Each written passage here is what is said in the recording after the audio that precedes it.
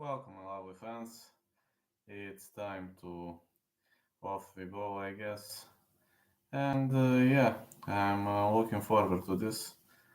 And this will be a nice event. UFC Vegas 74. I was sleeping whole day. So, hello, Daddy Shot. I can only tell you that I'm looking forward to it. Really much I'm looking forward to it. And yep, just to share this. Okay.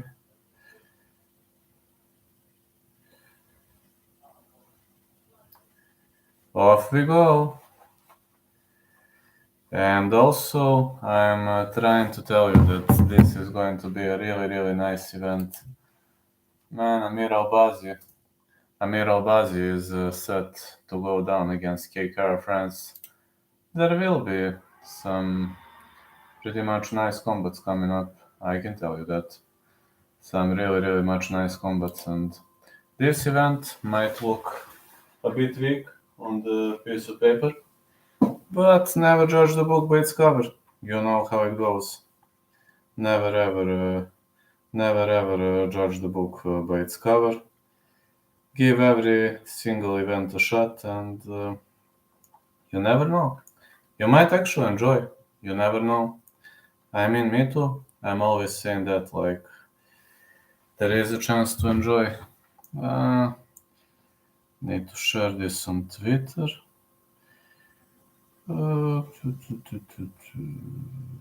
Okay, just to share this on Twitter.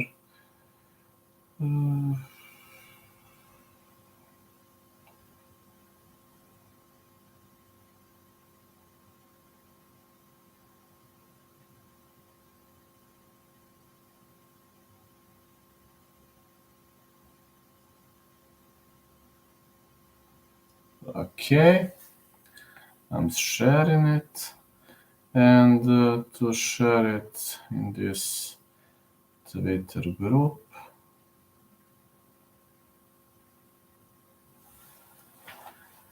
Alright, that should be it. I assume that should be it. I tuned in a bit earlier. Tonight we're roasting Abubakar Nurmagomedov. Yeah, tonight we're gonna roast Abubakar Nurmagomedov.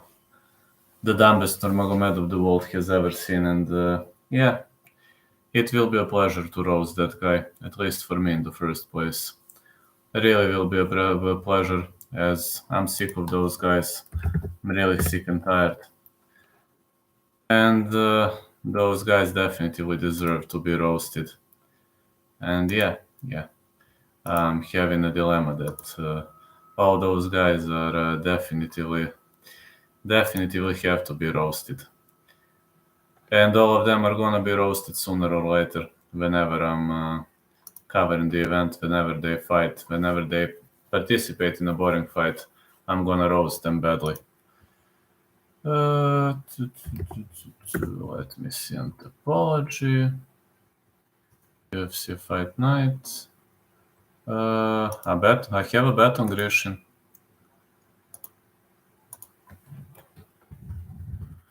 Winner, Grishin, Orleans. Don't forget to place your bets and don't forget to place your votes.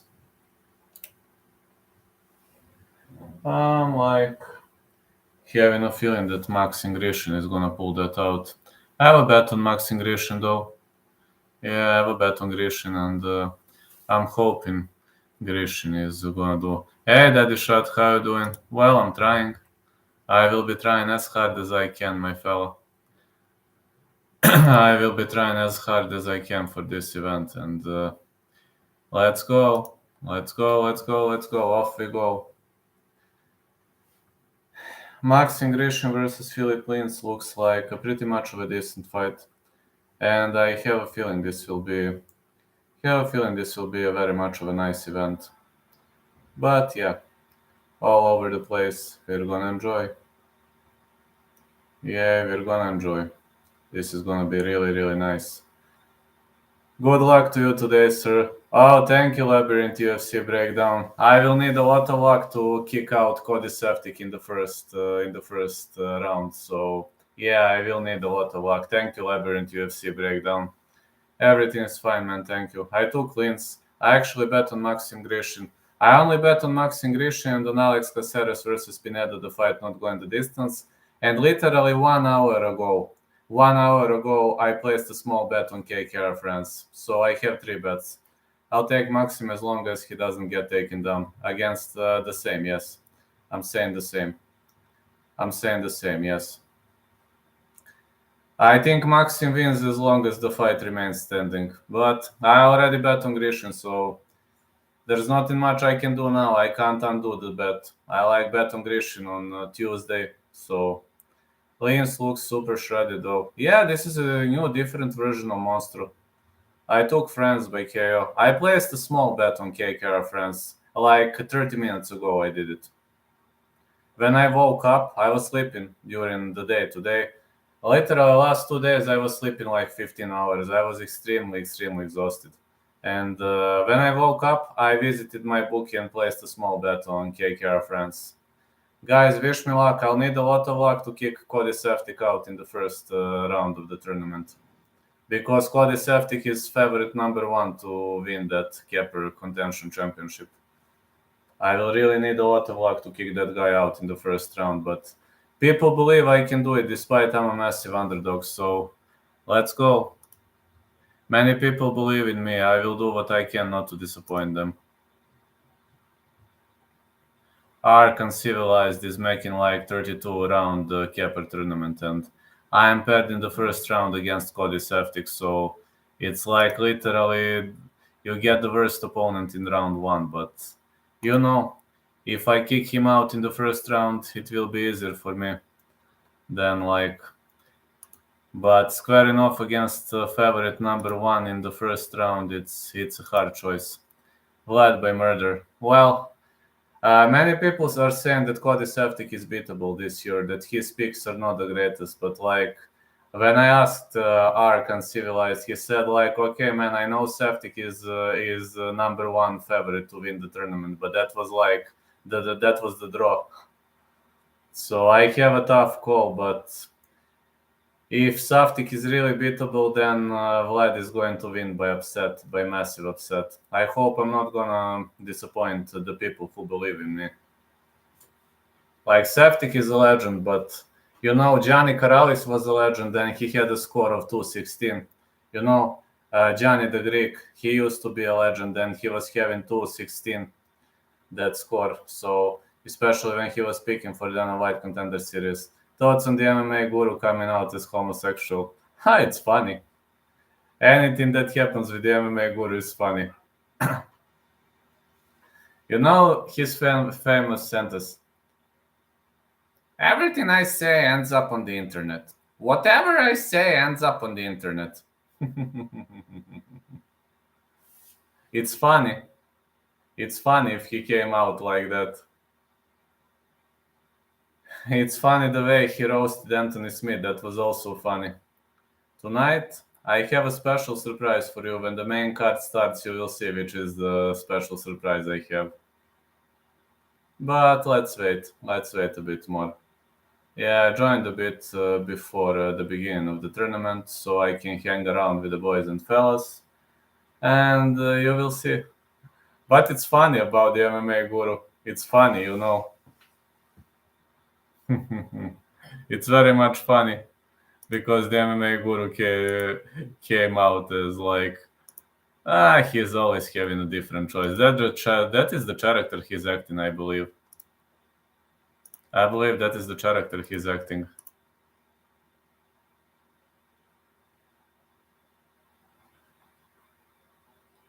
But I was impressed. Literally, so many people believe I'm going to knock Cody Seftic out of the tournament. So I'm glad the community believes in me. It really means a lot to me. It really means a lot to me to know that the community believes in me. It means I do have a quality. So, yeah, to some point at the end of the day, it's all about who you are, you know. It's all about who you are at the end of the day. It's all about how far you can go, and I'm looking pretty much relaxed as I was sleeping. Like in the afternoon, I was sleeping 3-4 hours. Last night, I was sleeping 10-11 hours. I was like, I don't know what happened. I'm bitter my boy Gordon got pulled from this fight. He would have mauled Miller. I know. I also had Gordon. Did anyone miss weight? Nobody. Everybody looked on point. And everybody looked okay. Believe it or not, nobody looked horrible at the scales. There were no vein misses. Too bad Green was getting outboxed when dirty for a no contest. Well, I was actually thinking that Green won a knockout, and then when I've seen actually what happened, I was like, I've seen at the replay that the move was illegal. I was thinking it was a legal victory for Green, but then I've seen it was a headbutt. And after that headbutt, I was like, holy cow, it was an illegal move. Pretty much was an illegal move. Yeah, Green was getting outboxed, and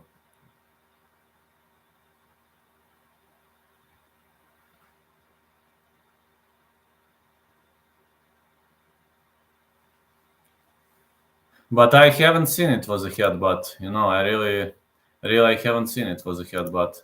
I've seen it, but I've seen it later in the game.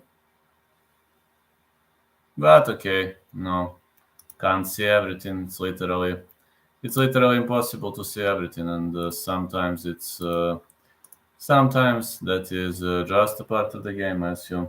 Which is more useful in MMA, speed or strength?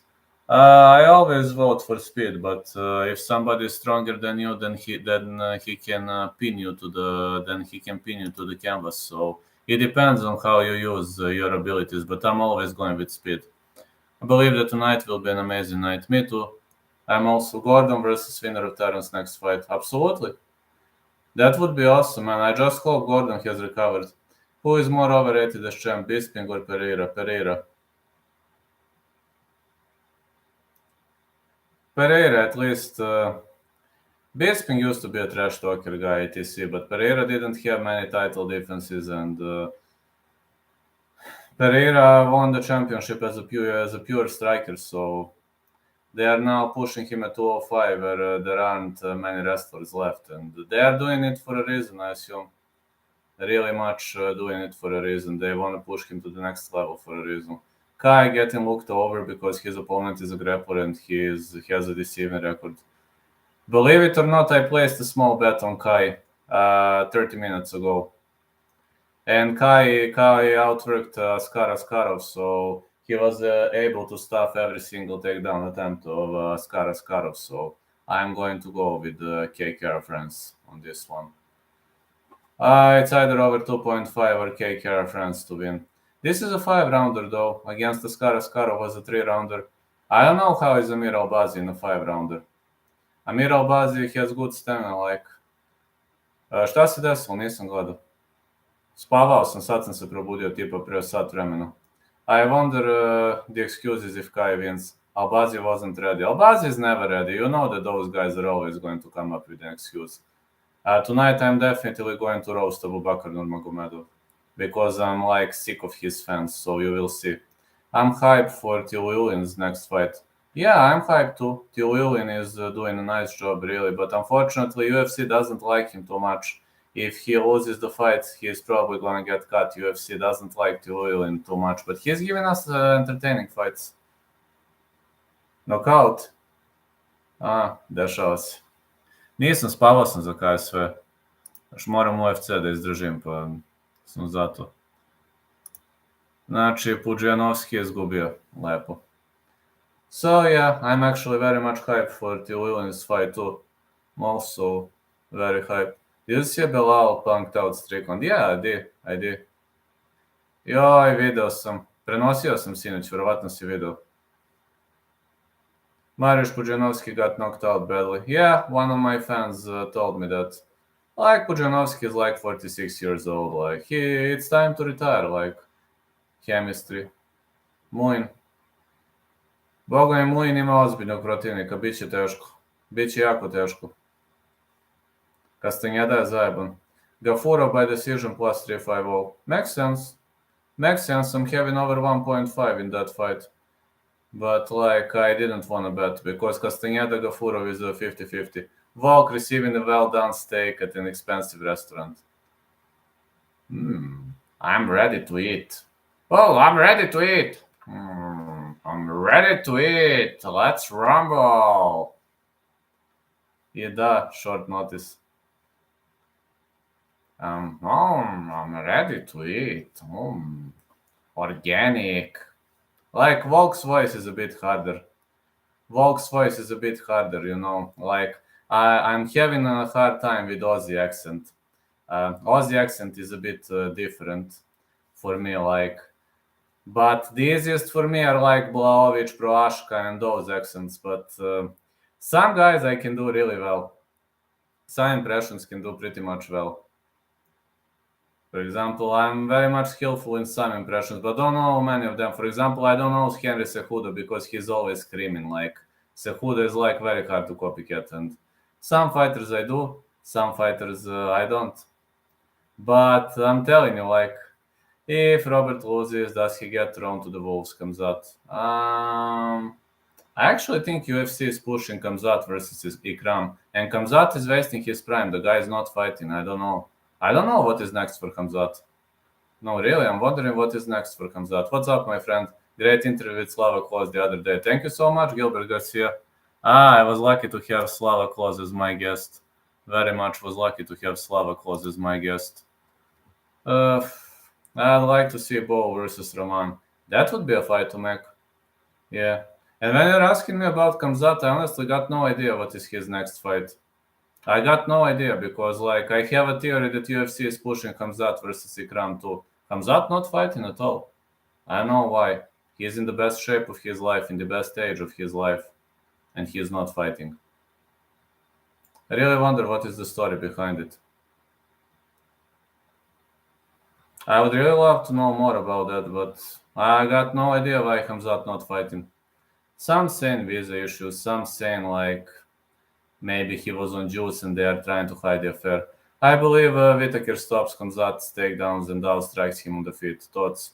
Everything is possible. Whittaker is a nightmare matchup for anybody. Literally for anybody with good wrestling, Whittaker is a nightmare matchup. But again, I told you, Khamzat is not fighting, so I don't know what is the next move for him. Some people are saying that Khamzat got juiced and they are trying to hide the affair. Some people are saying that these are visa issues. Okay, if it's visa issues, he can fight in for example, in Abu Dhabi. If it's really about visa issues, they can put him on an Abu Dhabi card. I mean, to me, anything is okay. Just fight, man. You're in your prime years and you're not fighting. What is the problem? That is... People say Khamzat mouths easy, but he isn't going to middle of the cage. I would say Khamzat gets TKO'd in the third or fourth round. It's very hard to mouth easy. That is pretty much hard with that kind of movement. I would probably go with Khamzat, but man, he needs to fight. He's not fighting. That's the problem. The guy doesn't fight. That's the problem with Khamzat. The guy is not fighting. I don't know where is he. I don't know what's happening with Khamzat recently. I got no idea what's he doing. You're in prime years, he could have been a division champ. He could have been he could have been the legend of the game so far, and God knows where he is right now. Got no idea what's happened to Khamzat. I mean, you're undefeated, man. You should win easy money, get easy fights, fight top 5 opponents. Thoughts on McGregor forever? Nah, McGregor forever for pay-per-views, yes, but no, McGregor is past his prime. I think McGregor gets smoked badly versus Chandler. He is very good for promotions, etc., and for pushing everything to the next level, yes, but I don't see Conor McGregor being again on the path of glory. No, he can't go again to the path of glory. He is a pay-per-view specialist. He knows to sell bouts. He knows to build a hype around the fight, but that's it. First episode of TF was boring. It was horrible. It was horrible, man. I'm gonna follow the second episode, we'll go watch along, but I'm telling you, it was horrible. First episode of TUF was the worst episode I've ever seen. I mean, who cares what are they doing in their private lives? Do we really care about that? I really don't care what they do in private lives. If they are like, what are they doing inside of their homes? Conor look like he got plastic surgery. Yes, he does. Yes, Conor is looking pretty much horrible, and I don't know what is happening like with Conor, with other guys. That TUF season was pretty much failed. It was a failed TUF season. I can only tell you it was failed. That was the worst TUF season I've ever seen in my whole life. Why is Arman having to fight unranked guys while Dustin doesn't? How is that fair? It's not fair. Somebody doesn't want Arman to be the top dog of the game.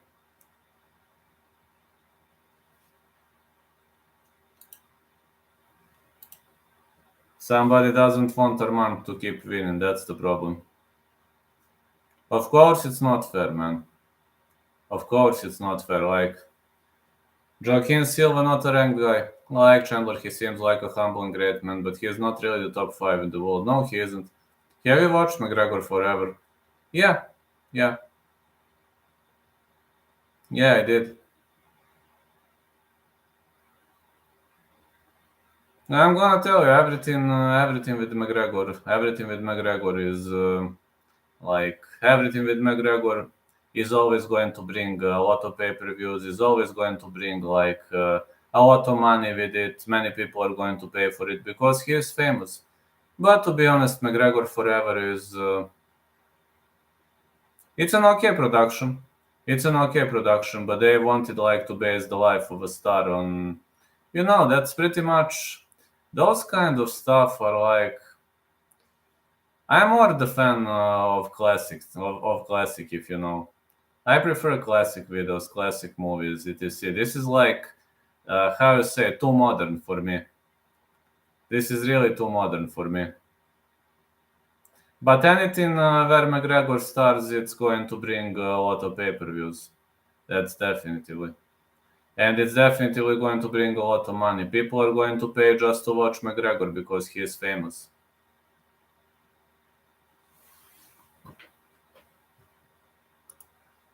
Yeah, people are going to watch McGregor only because he's famous.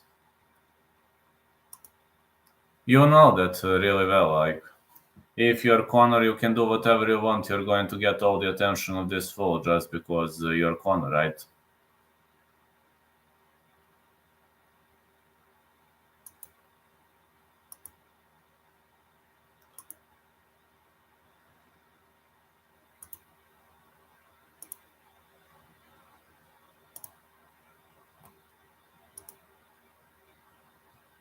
Why do people make excuses for Silva? He cheated and people praise him like a legend. He has 11 losses. I don't know. I'm wondering the same. Like, a guy with 11 losses cannot be a GOAT, cannot be the greatest legend. And if you get caught for juicing, good luck in the Masters tournament, Cowboy. Oh, thank you, Real News MMA. How you doing, man? How's everything doing on your end? I'll need a lot of luck to kick out Cody Saftik in the first round of the tournament. I will really need a lot of luck to do that. And I'm happy that so many people wants to bet on me. Like, so many people believe in me that I'm gonna kick Cody Saftik out of the first tournament. And imagine if I knock out Cody Saftik of the tournament. That would be epic, right? It would really be epic if I knock him out of the tournament. It would be a great step up for me and my state. Imagine a guy from the small state in southeastern Europe kicking out a legend. Imagine that. What kind of sensation would that be? Losses are fine if they take place during your rise or downfall, and if they are avenged. That is true. Why does a crown and Strickland's opponent getting ranked opponents Nickel isn't seems like baby? Now, I don't know. UFC is having weird pairing. Ready for the fights to begin. I hope you're doing well, man. I'm excited to see how it all plays out. Me too. Me too. I mean, everybody can track my picks. You know my picks, so you know my picks. You know Safety's picks, so Let's see. Let's hope I will smoke Cody Saftik out of the game. I would really love to, because he's favorite number one, and if I beat favorite number one, it's a big step up. It would be a big step up. If you defeat the favorite number one, then you have then it increases the chances of winning the tournament or scoring a great result. But at the end of the game, at the end of the day, it's all about how it plays out. It's all about that, I guess.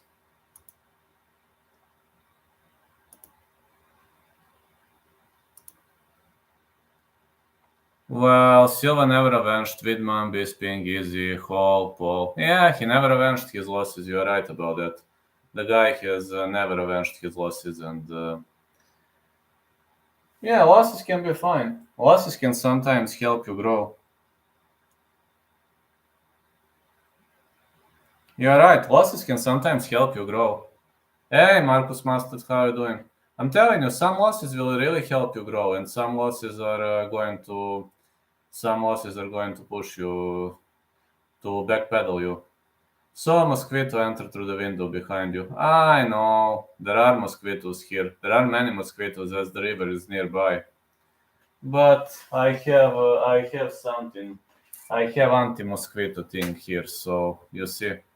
If they come, I can defend. Silva wasn't too cocky in his first Widman fight. Do you think he would have won? Absolutely. Absolutely. Absolutely. If you turn too cocky, that will never be good for you. Like, if you're too cocky, it's bad. Just saying, it's bad if you're too cocky. Really is bad if you turn too cocky. Can't support cocky people and cocky guys. I like Robert, but they say he always is improving, will kill Easy. Last I checked, Easy beat the man who finished him twice, was 3-0 on him. Yes, I know. No, he did a great job. He did a great job on that part of the game, and many people now they had a different way to view the world, a different way to see the things, and Easy entered. Yeah, let's go. Best commentator Bisping is on today. UFC Apex. I'm watching every single fight tonight. That is amazing. Oh, here we go. Bisping, Fitzgerald, Senko. KKR France versus Amir Albazi. Yeah, Bisping is covering tonight.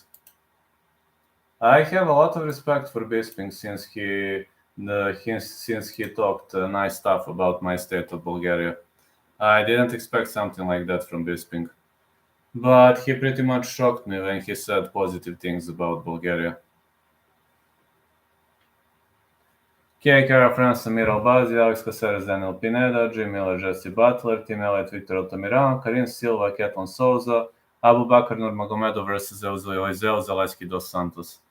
Tonight I'm roasting Abu Bakr. You will see. Tonight I'm roasting Abu Bakr badly.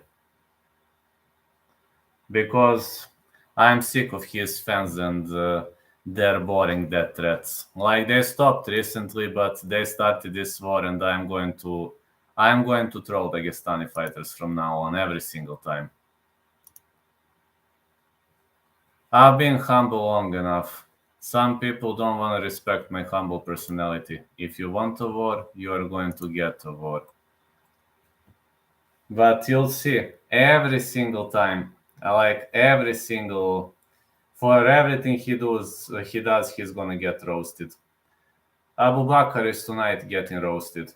Some other fighters maybe or maybe not, I don't know, but Abu Bakr Nurmagomedov is the dumbest and the worst Nurmagomedov in the history of this competition. And we are going to roast him tonight. It's going to be funny. I know it's going to be funny. I know you are going to enjoy. Daniel Santos, Johnny Munoz, Arlovski versus Mace, Castañeda, Gafurov, Mullarkey, Naimov, Elise, Jinh, Frey, Demon, Blackshear, Luan, Lacerda, Philipe, Maxim, Grishin. Heavily looking forward to the clash between Philipe and Maxim, Grishin, as a place to bet on Maxim, Grishin. Nunes versus Moreno, who wins? That's a hard one. Think I would go with Moreno. Though, but that's a hard one, man. Nunes is brutal. Maxim Grishin is going to fight Philipe, El Monstro, Linz. Yeah, order of a fight, like Maxim Grishin already bettered William Knight, and William Knight weighed 218 pounds back then, so never easy to defeat a guy never easy to defeat that kind of a guy. It's never easy to defeat that kind of a guy, and Grishin said he didn't care much about heavier opponent, so he is brave. I'm giving him credits for that, but Philipe Linz is ripped now. Philipe Linz is looking way better. Philipe El Monstro Linz is going to fight Maximus Grishin.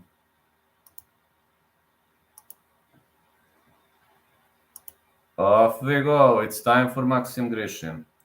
Maxim Grishin is stepping inside the ring. Maxim Grishin is having very decent striking, and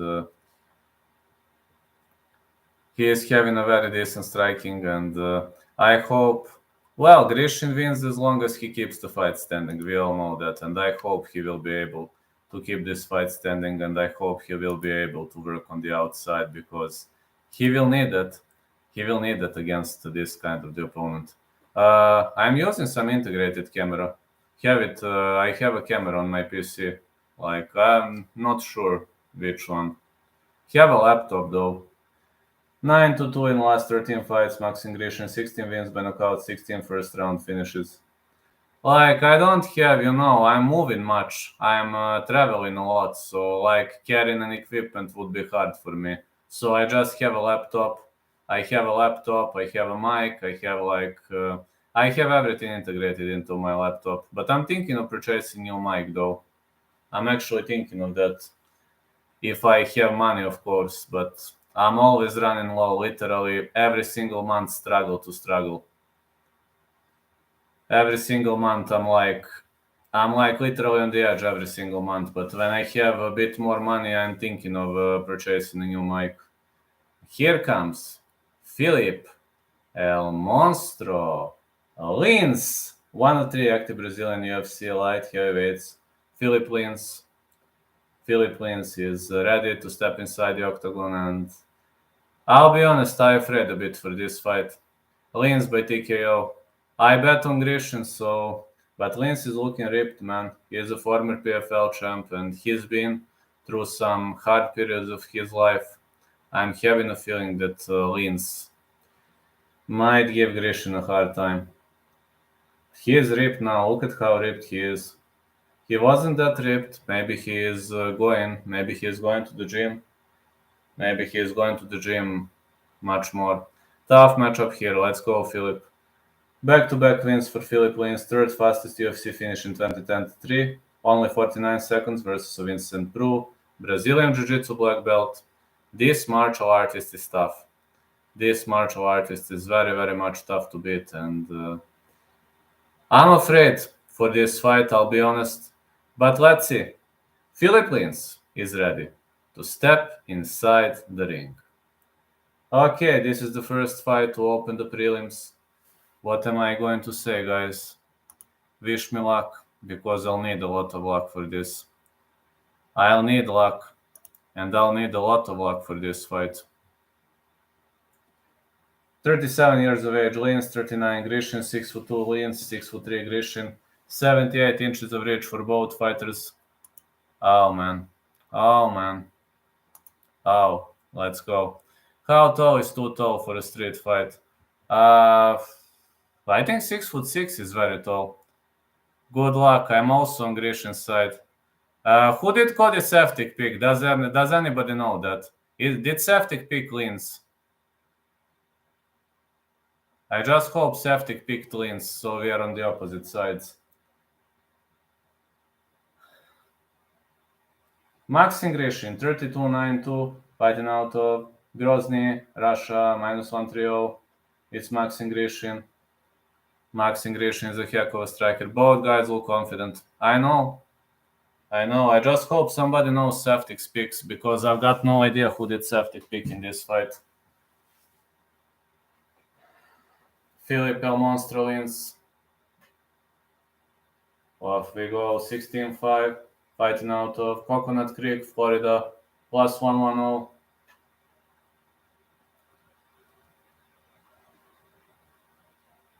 Philipe El Monstro wins.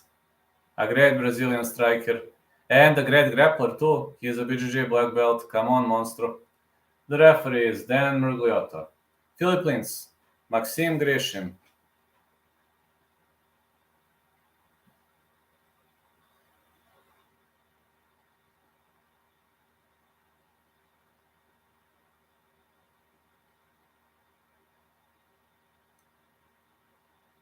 Okay, let's go. Glove touch. Lins is going for a weaving uppercut. Lins misses with a leg kick. Come on, Maxim. Just stay cautious. Stay cautious. Just stay cautious. Don't move much. Grishin is fainting.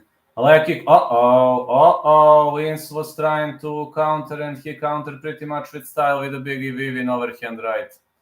Monster is pressing against the fence. Let's see. He is pressing against the fence. Grishin needs to dig for those underhooks. Will he be able to? Yes, he will. Grishin could go for a reversal from here. El Monstro is looking stronger. Grishin with the separation. Come on, Maxim. Leg kick missed for Philipe wins. Just press, just press. Leg kick. This is a nice calf kick for Maxim Grishin. He's very much cautious. This is going to be a technical warfare. A lot of feints for Maxim Grishin. He's trying to hide his real intentions. 1-2 Grishin. Leg kick missed for Lins. Visible of the airplane. And Grishin is now in 50-50 position. This is over-under. Fighters are digging for underhooks here, but Grishin is pressing against the fence. He's got a position for knee though. Foot stomps for Grishin while he is trying to create some space. And yeah, he is scoring points. But Lins is keeping his posture pretty much wide. Knee to the body for Grishin. But Grishin gets reversed. Fighters are inside the clinch. 50-50 position. They are digging for underhooks again. Not much of the action. Really not much of the action, but Grishin's posture is pretty much on point. Knee to the body for Lins. Short range strikes for Grishin, but I believe the referee should break them up. Like, really, the referee should break them up. This is a boring fight. Come on, guys, throw something. This is boring. Philipe is trying to drag the fight to the ground, but he can't grab this ankle. Grishin is defending his takedown attempts pretty much nicely. As long as Grishin keeps the fight standing, he has good chances to win. So I'm not afraid as long as the fight remains standing. Excellent reversal for Grishin, but he should separate now. He should try to go for separation. Okay, they separate. This is looking good for Grishin. Oh, it's a push kick for Grishin. Great cutting. Great counters for Maxim Grishin. Big left hand. Come on, Maxim. Oh, big left for Maxim Grishin. Leg kick checked. Those leg kicks are getting checked. Grishin clinches up intentionally. Lins is gonna press him against the fence. He unloaded the knee. Very much of a technical fight. We can't see a stoppage here. We can't expect a stoppage in this fight. Grishin is fighting very technically, but he is digging for underhooks very successfully. See that he is having both underhooks in.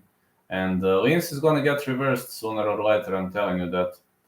Big left hand for Grishin on the separation. As well as you know, the greatest number of knockouts are happening when the fighters are separating.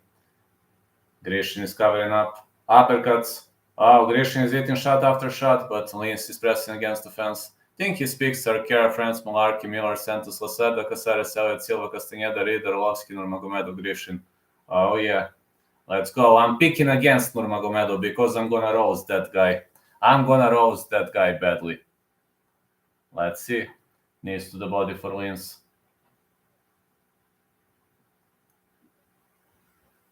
More punches for Lins.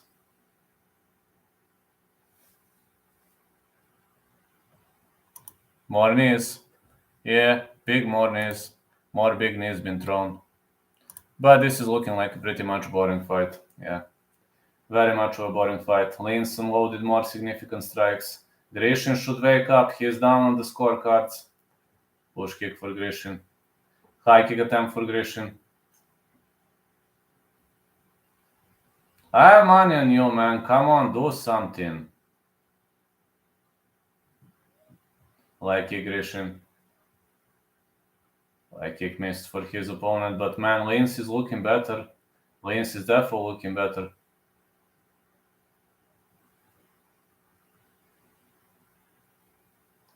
More jabs for Grishin, but he is not moving much. I don't know what's happening. Grishin trying to shoot in, and the big right hand finally. Nice separation for Grishin. Oh, it's a spinning back elbow for Grishin, but big right for Lince. Lince is spamming all over the place. Lince won this round. Here are France, Mullarkey, Miller, Santos, Lacerda. After the bell punches. Well, he lost the round. Big fellas are swinging. Yeah, but Lince won this round. Grishin needs to wake up. It's a wake-up call for Grishin. If he doesn't wake up,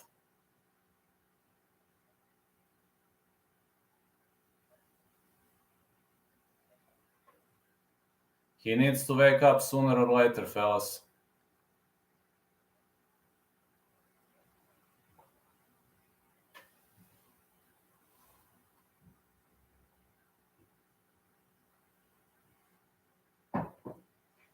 This is a wake-up call for Grishin. He needs to wake up or he's gonna get smoked.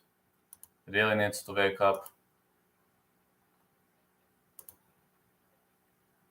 This is definitely not looking good on his end. I'm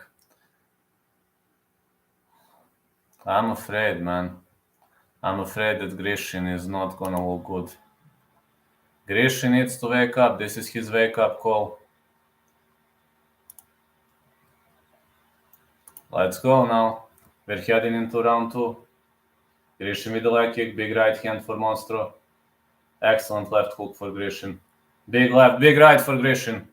No, I don't. I think Yara France is gonna win.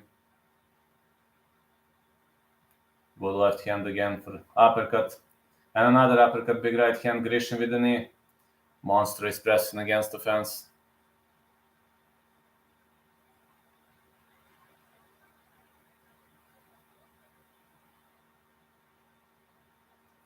Fighters are pressing against the fence. Nice pressure on the end of Philipe Lince and the knee. Man, I wonder what is happening with Grishin. I ain't got used to seeing Grishin doing this horrible job. Some elbows to the legs, but I don't know why is Grishin doing such a horrible job, man. Dig for the goddamn underhooks and go for reversal. Grishin is trying to defend. He is defending takedowns nicely. Lince is trying to take him to the ground. He's trying to mount the back. Grishin defends the takedown attempt. Lince is trying to control the back, but it's very hard to drag Grishin to the ground. He is going for a Kimura defense. Nice reversal for Grishin, but Lince keeps digging for that single leg. And Grishin keeps stuffing takedowns. Very much good chain wrestling on the end of Philipe Lince, but he is not doing much here. He is really not doing much here. Very much of a technical fight. Lince is trying to wrestle and trying to take the back, but Grishin works his way back up. A lot of pressure on the end of Maxim Grishin. Grishin with a big right on the separation. Finally a big right. Grishin should fight. Push kick. Land more punches. Big right. Wow, big right for Grishin. Big right for Lince. These two are exchanging. Leg kick for Lince. Grishin should land more strikes. Come on, what are you waiting for, man?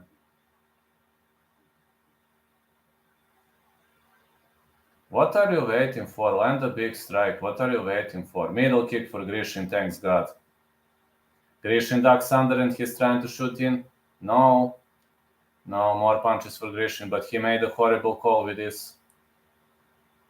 Are we going to see a judo trip attempt? And Elise is constantly trying to drag this fight to the ground, but Grishin is having a hard time. His rival tapped him. Does that mean Albazi has a better chance? Well, could be. Could be, but as long as Kara France keeps the fight standing, I'm gonna go with Kara France. Grishin keeps trying to separate from this position. He's able to separate. Big punches for Grishin, but I don't know why he chooses to grapple. I don't know why Grishin chooses to grapple. Monster is actually controlling the cage pretty much nicely. Grishin should try to stand and bang, and he's defending via that stupid wizard. This is such a boring fight. Come on, Maxim, what are you doing, man? Just wake up. France has that Jose Aldo footwork. Yes, he does. More strikes for Grishin. Knees for wins. Grishin is pressed against the fence. He goes for a reversal. This is really much close round. I don't know how judges are going to score it. Foot stomps for Grishin. Leans pressing against the fence. This is very much the clash of two similar guys. Big right for Leans on the break. Come on, Maxim, just land big punches. What are you waiting for? Big punches, man. Grishin needs to land more big punches. He is digging to the body. I don't know why. I don't know why are you attacking to the body. Man, just fight. Leg kick for Grishin. Fight. What are you waiting for? High kick attempt for Grishin blocked. Come on, fight, man. What are you waiting for? Middle kick. Oh no. Leans counters with a big right. Leg kick again for Grishin. Come on, man. Just connect some punches. What are you doing? Leg kick again for Grishin. Connect a punch. Middle kick for Leans. Grishin fires back. Not looking good for Grishin, man. He'll probably be down by 2 rounds. Leg kick again. Close round. Could be 1-1, could be 2-0. It depends on how judges are going to see it. I don't know how judges are going to see this, but I'm not impressed. Not impressed at all. I'm actually frustrated by this.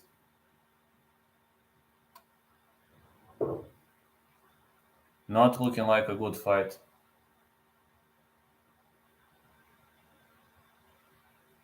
Not looking like a good fight at all for Maxim Grishin. Looking like a horrible performance on the end of Maxim Grishin. I'm really, really much not impressed. Good 10 minutes. Let's go, Philipe. They are banging. Do you think Alex Caceres will get a good fight opportunity? Oh, yeah. If he wins, he has to get a high-level opponent. He has to get a high-level opponent. Hi, did I miss something? Hello, Benjo. Not much. Like, this is 10 minutes of technical war. Not much. I've seen Pudzianowski got smoked. And I've seen a knockout for the bottom in KSW. Okay, heading into round 3. Big jabs for Leans. Big right hand for Grishin. Grishin needs to stand and bang. Leg kick for Grishin, finally. He needs more leg kicks. He really needs more powerful kicks. Needs to create a damage. Grishin is pressuring now, but he is probably down on the scorecards. Big left hand for Grishin and the big right. KO from the bottom by Glovaki was awesome. It was brutal. Big right hand for Leans. Fighters into... Wow, an elbow for Grishin. This is a nice elbow for Grishin. Wow, this elbow landed clean. Leans is pressuring again. I'm actually worried this one gonna be a split decision. This one probably gonna be a split decision. This match is super close. Good strikes by Grishin and the big knee. But Grishin is having both underhooks in. He could slip out of this position.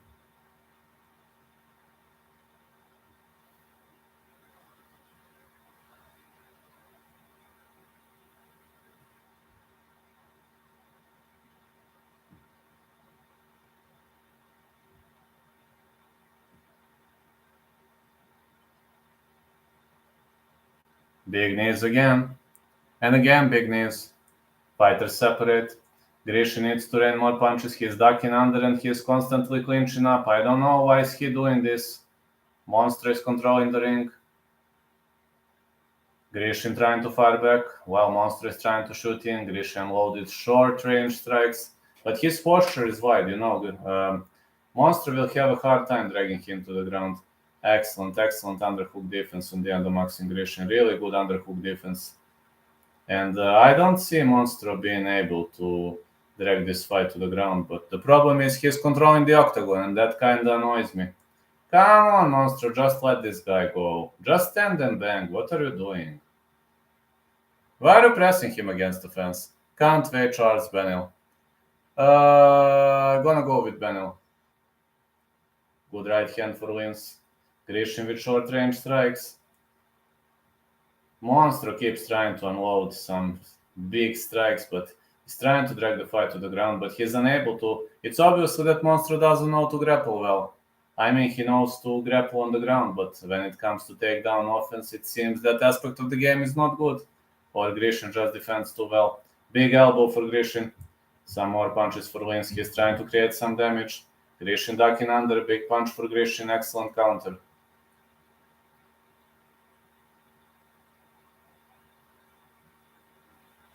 Grishin is stuck against the fence for 3 rounds. I don't like what I'm seeing. He's having both underhooks in. 205 staying alive. That is true. 205 is definitely staying alive. Good wizard defense for Grishin. Some knees for Linz. I just have a feeling this is going to be a split. Do you guys have funny frame rate on Fight Pass? I have like 10 FPS, very strange. Yeah, very much of a funny. Big knees. But again, Grishin on the separation. Grishin needs a big right, but Linz ducking under nicely. He just ate a kick. Come on, man, land a big flashy right, like kick for Grishin. Land a big flashy right, middle kick. What are you doing, man? Grishin keeps trying to drag the fight to the ground. He keeps ducking under, making horrible calls, horrible mistakes. He doesn't want to stand and bang with Linz, and this is gonna cost him. Elbow for Grishin. And again, fighters are pressed against the fence. But Linz didn't unload a single takedown, He had 0 takedowns. But he landed more clean strikes in round 1. Rounds 2 and 3 are very, very close, so I got no idea who's gonna win. Do you think Charles will come in the game plan, or after getting hurt he pulls guard? He's probably gonna pull guard after getting hurt. Excellent head posture by Philipe Linz. And Philipe Linz is doing a great job with this head posture. Got to say. He's really doing a great job with this head posture. But Grishin keeps taking part in the wrestling slugfest, and he's wrestling pretty much nicely. He is defending these takedown attempts really, really nicely. And Del Monster is unable to drag the fight to the ground. He's pretty much unable, but he is trying to grapple. I don't know. I think judges are going to give it to Linz. I would give both guys a pay raise. Heavy exchanges. Excellent reversal by Grishin. I think they are going to give to Linz. Think I lost this one. I think they are going to give advantage to Grishin. Sorry, to Linz. Think Linz won 2 rounds. He looked better according to my mind.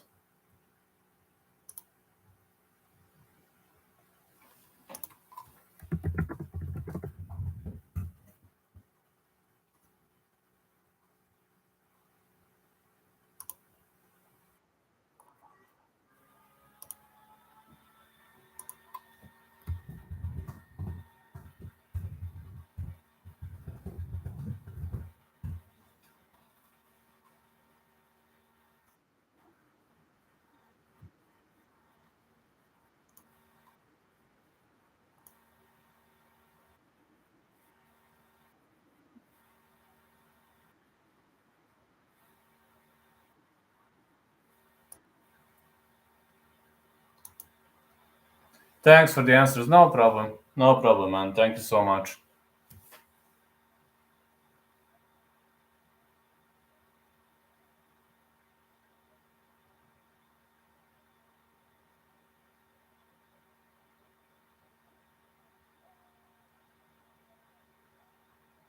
Philipe Lins won.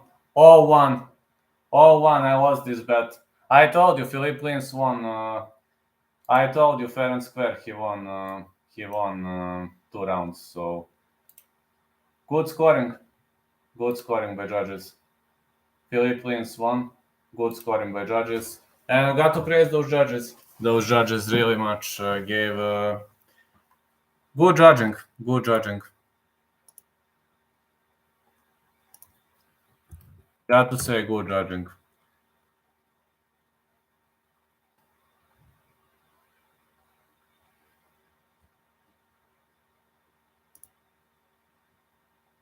Let's see, Lacerda or Blackshear.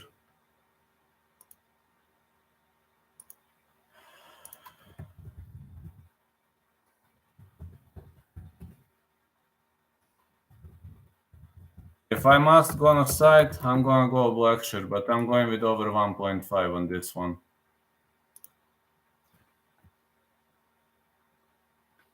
This is tough to call also. Luan Lacerda versus Demon Blackshear. I'm gonna go with over 1.5. Really much gonna go with over 1.5 in the rear. This ESPN Plus Fight Pass is reruns for me.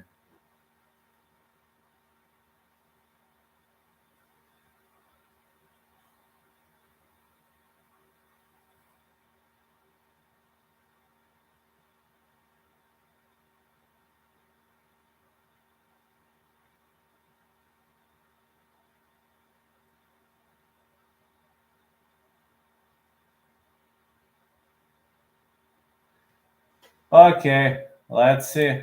It's time for Luan Lacerda, fighting out of Amapa, Brazil.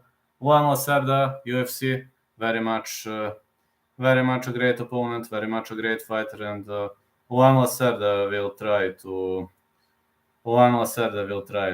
drag this game to the next level, and I hope Luan Lacerda is going to do a nice job here.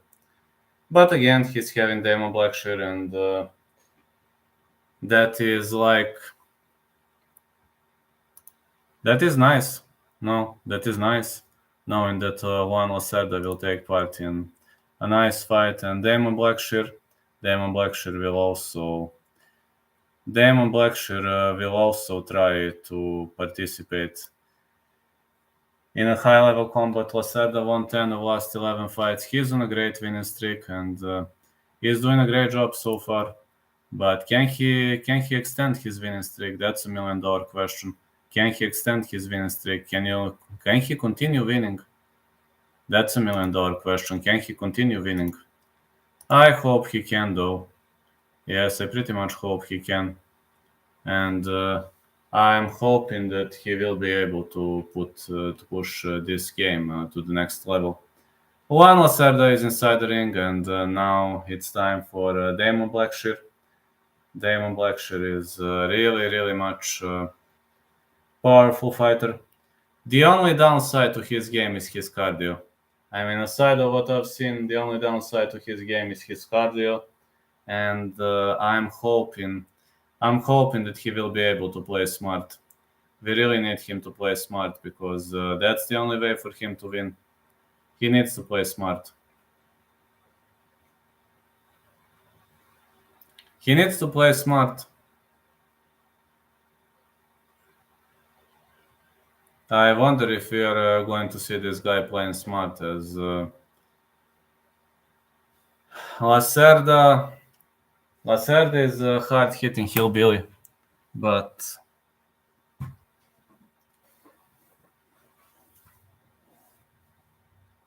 Damon Blackshear 4-1-1 in the last 6 fights, finished 9 of 12 wins, 8 submissions, former CFFC bantamweight champion.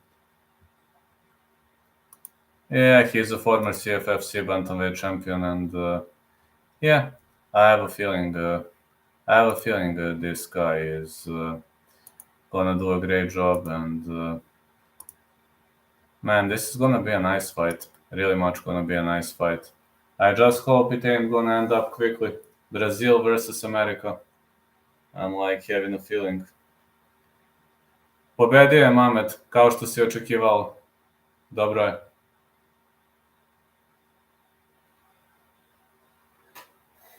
All right, the referee is, touching gloves with the corner of both fighters. 28 years of age for Damon Blackshear, 30 for Luan Lacerda, 5'10" Blackshear, 5'7" Lacerda, 72 inches of reach Blackshear, 71.5 inches of reach for Lacerda. This is going to be a pretty nice contest. And I can only tell you this is going to be a very, very much nice game. Very much nice piece of play. These two are going to throw everything they have.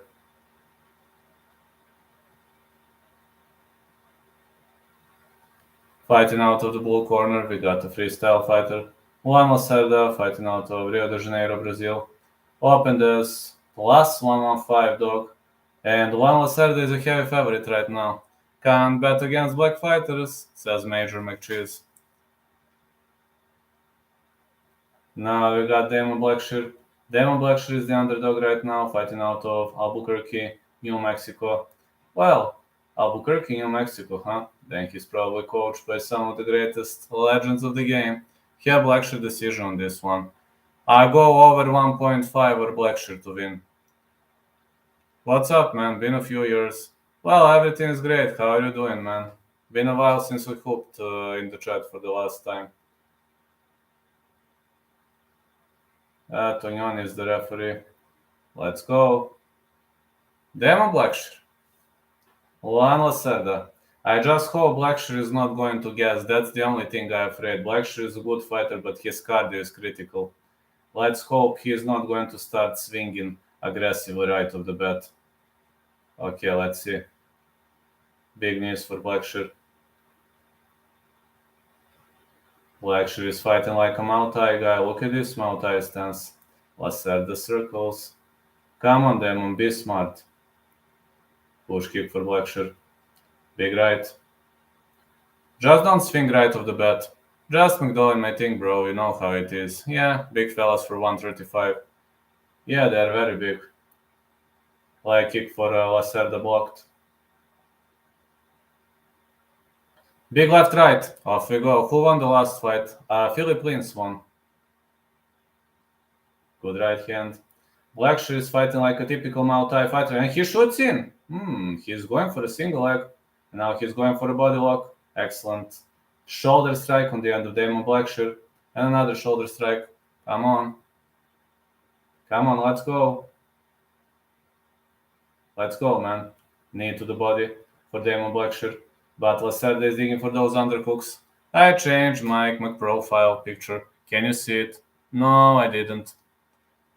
Can't see it right now. I only see letter M. Let me see. No, I only see letter M. Blackshear is on the back of his opponent. Come on, Damon. Knee to the body for Blackshear. Knee to the legs. Another knee to the legs. Come on, Damon. You can do it, man. Come on. Stay in this position. Land those knees. You are making more significant amount of damage. Come on, man.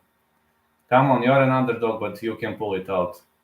Lacerda is having a hard time defending this. Dang, what a takedown. A takedown by Luan Lacerda, but he should be cautious. A takedown. Uh-oh. Blackshear should be cautious. Lacerda has good leg locks. Pay attention to those leg locks, man. Do not let him extend your leg.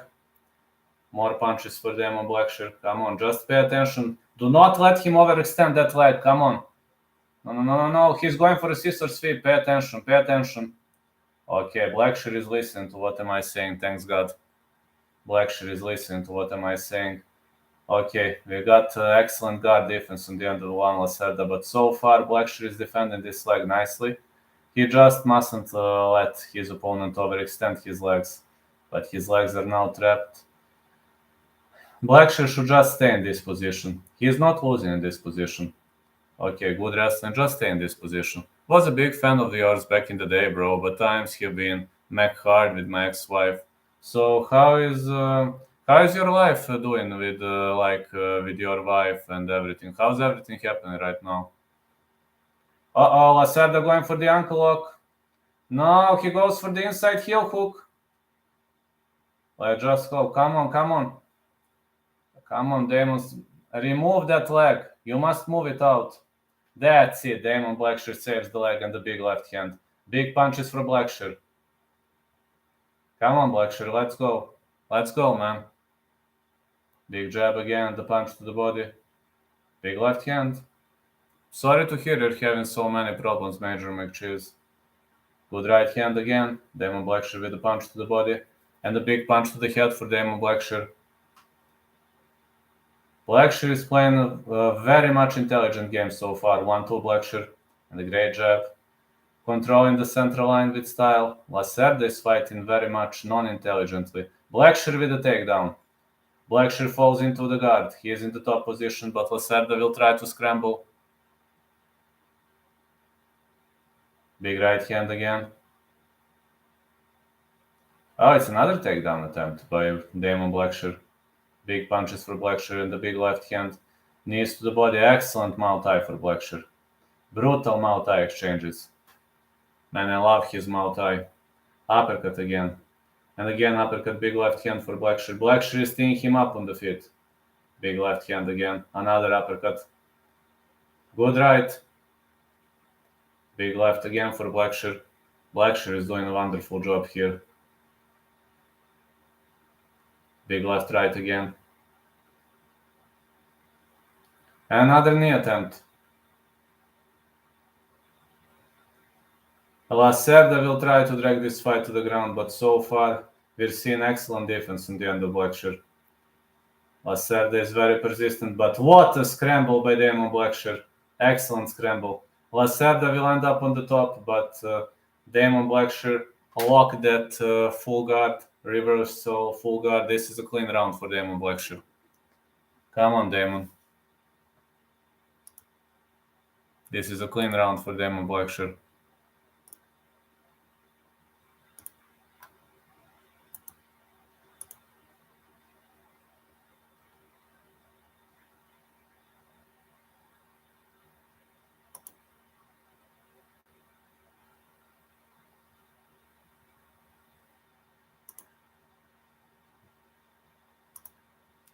Pretty good fighters here in bantamweight, decent fellas. Yeah, excellent fellas.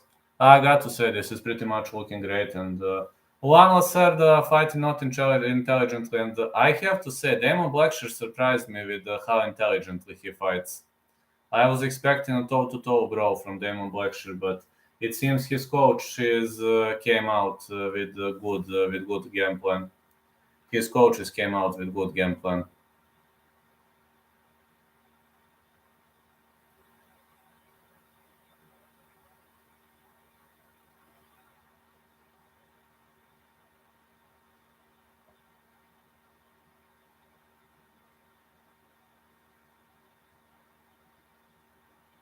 Okay, let's go. Round 2 gets underway. Push kick for Blackshear.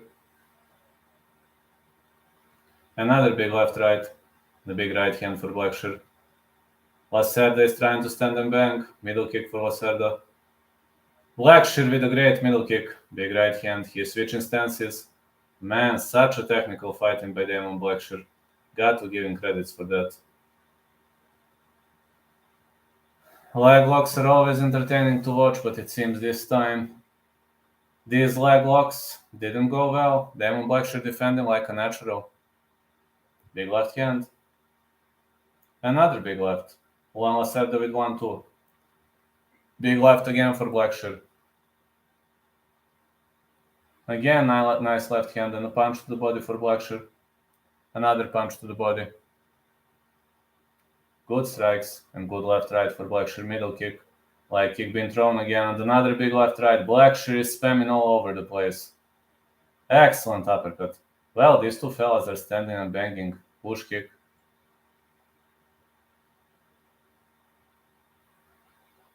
A big left hand again. Another big left. Good push kick by Damon Blackshear and a big right. Another big right hand. Blackshear with a big right. More left hands for Blackshear. Man, Blackshear is doing a nice job here. Definitely Blackshear is doing a nice job. Got to give him credits for that. Fighters are inside the clinch, and I am hoping that Blackshear will be able to do some damage. Oh, it's a takedown for Blackshear. Excellent takedown. Luan Lacerda again digging for a leg lock, but it seems Blackshear is slipping out of this position pretty much nicely. No, it's very hard to finish somebody with a leg lock, especially when you're dealing with somebody who knows to defend pretty much nicely. Yeah, this guy knows to defend pretty much nicely. More punches. Lacerda keeps attempting this leg lock attempt, but Blackshear knows to defend. Blackshear is defending really nicely.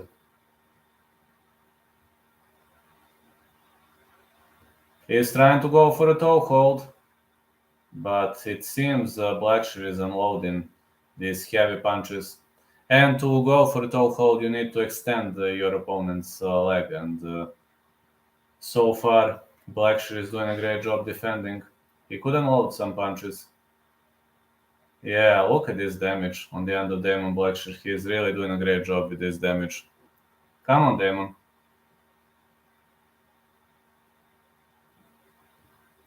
Just utilize a good job with the damage. More damage for Blackshear.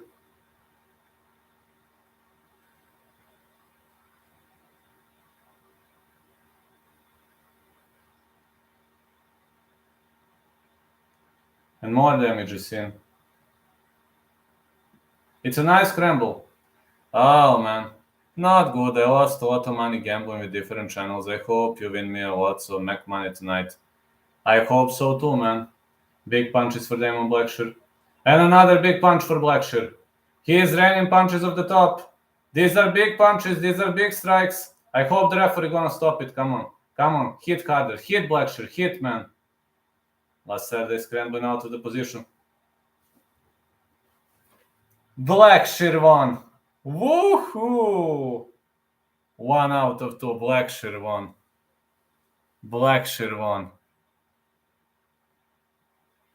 Blackshear won.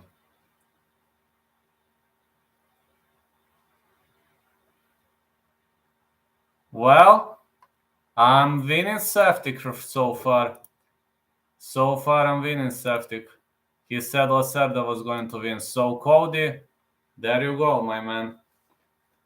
Damon Blackshear won. I was right about that one. Blackshear was raining punches off the top. Wild, kind of reminds me of Topuria versus Hall. Yeah, you are right.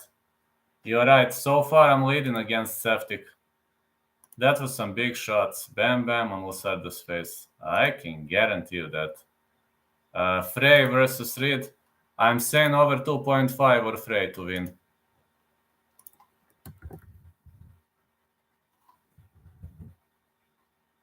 Guys, if I smoke out that favorite one, Cody Saftik, that is going to be amazing.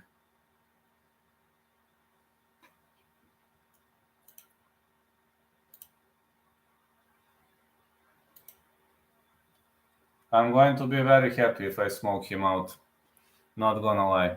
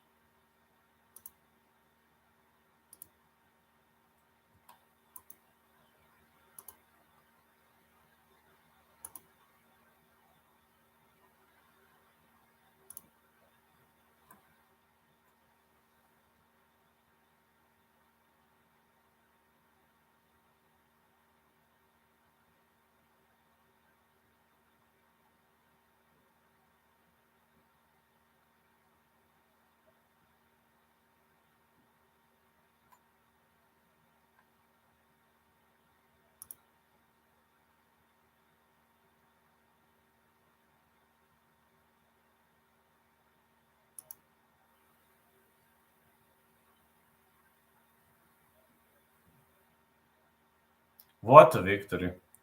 Can just say what a victory, man.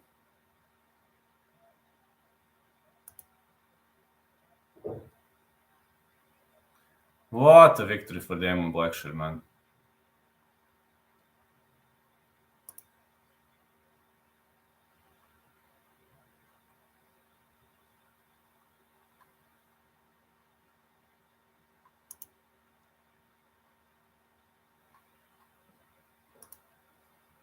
Dang, I just realized I didn't say my picks earlier. 12 out of 13, never got the Miller pick in. Well, it happens. It just happens. And it seems I'm up against Saftik right now.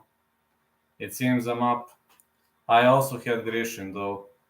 So we missed on that, but I had Lacerda. I had Lacerda to lose. He had Lacerda to win. So I'm glad that I'm up against that guy. I would really like to smoke him out because he is a favorite number one to win the tournament.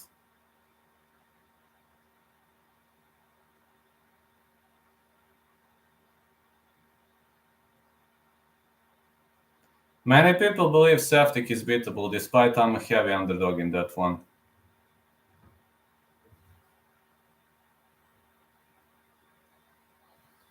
I told you never bet against black fighters. I said Blackshear was gonna win, so, but I had over 1.5 or Blackshear to win. In next one, I have over 2.5 or Jinh Frey to win. So things are going rough with your ex-wife. Sorry to hear that, man. Probably has been a hard period of your life. I'm just hoping you're gonna recover. It's never easy, man. Especially they're saying like it's the hardest when you have issues with ex-wives. It's like the hardest thing. Jinh Frey, 11-8. He is going to fight Elise. That's going to be nice. I only had bet on Grishin, so I have a bet on Caceres Pineda no distance, and I have a bet on Cara France to win. And yeah, that's the way it goes. Like, that is the way it goes so far.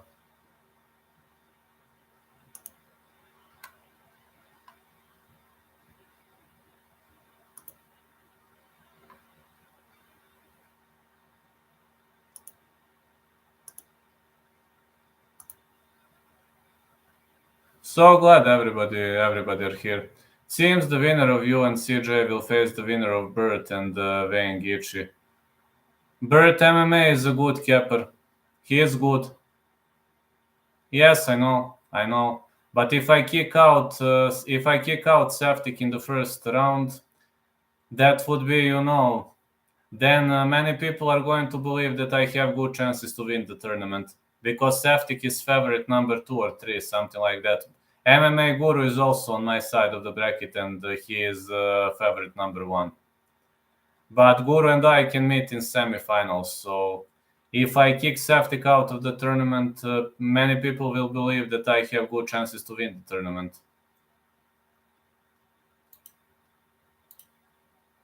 It's true, right? Isn't it?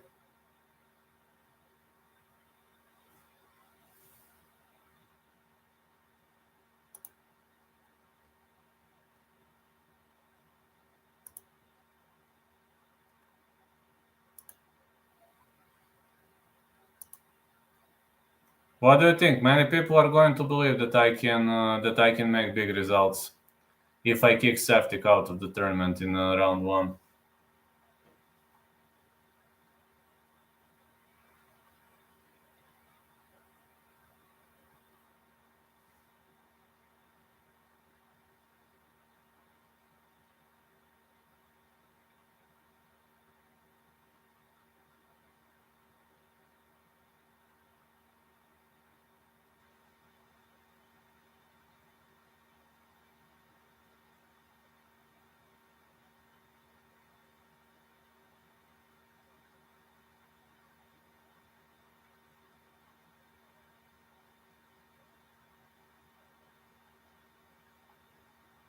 Coming up next, Jinh Frey is ready to fight against Elise.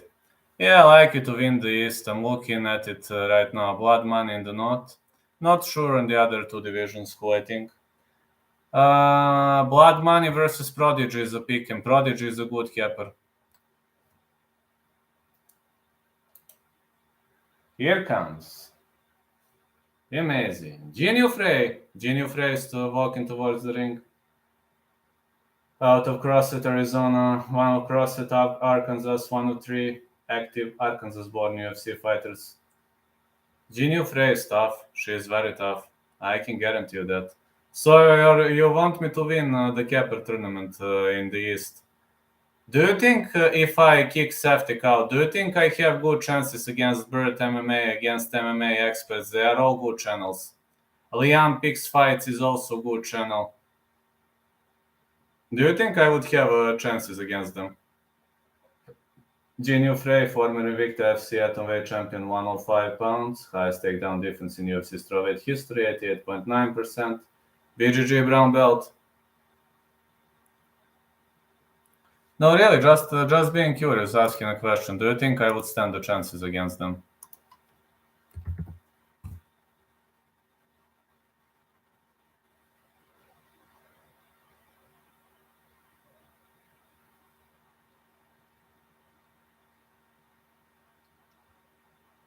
Just out of curiosity asking. I just hope I would stand chances against them. I know they are big names, etc., but they are not unbeatable. They are not uncrackable. Here comes Alice Reed. Alice Reed has a Taekwondo black belt, but she showed a lot of holes in her game, especially. I believe in you, Vlad. Thank you so much, Benjo. Thank you so much. Alice Reed out of Sacramento, California. A lot of good channels, but I'm definitely rooting for the Bulgarian Cowboy in the East. I think you definitely stand a chance. That would be nice. Yeah, MMA Experts is very good channel. He is also very, very good channel. Liam Picks Fights is good. Mikey's MMA Picks is good channel. They are all in my side of the bracket. Brandon K has decent picks, but Guru is probably gonna smoke him out. I think if I beat Saftik, that Guru gonna kick me out in the semifinals. But again, I just hope I'm gonna kick Saftik out. Former CFFC strawweight champion, Alice Reed, Taekwondo black belt, 2 wins by knockout. Who did Saftik pick here? He picked Alice Reed to win, right? I have over 2.5 or Jinh Frey to win. I think Saftik picked Reed, right? I just wanna be more successful than that guy. Just wanna, 30 years of age, Alice Reed, 38, Jinh Frey, 5'3", 63 inches of reach. Reed, 65 inches of reach, Jinh Frey. This is Alice Reed's natural weight class. He has Reed from what I can tell, and I have Jinh Frey. But Saftik is 0-2, I am 1 out of 2. So I just hope Frey is going to win. But this one, my primary pick is over 2.5. And my secondary pick is Frey to win. Fighting out of Arlington, Texas, plus 115. She is the underdog in this fight.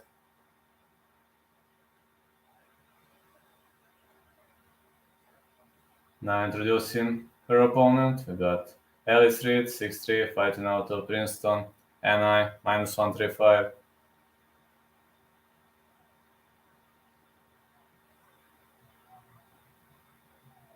Alice Reed! Here comes Alice Reed. The referee in charge of this contest is Mark Smith.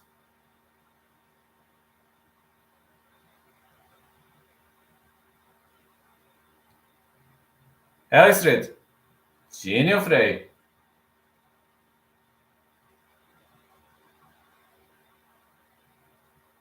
Alice Reed kicks off very aggressively. Middle kick for Reed. Frey will have to try to drag this fight to the ground. Light kick again for Reed. Reed is a Taekwondo black belt. Jinh Frey should try to close the range to cut the distance. Come on, Jinh Frey. Don't throw push kicks. Just goddamn go for wrestling. What are you doing? Just wrestle. Wrestle it out. What are you doing? Light kicks again for Reed.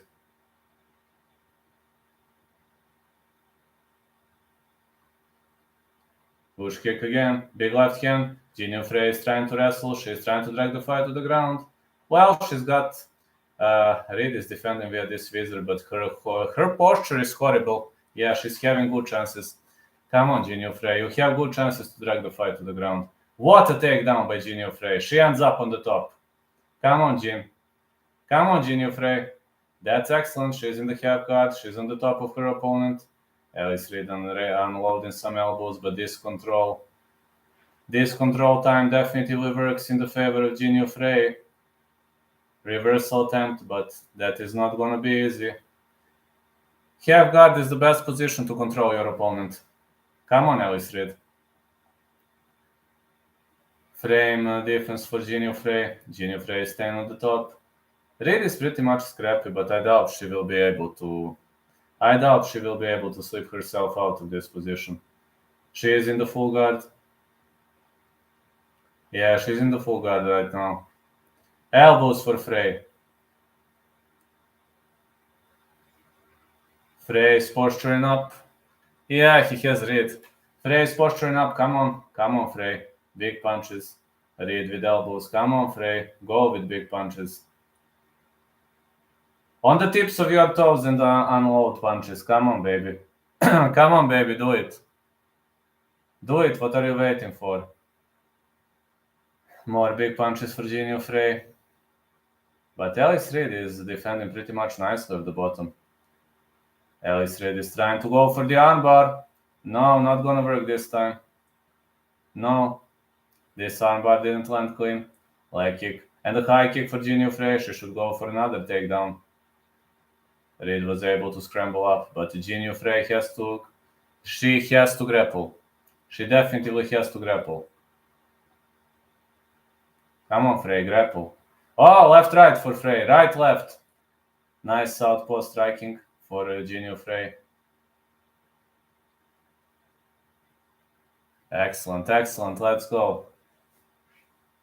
Leg kick for Jinh Frey. Middle kick. Leg kick again for Elise Reed. Big left hand for Jinh Frey. 1-2. And a takedown attempt. Jinh Frey secures another takedown attempt. Elise Reed works her way back up. Big punches in the middle kick for Jinh Frey. Leg kick missed.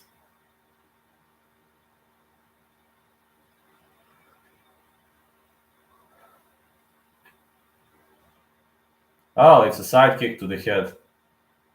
Leg kick again. Jinh Frey is moving sideways. Spinning back kick to the body for Elise Reed, but she hits the elbow. Big left hand for Frey. Frey has to drag the fight to the ground. She definitely has to do it. Push kick being thrown. Another strike for Jinh Frey. Reed is pressuring. She's not unloading big punches. Jinh Frey should try to counter. Never ever bet on black fighters. Look at Blackshear. Oh yeah, off we go. Big left hand again. Big punches in the big left hand. Another big left hand for Jinh Frey. 1-2 for Frey. Frey is now trying to pressure. Bet against. She is trying to pressure big knees. Big knees to the body. Another knee for Elise Reed. She is creating more damage. Big left hand for Jinh Frey. Jinh Frey should try to drag the fight to the ground. She should shoot in. She is better when it comes to dragging the fight to the ground. She is way better. Push kick for it. Big left hand again. Another big left. Big right. Oh, another big right. Excellent left hook counter. Brutal left hook counter by Jinh Frey. It's called getting a takedown.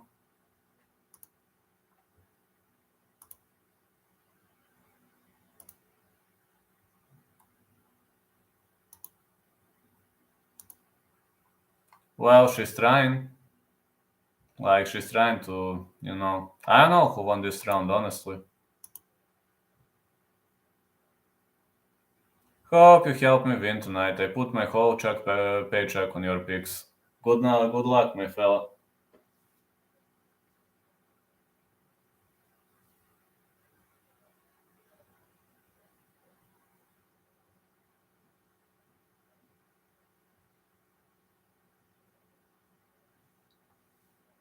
I will be glad if you win. No worries about that, Major. They told me you know MMA more than anyone else. So glad because of that. Really much glad because of that, man.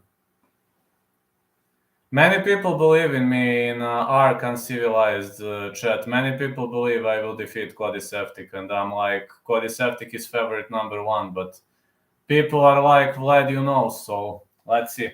Like kick for Virginia Frey. Big left right for Virginia Frey again. Let Alice Reed is pressuring. Come on, shoot in. What are you doing? She's teeing you up with those calf kicks. Shoot in. She's killing you with those calf kicks, Jinh. Again, calf kick. Just goddamn shoot in. What the hell are you waiting for? Like kick for Virginia Frey. Shoot in. Drag the fight to the ground. You're a better grappler. The best MMA pick channel in all of Romania. Bulgaria. Bulgaria. High kick for Virginia Frey. Push kick for Alice Reed. Just drag the goddamn fight to the ground. What are you doing? Big left hand to the body. 1-2 for Alice Reed. Like kick again on the middle kick. I mean, my initial pick is probably gonna work as it's over 2.5, but side call is Virginia Frey. Big left hand for Virginia Frey and the big right. Come on. Come on, Jinh. She is killing you with calf kicks. Are you goddamn dumb? Shoot in. Go for a takedown. Get a takedown. What the hell are you doing? Alice Reed with a big right. I'm starting to get annoyed here. No, I'm Bulgarian. See? Leg kick for Virginia Frey. Good right hand again. High kick missed by Alice Reed.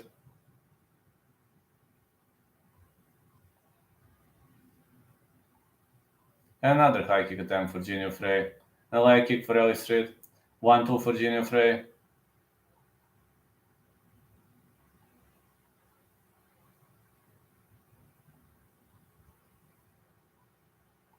Virginia Frey with a punch. Finally 1-2. Finally she shoots in.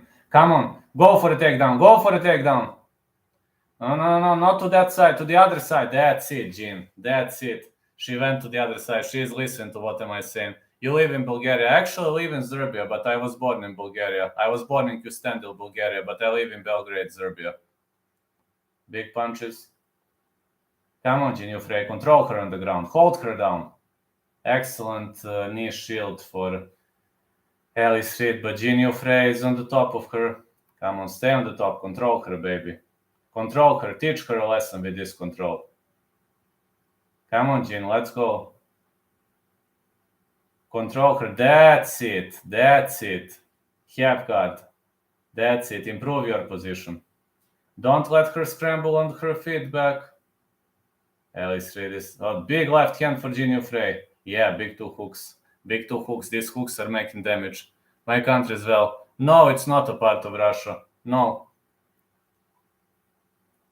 More punches. Good right hand again.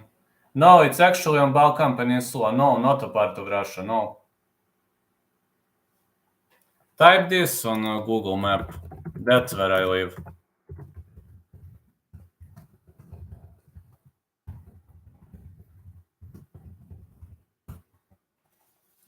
Let's go. Big right hand for Frey. Type that in Google Maps. Good right hand again. Virginia Frey is getting caught into this guillotine choke, but this guillotine choke not looking good. No. This guillotine choke not looking good. It's not deep. Yes, Belgrade, Serbia. That's where I live. No, this guillotine choke is not looking deep. Come on, Jinh. Control her on the ground. She is now digging for a Kimura. Okay. Just rotate. Rotate your arm to the other side. No. To other side. That's it. Big punches for Virginia Frey. She's trying to scramble for the armbar. This armbar not gonna work. Big punches for Virginia Frey. And a high kick finally. That's it, baby. Soccer finals versus France in 2018. Oh yeah, you know. Push kick. Big left hand again. Alice Reed is bombing. She's now trying to press against the fence, but I have a feeling that Virginia Frey won this round. World Cup. Good knees. Big left hand for Jinh Frey and another big left. That's it. I hope you, Frey, won this round. Serbia in World Cup is... Yeah, France is amazing, but Serbia is like okay in soccer. Not the best, but Bulgaria sucks. Bulgaria pretty much sucks in soccer. The best soccer success of Bulgaria was the 4th place in World Cup in 1994 in the United States of America.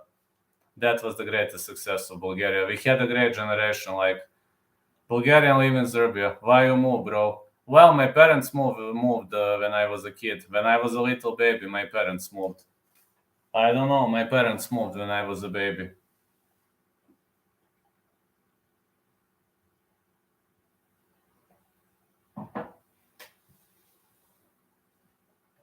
I grew up here, so... But when I was a baby, my parents moved. What's there to see in those countries? Countryside, man. Countryside is the best thing you are going to see here. Countryside is amazing. If somebody asks me what to see in Bulgaria and Serbia, number 1 pick is always going to be countryside. Let's see. Round 3 gets underway. Leg kick for Jinh Frey. Another leg kick for Elise. Let's go. Good leg kicks. Leg kick again for Frey. Good left hand for Frey. Frey worked well on the feet before taking the fight to the ground. Lots of control time. Close round in terms of damage. Middle kick. Frey needs to drag this fight to the ground. Reed is pressuring against the fence. Over 2.5 definitely go on work. We have McDonald's. Not many of them though, but in Belgrade you can find McDonald's. We have few of them, yes. McDonald's not much popular here, but you can find few of them. Big punches again for Elise Reed. Fighters in the control time. Big punch for Jinh Frey this time, and fighters separate. Good, I major McCheese. I eat McDonald's every day. Yes, you have McDonald's here. In the city center you have McDonald's. Belgrade is a 2 million city, so you can find McDonald's. Good right hand for Frey. Middle kick for Frey. Jinh Frey is trying to shoot in. But here, for example, organic food is cheaper than McDonald's. McDonald's is pretty much expensive here. How long have you been doing this? 3 years. More knees for Frey. And another knee. Good left right. Used to follow you big time 2 years ago. Yeah, I remember. Leg kick. I'm doing this for 2 years, but yeah, you've been off for a while. I've seen that you've been off for a while.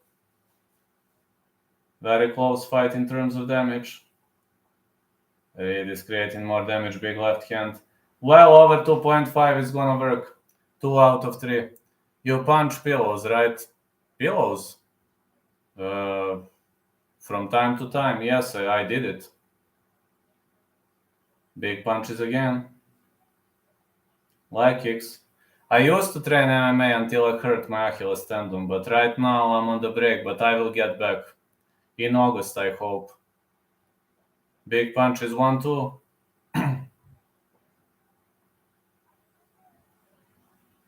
A big left hand for Reed. Reed is trying to shoot in. Big knees. Yeah, I remember you would punch pillows on the ground. Yeah, that's me. That's me. I'm still doing only boxing on the couch right now because I can't train. I hurt my Achilles tendon badly. Reed is pressuring hard. She's pressuring hard against the fence. Excellent visor defense on the end of Jinh Frey. Jinh Frey needs to press. She needs to press hard. My ex-wife walked in on me watching that. Really? Whoa. So it was good, right? High kick attempt for Jinh Frey. So you're divorced right now, huh? Sad to say that, man. Big right hand about Frey. Big left. Frey should establish a takedown. Big left hand again for Frey. This is gonna be a close fight again. Reed is jabbing. Big left hand for Reed. I am 2 out of 3 with bets. See if I am divorced now. I see. Big left hand again for Frey. Frey keeps marching. Oh, big right counter for Frey. Reed is marching forward. Reed is looking very, very aggressive here. High kick attempt for Reed. She didn't know if you were being serious or joking with the punches. Ha! I was not joking. Spinning back kick for Elise Reed, but she misses. Reed is definitely making more damage, but I just wonder how judges are going to score it. Big left hand for you, Frey. Push kick, Frey. Jinh Frey trying to establish a takedown, more punches. She is trying to fish for a takedown, unloading some punches here. Big left. And the push kick. Clock is ticking away. Ow. I don't know, this is gonna be a split. Nah, I was not joking with punches. Believe it or not, I was not joking. I was dead ass. Mullarkey versus Naimov. Been really depressed lately because money has been so tight. I know, man. Everybody who has money issues is pretty much... Nice bout by the strawweight. Yeah. Very much of a nice bout. Mullarkey or Naimov, I'm going to go with Mullarkey next one. Over 1.5 or Mullarkey.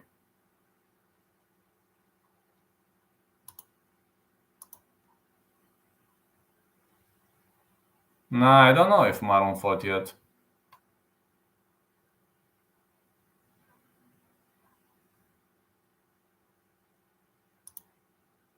What's with the hat? There you go.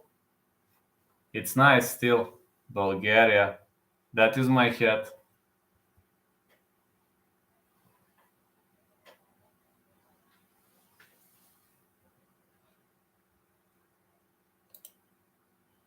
My trademark. Let's see who won.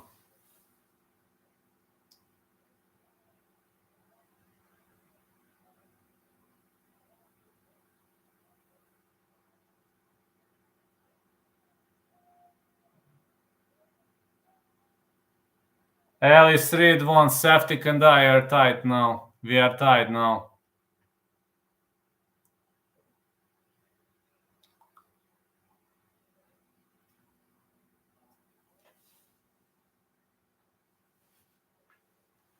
Yeah, Reed won. You are right about that. Like I said, I hope you win me money because I put my whole paycheck this win to win for my car payment.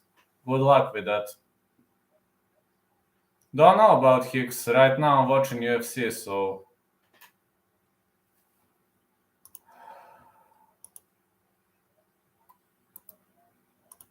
Jamie Mullarkey is going to fight Muhammad Naimov.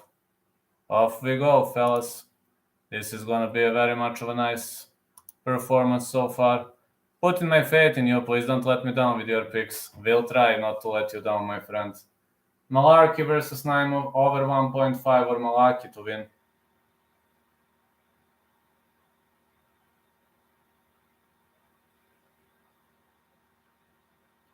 Naimov is having a really, really good game, but he accepted this fight on short notice. He's got some decent striking under his belt, but Mullarkey is also a top-notch striker. Make faith in you, by the way. What is your name? My name is Vladimir. My name is Vladimir. Jamie Mullarkey is gonna go down against Muhammad Hilman Naimov. Either over 1.5 or Mullarkey to win. Mullarkey is a big favorite. Nice to meet you, Vladimir. Thank you, Major. All right, Muhammad Naimov knows to fight very well. Muhammad Naimov is a heck of a striker. I'm Major McCheese. Glad to meet you, Major McCheese. Muhammad Naimov, born Dushanbe, Tajikistan. 104, active Tajik, UFC fighters. He is not a boring wrestler, so no way I'm gonna roast this guy. He is not a boring wrestler, he is a nice guy. Elise Reed won. I had over 2.5 or Jinh Frey, but over 2.5. You used to fight MMA. I was fighting in Taekwondo. I had a lot of fights in Taekwondo. I fought in kickboxing. I only train MMA. I can't fight because of my health issues. Nobody would allow me to fight because of my health issues, but I'm training. I can only train, and I used to train MMA until I hurt my Achilles tendon. Right now, not training, but I'm going to get back in August, I hope. 3-fight win streak by Muhammad Naimov, UFC debut, 4 wins by knockout, 2 by submission, 4 first-round finishes. Wait, can you give me a parlay to put on, please? I only have from the rest ones Caceres versus Pineda, not going the distance, and I have Kara France to win. I only had 3 picks, 1 pick was not on point, I missed on Grishin. Isn't Taekwondo a fake martial art like Aikido or Tai Chi? Well, not a good choice for MMA if you're asking me. Taekwondo can be useful, but it's not good for MMA. You have to modify. Naimov and Gafurov both short notice Tajik fighters. Naimov listed from Elevation Fight Team on Topology. Gafurov from Kaizen, Nurul Aliyev Gym. Wonder if they have trained together. Can you fight? I'm training MMA, of course I can. We're going take care of France. Yeah. Yes, I can fight. I'm training MMA, so MMA is no fake. Jamie Mullarkey fighting out of Central Coast, Australia. Only active Australian UFC lightweight. Have you ever been in a street fight? Yes, I've been. Omoplata actually saved me in a street fight. Like, a guy was able to drag me to the ground, but I caught him into the omoplata. So, omoplata. Well, I was striking, but he was heavier. I mean, I haven't been in many street fights. One idiot attacked me. And I was striking him, but he was heavier. He was able to drag me to the ground, and I caught him into the omoplata. He was drunk. Back-to-back wins for Jamie Mullarkey. Finished 13 of 16 wins, 10 knockouts, 3 submission, 13-3 UFC takedown ratio.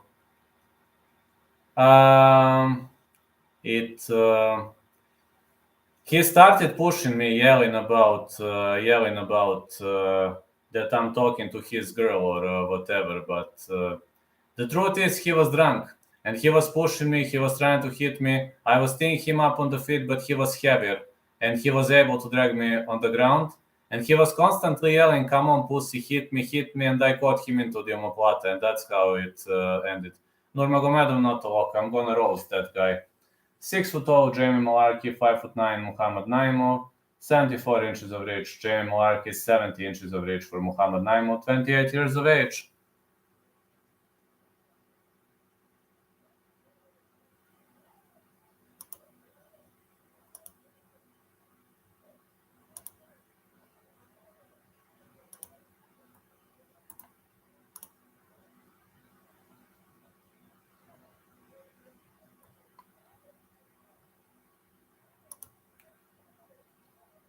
Looking ready. I think I'm gonna lock him in. Nah.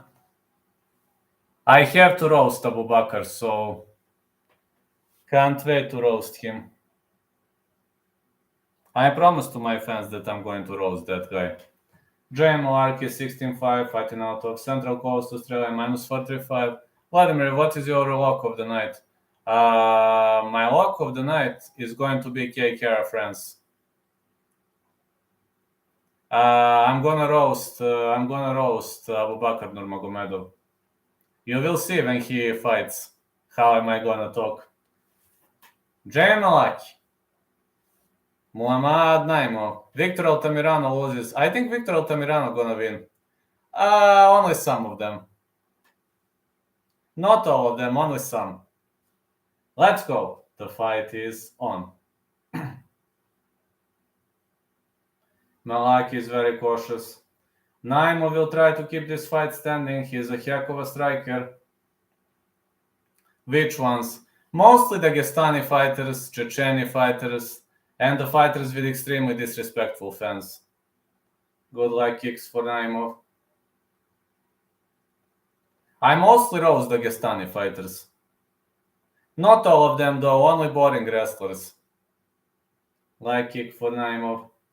This is a nice stand-up war. Mullarkey with 1-2. This is a short notice replacement, guys. Big right hand for Mullarkey. They're in the clinch. Naimov has to keep this fight standing if he wants to win. Mullarkey is better on the ground, but Naimov is a top-notch striker.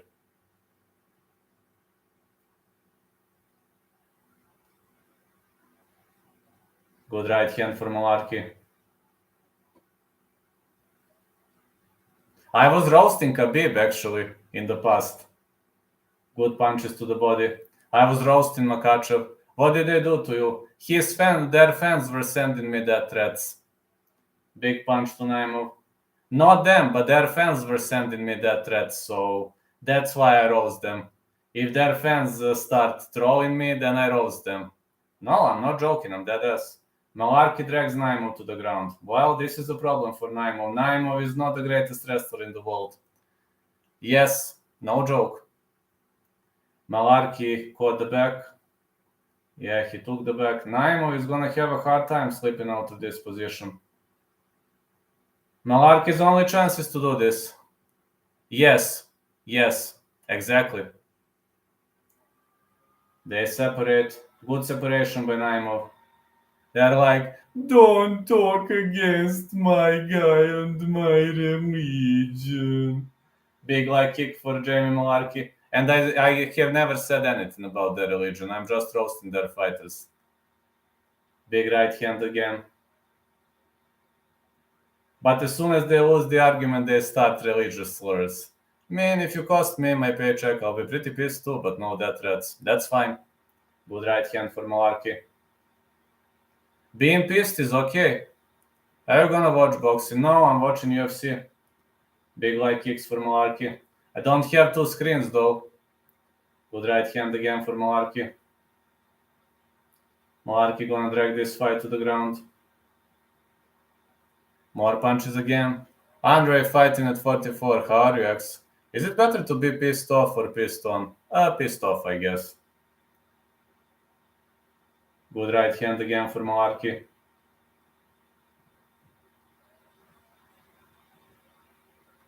This is a physical fight. 155ers are high level. Yeah, Naimov is a heavy underdog because he accepted the fight on short notice, but from what I've seen, he is not a naive fighter. Good right hand by Mullarkey.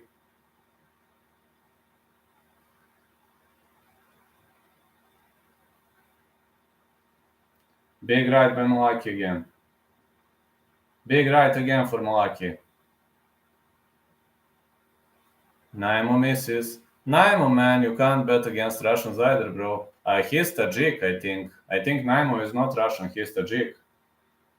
Good right hand. Wow, high kick for Naimov. That was a straight, not just a right punch. Let's go. Big punches again for Mullarkey. No boxing. A great good right hand. Elbows. Hello, face. Mullarkey with big punches. Oh man, Mullarkey's posture is really much nice. Naimov with a great chuck hook. High kick Mullarkey. I boxed in middle school, and being the McDonald's, I worked until we got caught by McManager. Oh, really? Good right hand. It seems Mullarkey keeps trying desperately to drag this fight to the ground. But man, Naimov is tough. Very, very tough. Naimov's toughness impresses me. Knee for Naimov. Big right hand Mullarkey. I'm only worried because Naimov accepted this fight on a short notice. That's why I'm worried. If he had a full training camp to prepare, it would have been a heck of a fight. So far, it is a good fight. Not sure who's winning this one.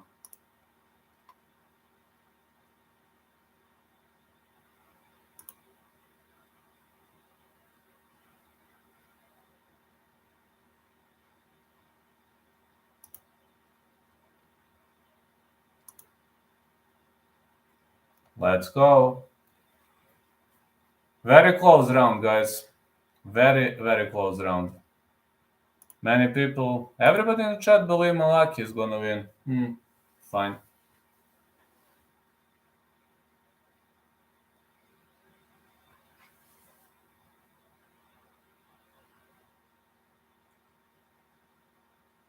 Hey, BC Dave, how you look? Thank you so much, my mod. How's life been? They send death threats on this YouTube. They were sending it here. They were sending it on my Instagram. Tajikistan is ready for Muhammad Naimov and Muin Gafurov. Live on ESPN+.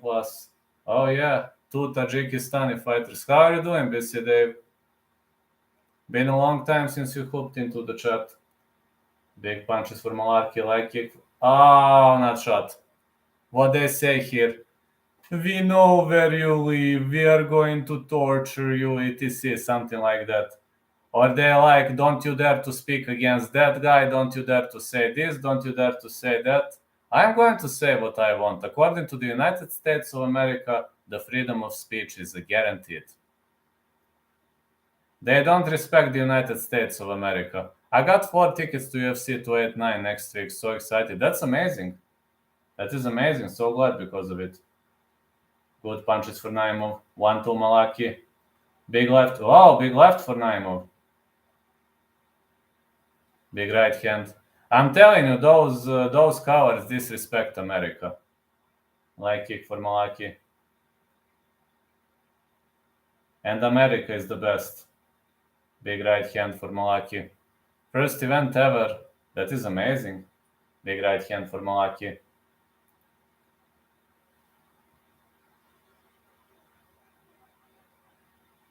One, two, Mullarkey. Let's go, Mullarkey. 1-2 again. Come on, Mullarkey, you have to drag this fight to the ground. Naimov fights well in the stand-up. He is an excellent stand-up fighter. Oh, Naimov with the front kick. Hey, Mullarkey, shoot in, man. Listen, Naimov is a very good stand-up fighter. Just shoot in. Dave asked John Morgan why he's running from Vlad. Hey, Josh, how are you doing, my friend? Big right hand again. And again, big left. Big right for Jamie Mullarkey, but he doesn't want to drag fight to the ground. Naimov is a top-notch striker. He is playing with fire here. Think Mullarkey playing with fire. Good, and you? I'm doing great. Are you working or not this time, Josh? This is a late card, so I assume you're not working. I was sleeping whole day, believe it or not. Spinning back kick for Naimov. Whoa. I say Mullarkey felt that. He shoots in. Come on now. Mullarkey, drag the fight to the ground. What are you waiting for, man? And a takedown by Jamie Mullarkey. Naimov is a top-notch striker, man. Let's see. Naimov. He's trying to work his way back up, but Mullarkey is on his back. Mullarkey dragging the fight to the ground. He took the back. Yeah, he took the back. I just hope he is going to be able to do a good job. Off we go. Nice performance for Jamie Mullarkey.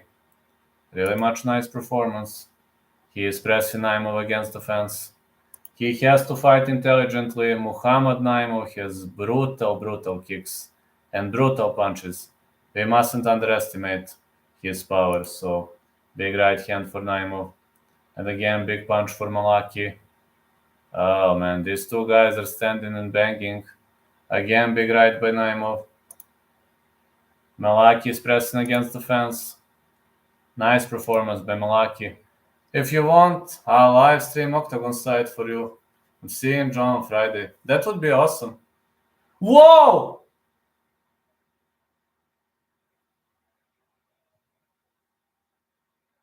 What a moment!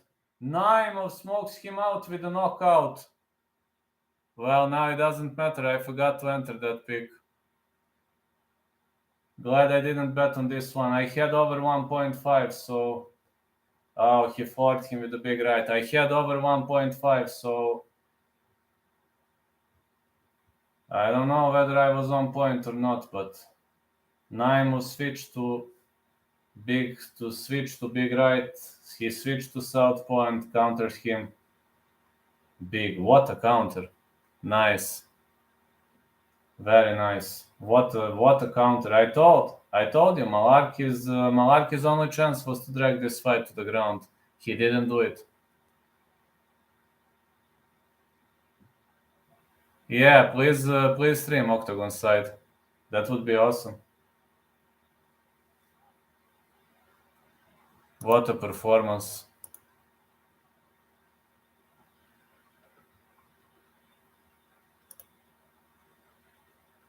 Man, what a performance.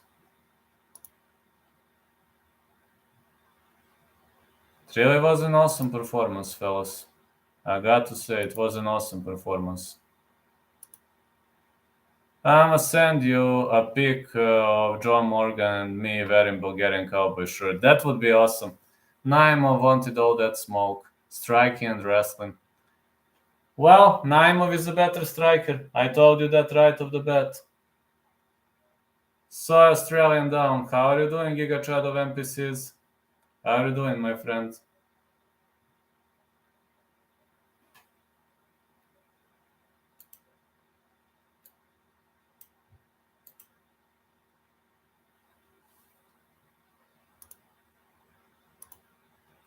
I'm doing great now that another Australian got slapped.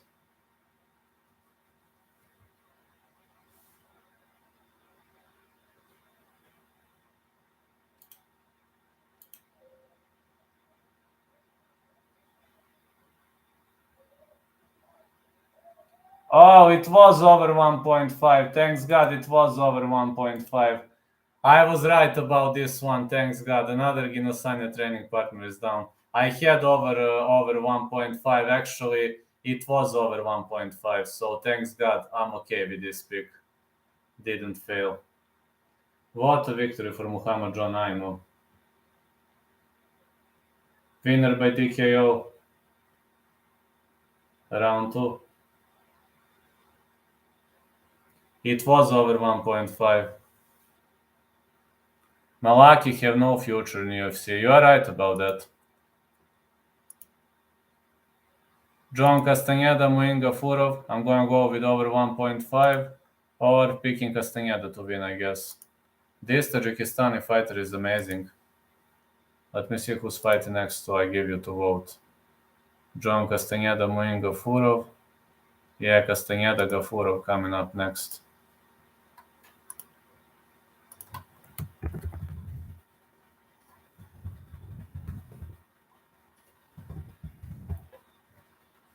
I think Gafurov has good chances to win. I'll be honest, this is hard fight to call.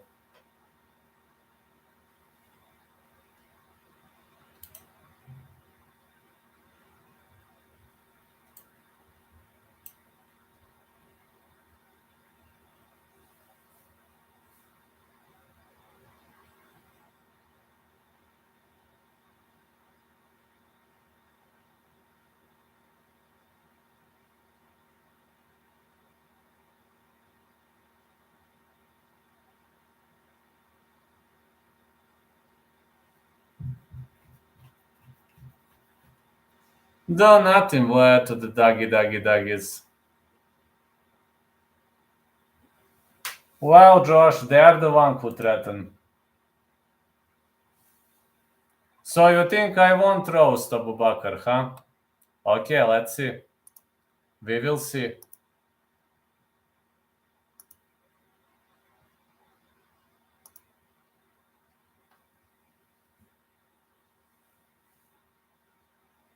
Conor or Chandler?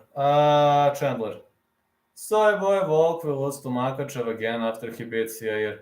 No, I remember the Conor quote when he said you'll do nothing. I know. I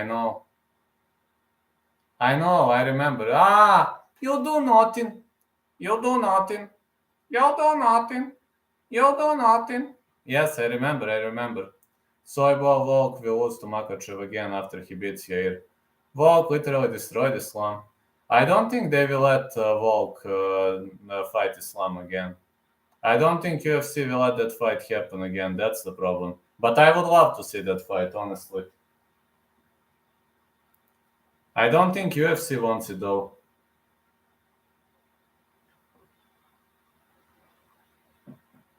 That's the problem. I don't think UFC will add that fight again. Of course, I believe Charles or Darius. Darius. I think UFC. I don't think UFC will let Volk versus Islam too, but I want to see it. Keep dreaming. There's only one argument. 1 round Volk with 4 round 5. Will there ever be peace between the Bulgarian cowboy and Dagestan? No.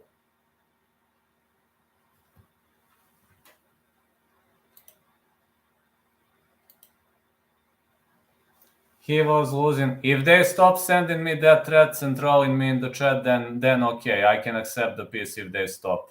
But if they don't stop, I can never accept it. Anyway, next fight over 1.5 or Castañeda. DPO can only get you so far. Maybe. But Josh, they started this war. You know that very well. They started this war, not me.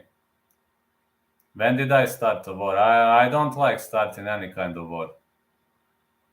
But right now, I promise to my fans that I will be roasting Abu Bakr hard. He got smoked, big right hand.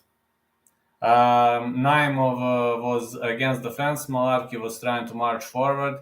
Naimov caught him with a short right, with a short lead right, and knocked him out cold. Amazing knockout victory.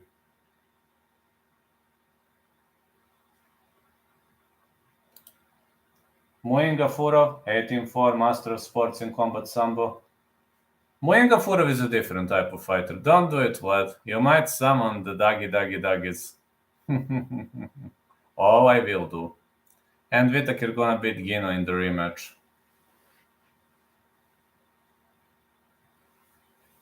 They can do whatever they want. I'm going to troll Abu Bakr Nurmagomedov whole fight. Literally whole fight.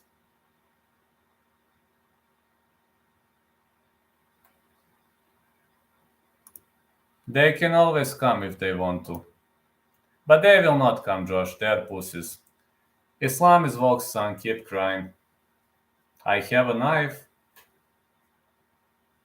You think I'm afraid of them? Go for it. Vlad, are you afraid of dogs? Actually, I do. I like to pet dogs, but yes, I'm afraid.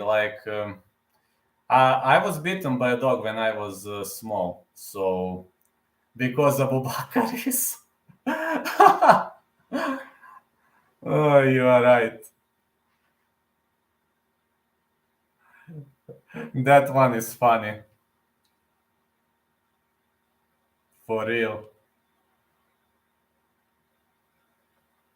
You see, this is a great fan. He supports me. He supports everything I do.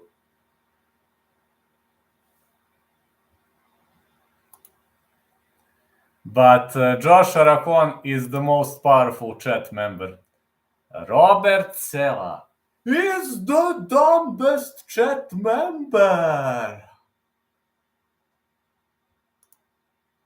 What do you think is planned for John Jones now after they said fight with Stipe is probably off? I would love to see him fighting Pavlovich, but it seems he doesn't want that fight. That explains why he took half of Volk's money like a badge. That is true. Castañeda will try to keep it striking. Gafurov will try to keep the fight on the ground. That would be his key to win. Can't wait to see it. I would have to go with Castañeda though in this one. Get him back swiftly.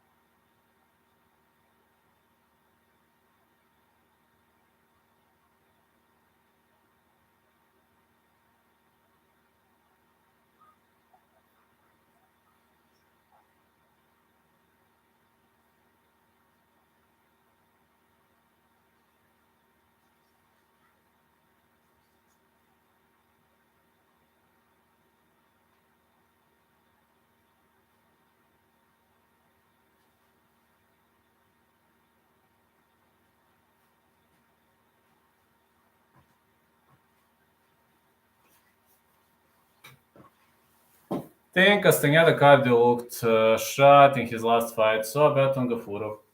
Well, Gafurov is stepping inside the ring, honestly, over 1.5. I'm afraid because Gafurov accepted the fight on a short notice. You'll stream through full event, yes. Yes, I will stream through full event. Yes, I'm streaming UFC full event always.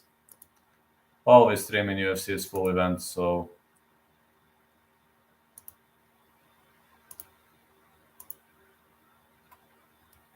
Muin Gafurov, back-to-back wins, finished 17 of 18 wins, 10 knockouts, 7 submissions, 14 first-round finishes. Muin Gafurov is a very dangerous fighter, but I'm only worried because he accepted the fight on a short notice. That scares the shit out of me, honestly. Again, Castañeda was training for a different type opponent. And now he's fighting Gafurov, who is like totally different opponent from his previous opponent. And we're about to see which way this is going to go.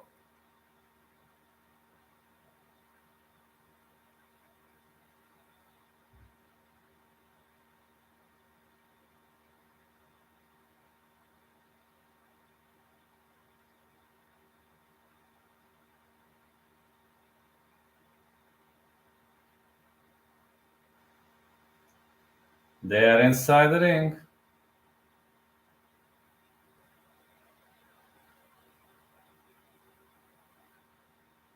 And there we go.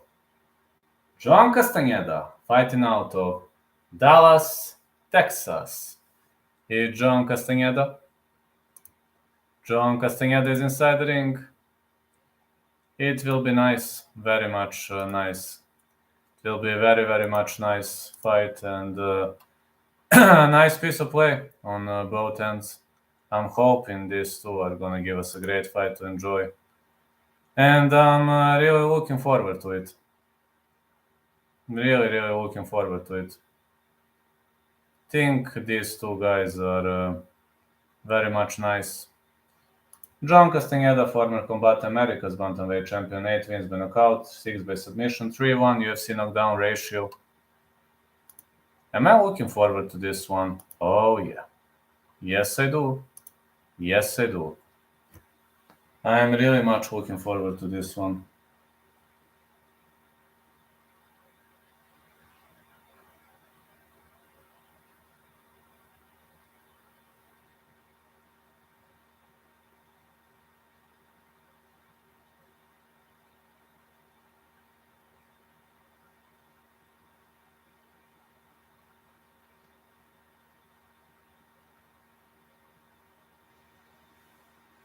Alright, let's go. 31 years of age for Castañeda, 27 Gafurov, 5'6" Castañeda, 5'7" Gafurov, 71 inches of reach Castañeda, 68 inches of reach Gafurov.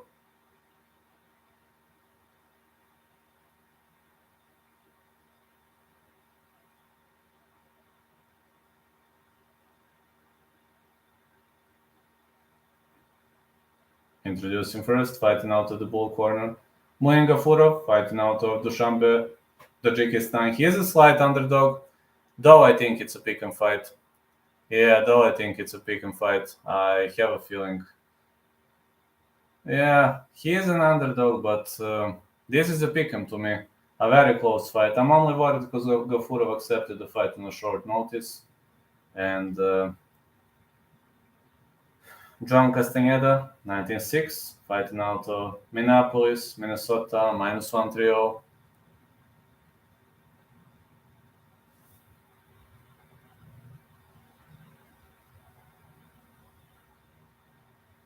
Forgot I have Gafurov on my bet. Wow, Gafurov could actually win. It's possible. I have over 1.5 for Castañeda, but Gafurov could win. Let's be honest.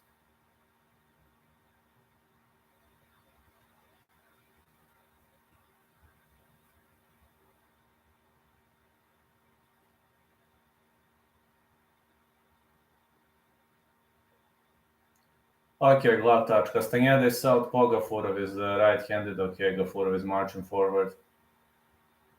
Gafurov with a high kick. I wonder if the two are going to keep the fight standing. Like Gafurov is trying to shoot in, but he misses. Of course, Gafurov doesn't know to wrestle very well. Good kick by Castañeda, and Castañeda is moving like a cat. Does Gafurov know to wrestle? We are going to see right now. But he knows to strike. He knows to strike very well, but does he know to wrestle? Like Gafurov. A big left hand. Gafurov is trying to clinch up. No, he was unable. Is Gafurov gonna be able to drag John Castañeda to the ground? No, he won't. No, he won't. He keeps digging for a single leg, but that single leg was unsuccessful. Come on, Muin, you're just fishing for a single leg. Do you even know to wrestle or not? Good leg kick for Castañeda. Castañeda is moving like a cat. He is really moving nicely. Excellent kick from the end of Muin Gafurov. Great stance switches from John Castañeda. He's fainting like a natural. Push kick. Another push kick. Big weaving overhand right for Gafurov.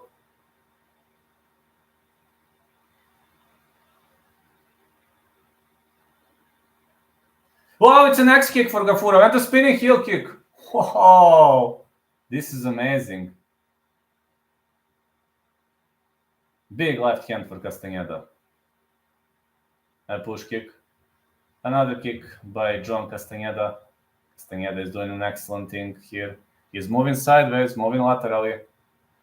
Another leg kick, excellent stand-up affair between the two. I just hope Gafurov will not try to shoot him because his wrestling sucks. It's obvious that his wrestling sucks. Middle kick.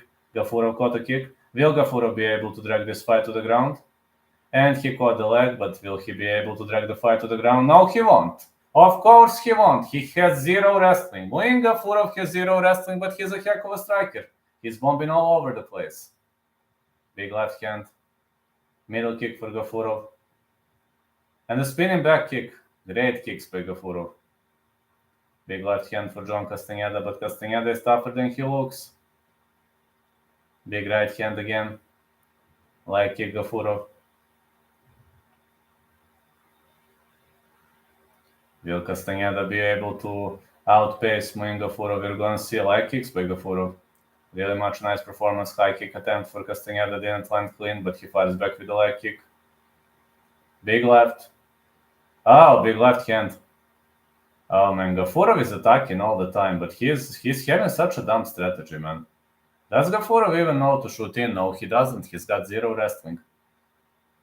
Gafurov again with the left. He keeps trying to wrestle. But, of course, his wrestling sucks. Come on, man. You don't even know to put a proper posture. You don't know to wrestle. Forget about it.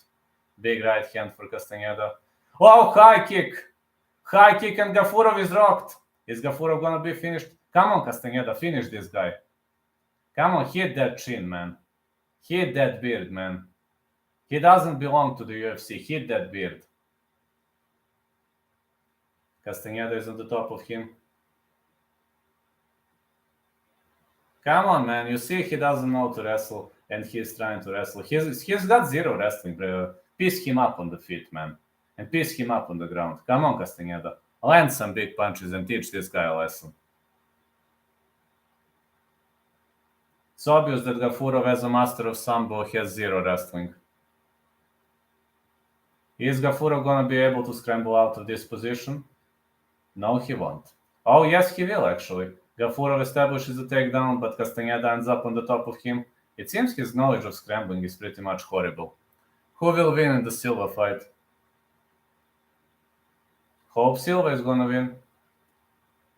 Big punch to the body. Big left hand for Gafurov. Gafurov with 1-2.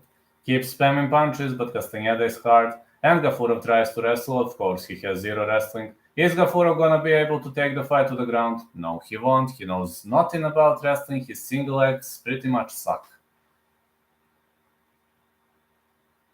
Gafurov with a middle kick. Oh, it seems Gafurov is bleeding. Big right hand for Castañeda. And the high kick. Excellent fight. Excellent round one. Gafurov actually is lost son of Badr Hari. He has similar mark on his back. That is true. Yeah, I haven't noticed that.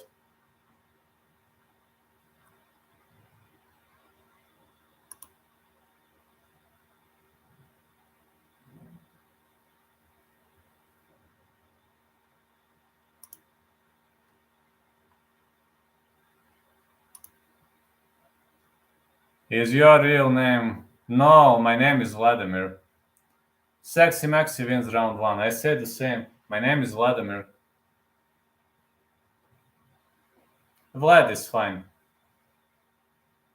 But the Bulgarian Cowboy is my artistic name. So everybody knows as the Bulgarian Cowboy. And I'm fine with that.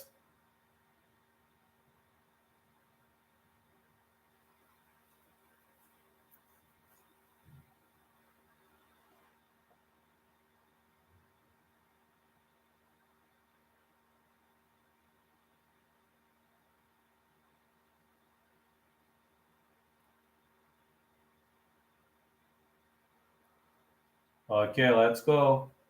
Round 2. Excellent fight between the two. Gafurov is pressuring. Big right for Gafurov, and another big right.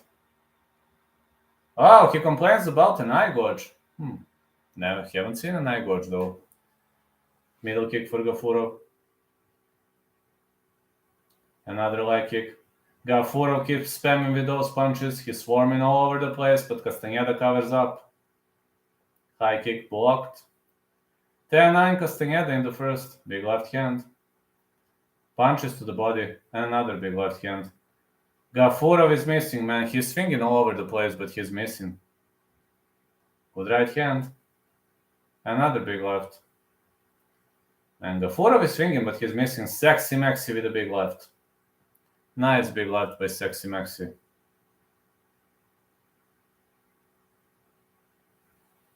Another big punch for Castañeda. More strikes for Gafurov. Is Gafurov going to be able to take the fight to the ground? No, he won't. Gafurov has zero wrestling. Come on, man. You're one of the dumbest wrestlers I've ever seen. You got zero wrestling. Just keep the fight strike. Uh-oh. Gafurov chops him down with a calf kick. He misses with a big right. Uppercuts for Gafurov, but Castañeda drags the fight to the ground here. He is going for double unders, and he drags Gafurov to the ground. Excellent takedown by Sexy Maxi. He is taking the back. He took the back. He could go for a choke. Yeah, Sexy Maxi could go for a choke, but he isn't going to slide through back door, or he will. He had to let go. Big left hand for Gafurov. And another big left, but he is missing all over the place with those weaving uppercuts. Oh, big right for Gafurov. Gafurov is throwing some big bombs, but Castañeda blocks all those strikes. Big left for Castañeda. Uppercut for Gafurov. He misses with the right. Castañeda counters. Great toe-to-toe brawl. This is kind of reminding me of a street fight, really. Uppercuts. What is this? Was it a nut shot?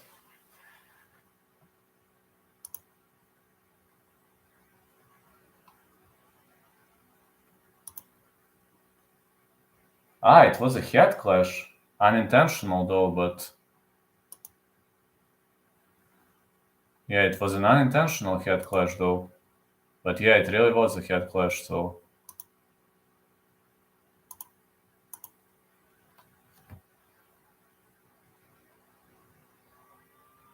I think Gafurov gonna get warning, but it was unintentional.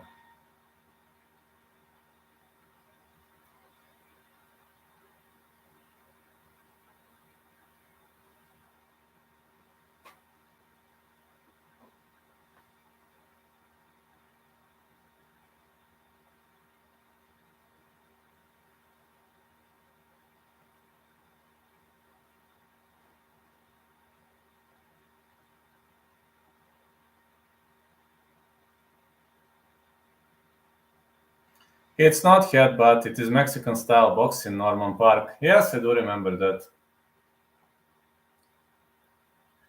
It was over 1.5 my pick, and I'm also right about this one. Just side call gonna be Castañeda to win. Big waving overhand right by Gafurov. But he is missing all over the place, man. Castañeda is so hard to crack. Big left hand for Castañeda. And the big right. High kick for Castañeda. Gafurov trying to drag this fight to the ground, but of course his wrestling suck. Yeah, he's able to drag the fight to the ground, but he can't control his opponent on the ground. Cristognoni with the point. Gafurov, of course, has zero wrestling. Man, you just don't know how to wrestle. Just keep the fight standing. If you're a dumb wrestler, just don't do it. You are controlling the back and what? High kick for Gafurov and the knee. Another knee. Foot stomps for Gafurov. But Castañeda gonna slip out of the position. Oh, it's a Grambiro attempt by Castañeda. Gafurov trying to get on the top of him. But of course, Gafurov won't be able to drag him on the ground. Is he gonna be able to drag him on the ground? No, he won't. Castañeda slips out of the position. And you see how stupid Gafurov is. He is fishing for the arch choke. From this position, you are digging for the arch choke. I mean, you've got so many different options here. You won't be able to control Castañeda on the ground that way. He's gonna get up, man. Yeah. Does Gafurov knows to wrestle? No, he doesn't. Middle kick for Gafurov. Big left hand. Good right again. Castañeda with a high kick. Gafurov is reckless. No respect for Castañeda. Yeah, no respect. Gafurov is better striker, definitely. Good left for Gafurov. And another good right. He's swinging with those wide hooks. But he is missing all over the place. Castañeda is firing back. And he is annihilating him with those strikes. Big right hand. Oh, Castañeda with 1-2. Another big left. Excellent strikes. Castañeda trying to shoot in and of course drags the fight to the ground. Will Gafurov be able to work his way back on the feet? Well, he's landing elbows, but Sexy Maxi keeps shooting in, keeps trying to drag the fight to the ground. He takes the back. Sexy Maxi takes the back. It's gonna be a clean round for Gafurov. Gonna be 1-1. Yeah, gonna be 1-1. He had over 1.5, so picks pretty much on point, but my side picks have never been my stronger side. That's the problem.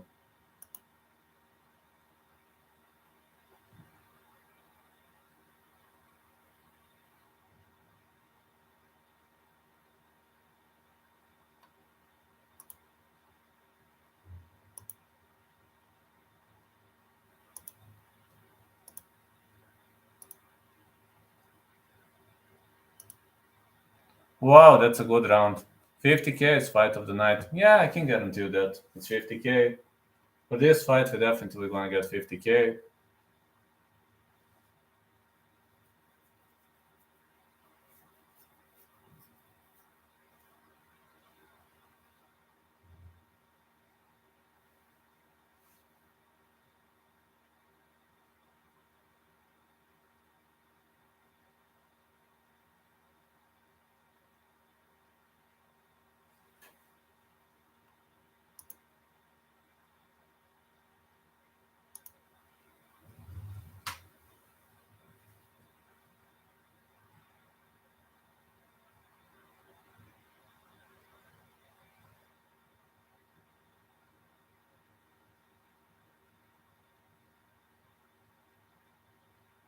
Okay, round 3, they touch gloves.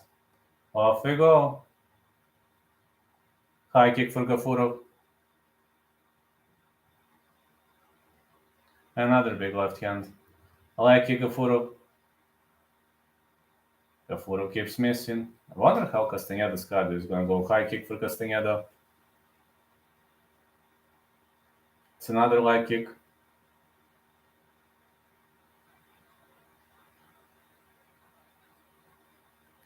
Middle kick Castañeda.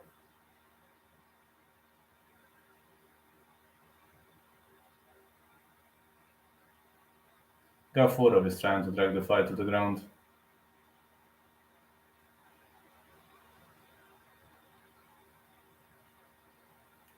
Big punches for Gafurov. Is Gafurov going to be able to drag the fight to the ground? Of course he won't.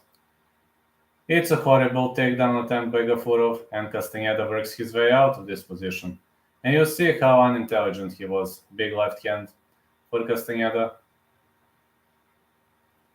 Good left for Castañeda. Let's go, Sexy Maxi. Middle kick Gafurov. Leg kick. These two are definitely working a good job here. Good left hand again. Big right hand for Gafurov, but he missed. Gafurov is, wasting a lot of energy on those misses. Good right again. These hooks are not landing, these hooks are not landing. This angled punch is not landing at all.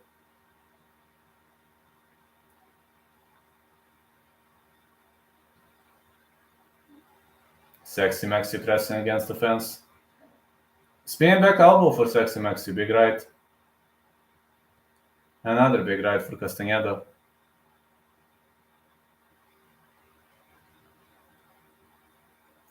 Big left for Gafurov.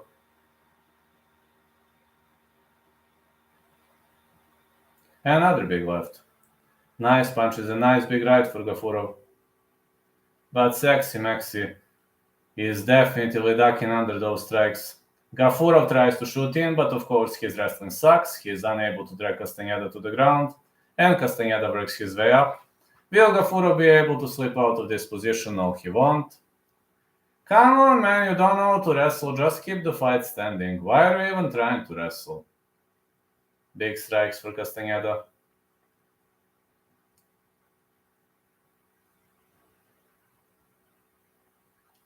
Big knees for Castañeda.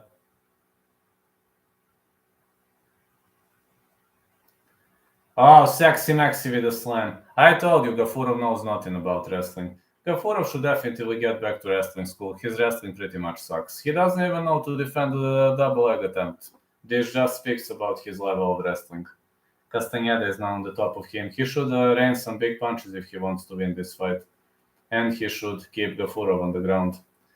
A master of combat sambo with zero knowledge of wrestling. Whoa. Just impressed, got to say. Big punches for Castañeda, but he should land some bigger strikes if he wants to win here. Gafurov trying to work his way back up on the feet, but he doesn't even know to build posture. Will he be able to turtle up? No, he won't. Excellent control for Castañeda. Gafurov kind of works his way back up, but Castañeda gonna drag him to the ground. You see how he crushes his posture. Excellent takedown attempt by Castañeda, but it seems Gafurov defended this takedown attempt. But with both hooks in, Castañeda could do whatever he wants. Keeps digging for a single leg. And Gafurov doesn't know to keep his posture wide. That's what he doesn't know. Castañeda took the back. He is out wrestling Gafurov here. He is now trying to go for Kouchigaki. Hey, he's holding the fence. Gafurov was holding the fence, man. A takedown by Castañeda. Of course, Gafurov has zero wrestling skills.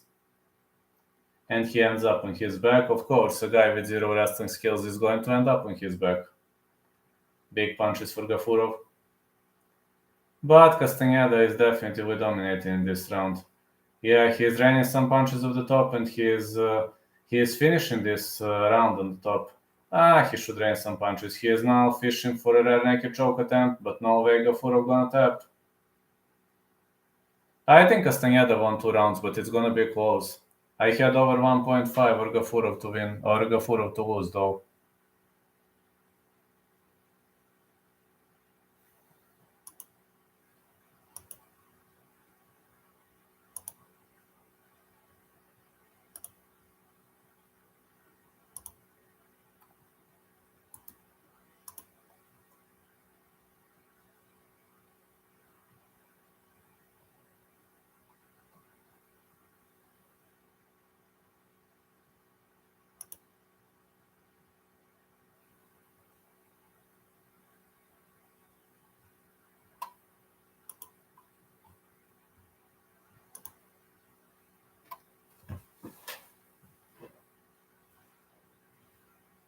Yeah, 50Ks. I say the same. Gonna be new 50Ks.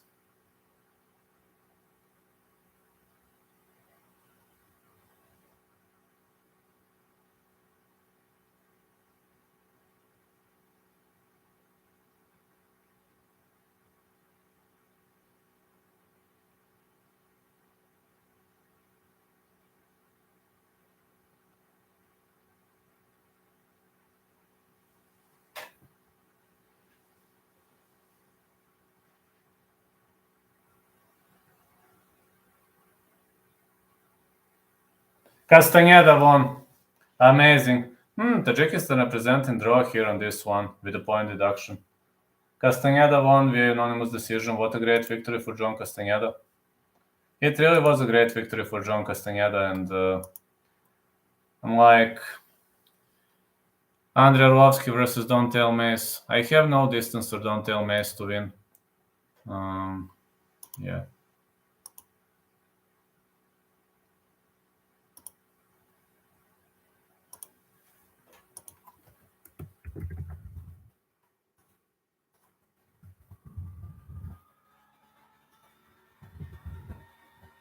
Is this the next fight? Arlovski versus Mace? Yeah, that is the next fight.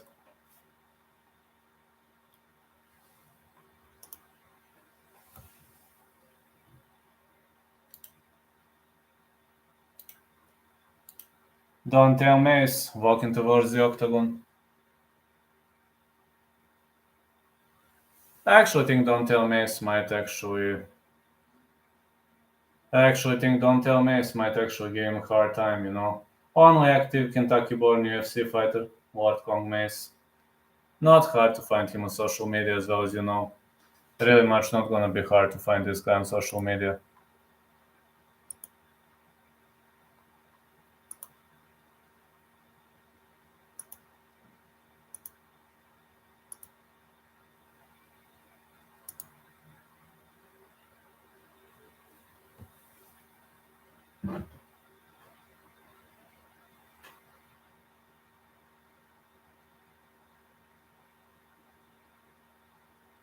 Don'Tale Mace finished 4 of last 5 wins, 6 wins by knockout, awarded UFC contract on Dana White Contender Series Season 3 Week 4. Yeah, I have a feeling he is gonna get awarded pretty much more often. Don'Tale Mace is ready to step inside the ring.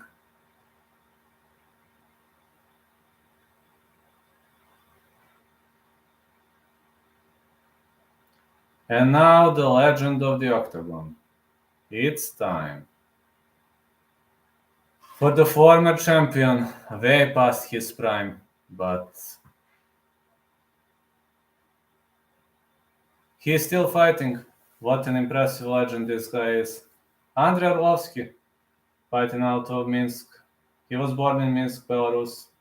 Only active UFC fighter out of Belarus.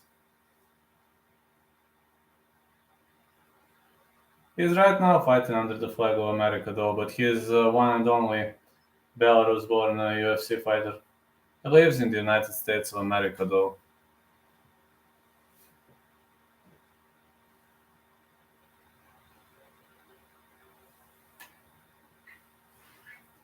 Andrei Arlovski's second most wins in UFC history, 23. Third most finishes in UFC heavyweight history, 11. Most fight time in UFC heavyweight history, 6 hours, 11 minutes, 41 seconds.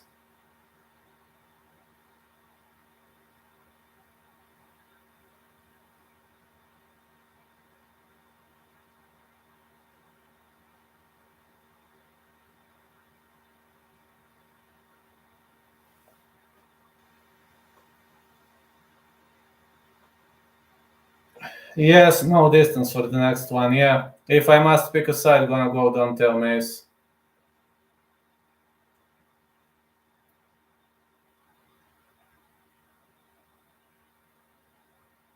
Arlovski hasn't knocked out anybody since 2015, but Mace is like he'll be going for a knockout, and anything is possible.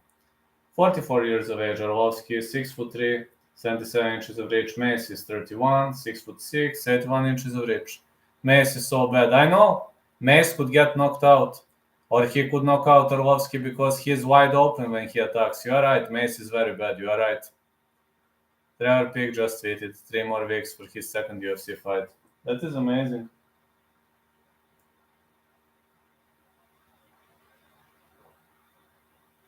(9-5), 1-0 contest, fighting out of Louisville, Kentucky. He is a favorite here, which is impressive. Very much impressive that Don'Tale Mace is a favorite. To me, this is a pick'em fight.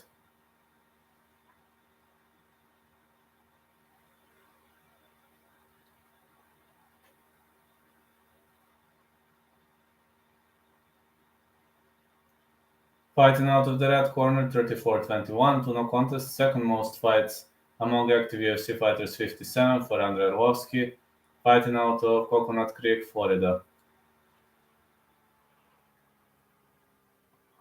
Andrei Arlovski is the underdog, so I don't know, man. He is the underdog for a reason, I guess.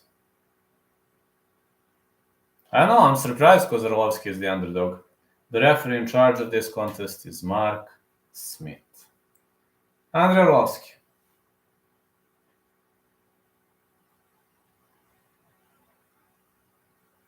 Don't tell Mace. Second fighter in UFC history with 40 fights is Andrei Arlovski. Okay, let's go. No glove touch. 1-2 for Don't tell Mace. Big punches. Well, these are big punches, but let's hope he's not gonna guess. Middle kick missed for Mace. He's got horrible kicks, let's be honest, but his punches are pretty much on point. Leg kick for Mace. He's leaving himself wide open while attacking. Good right hand. Excellent counter for Arlovski. Who do you have in this one and the last one? Trying to keep up on the competition. In this, if I must pick a side, I'm going to go with the Mace. In last one, if I must pick a side, KK friends. Mace with 1-2. I had Castañeda in the previous one, but I had Mullarkey, so I failed on Mullarkey. Good right hand for Arlovski. Come on, Mace, knock him out and finish with this.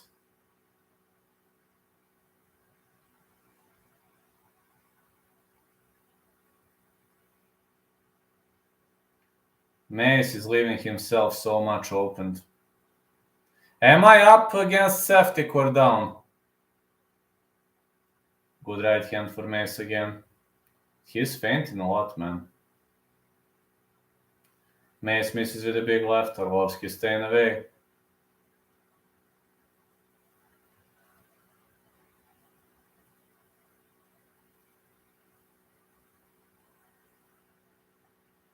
Good leg kick for Mace.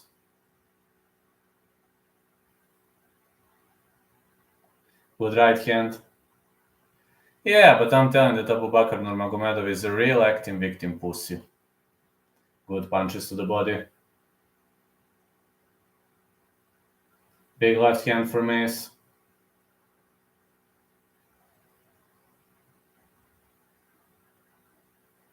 Mace is fainting.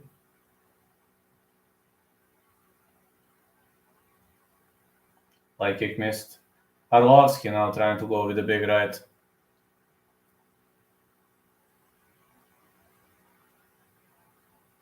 The leg kick. Mace is switching those stances, but this is a very tactical fight, I guess. High kick missed. Arlovski is looking pretty much cautious. I think it's a tie so far, but you have different fighters here. Yeah, I have Mace, he has Arlovski. Yes, I also think it's tie. I have so many technical picks. I don't like picking sides, but... Oh, it's a spinning back kick for Don't Tell Mace, but it was a horrible one. Leg kick, Arlovski.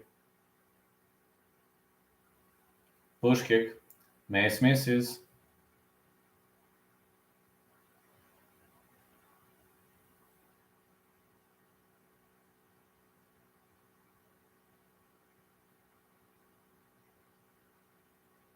Big left hand for Mace. Mace is fainting a lot with those punches.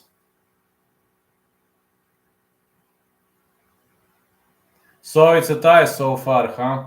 That's okay. I'm okay with tie. I just don't want to lose, man. What happens if it's tie? Who advances into next round? Big left hand for Mace. Good right for Arlovski. And another big right.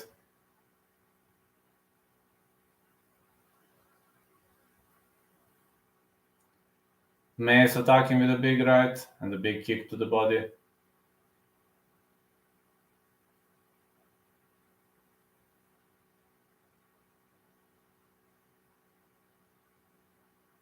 Big left hand. Man, it seems Mace is unable to land big strikes, but such a technical fight here. Such a technical fight of Andrei Arlovski. Arlovski with a spinning back fist.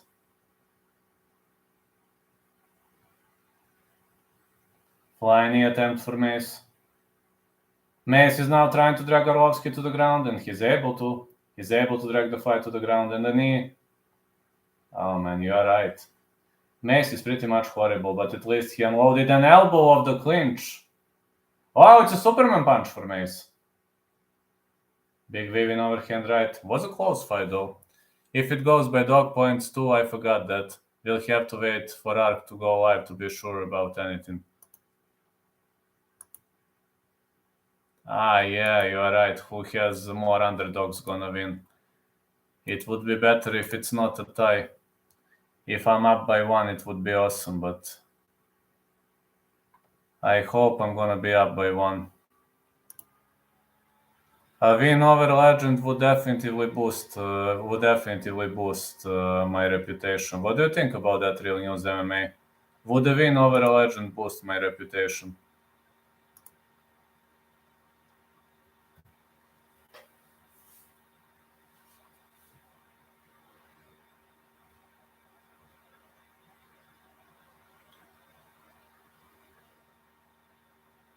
What do you think if I defeat Seftic? Is it going to boost my reputation? Because that's like second, third favorite to win the tournament.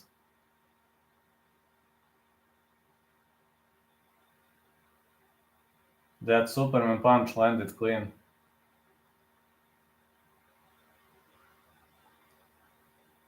Mace is pushing. Mace with big lefts.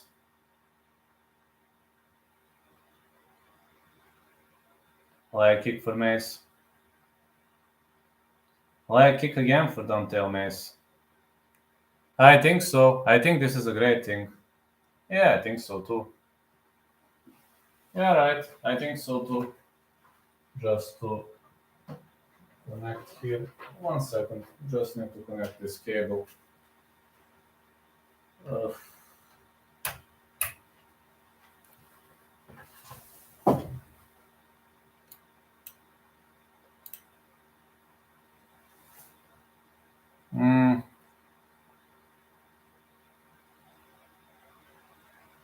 Something is happening with this goddamn UFC on Fight Pass.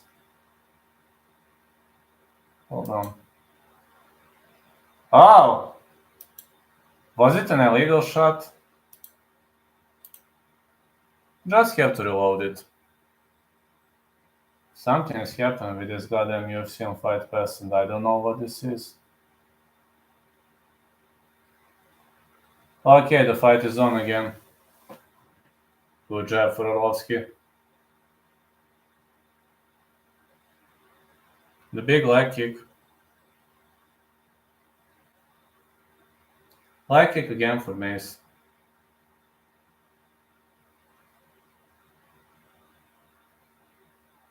Leg kick again. Nice leg kicks for Arlovski. Yes, these are pretty much nice leg kicks, but Mace should be more cautious, more active. These punches ain't gonna make a significant amount of damage. Arlovski should have been knocked out at this point after headbutt. Well, he should have. Big right hand again. I don't know. My UFC on Fight Pass keeps glitching, and I don't know what is the reason for it.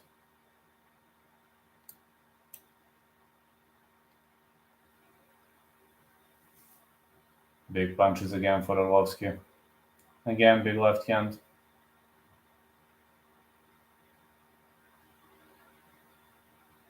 Middle kick for Mace. And a big right, followed by a big left.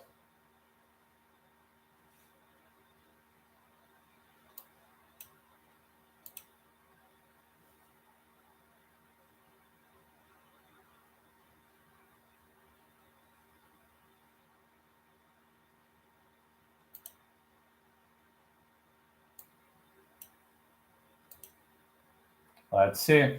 Big left again.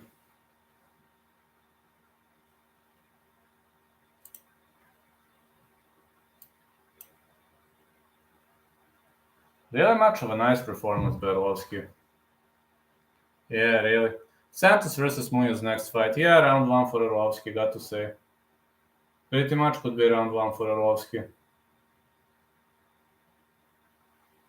1-2 for Mace, and the big left hand.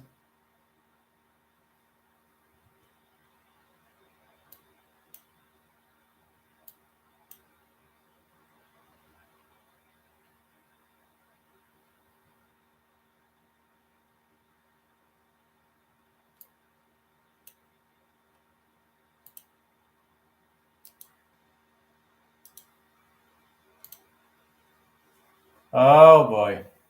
Oh boy. Seems we are not doing a great job here, fellas. Oof. A haymaker.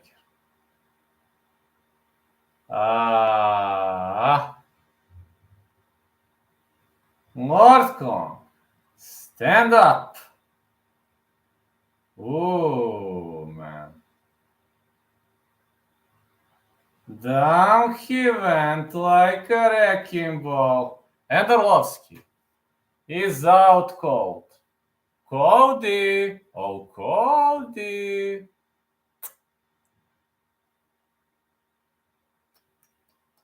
What a knockout by Lord King. Mace won. Via great knockout.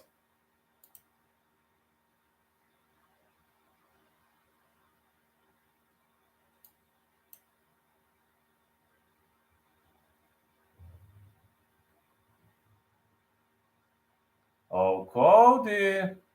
I'm up by 1. What are you gonna do now? Great legend, but should retire.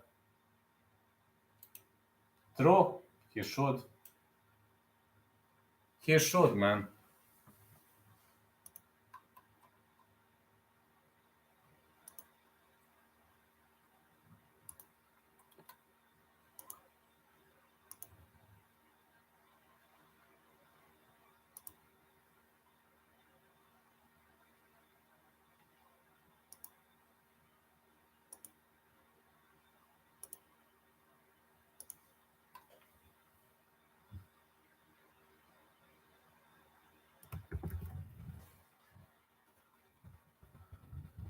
Santos or Munoz? I'm gonna go with Munoz. Sorry, I'm going with Santos. Sorry, my mistake. Going with Santos.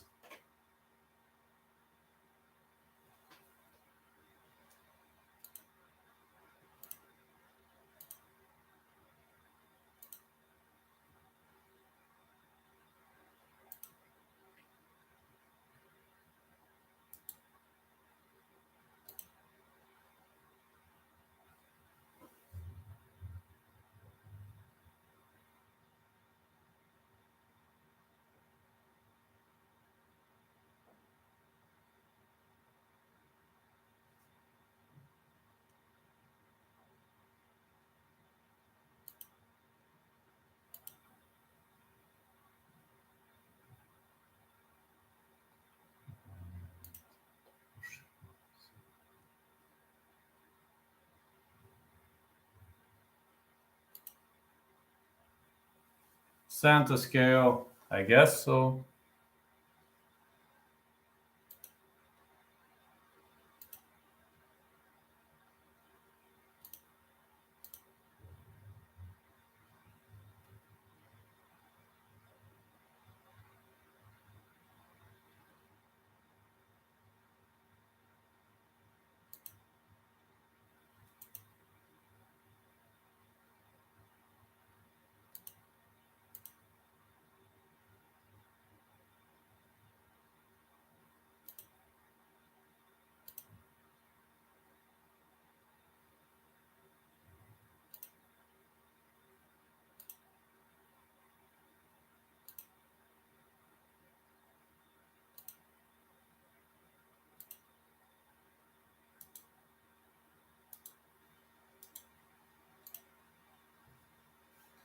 Manny Oliveira next. Well, I have to say I agree with that.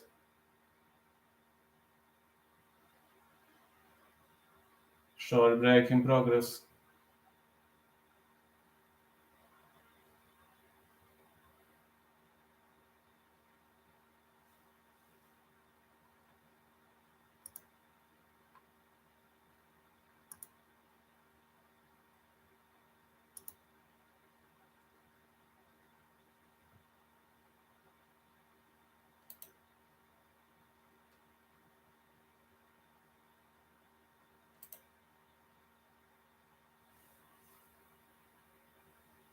It was a big KO, massive KO scene coming.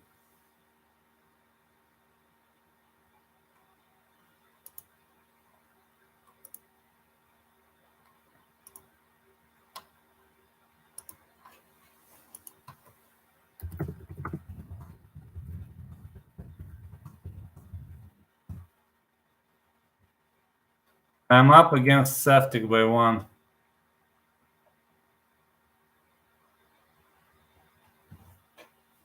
I think he has Santos too.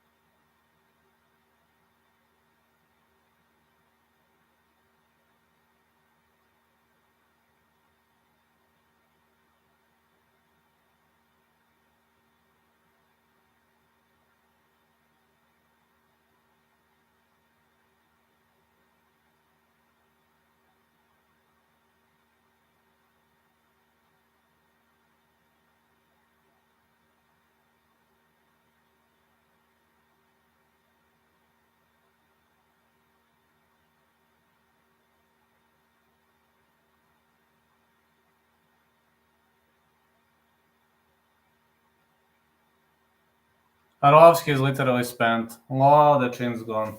Johnny, Kid Quempo Munoz, going to fight. Daniel, Santos. Yeah, he's gonna fight Daniel Santos.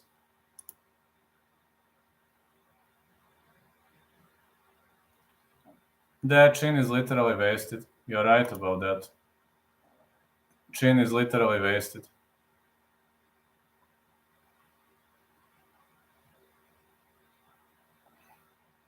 Here comes Johnny Kid Quempo Munoz fighting out of Corona, California. Well, the number of my... I'll pick Munoz for a win here.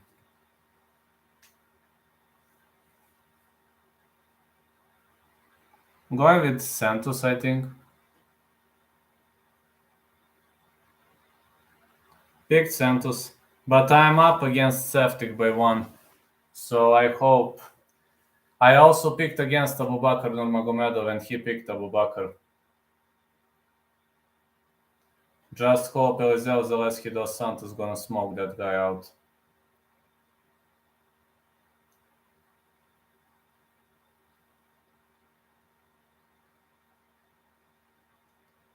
Former king of the cage bantamweight champion Johnny Munoz finished 9 of 12 wins, 7 by the way of submission. Brazilian Jiu-Jitsu black belt. Johnny Munoz is ready to step inside the ring. He's got great BJJ skills, and you know that very well. The guy is having really great BJJ skills. The other side, Santos is a tough opponent too. Very much of a tough name.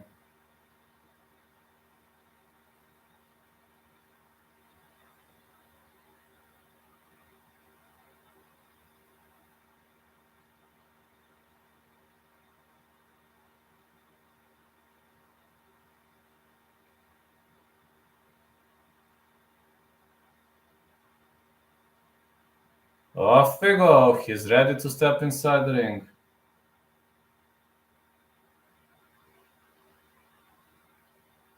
Now here comes Mini Oliveira. Out of Uberaba. Minas Gerais, Brazil. Daniel Santos.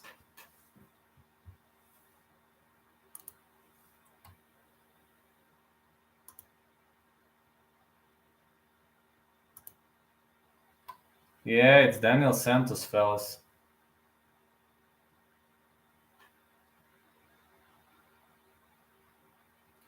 The last fight you guys seem to differ. He is on the last fight you guys seem to differ is He is on the Elliott Altamirano fight. I have Altamirano to win. So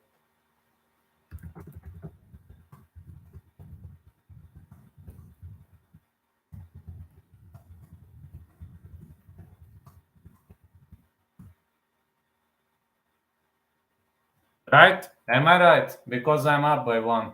Yeah, this is Oliveira's team, and Oliveira is fighting next weekend. Real News MMA, we only differ in Abubakar and Altamirano fight, right? Other picks are same, I think.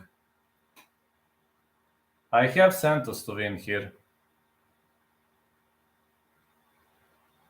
I picked against Abubakar and I picked Altamirano to win.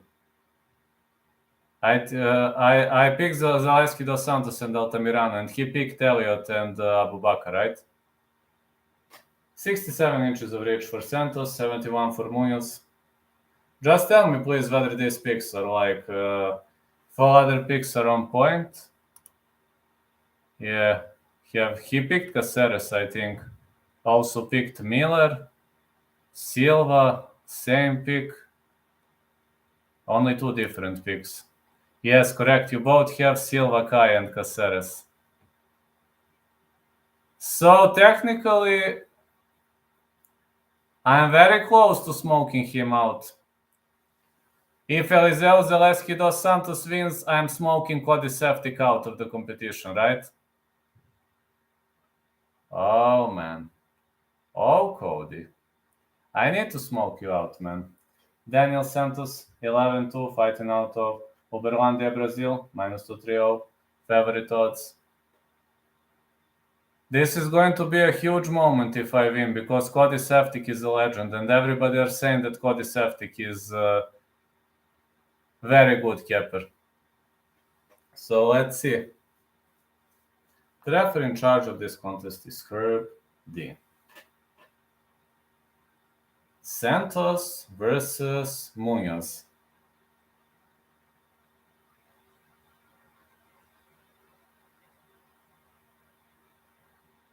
Okay, let's go. High kick missed for Santos. Mid. Ooh! A nut shot. Right of the bat. I'm up by 1 against Seftic, so if I'm up by 2, he will never be able to catch me. If Abubakar loses, he won't be able to catch me.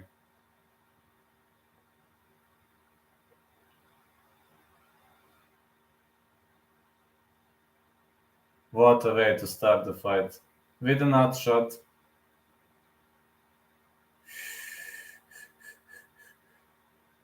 Oh, man. Oh. Oh. Just say, oh.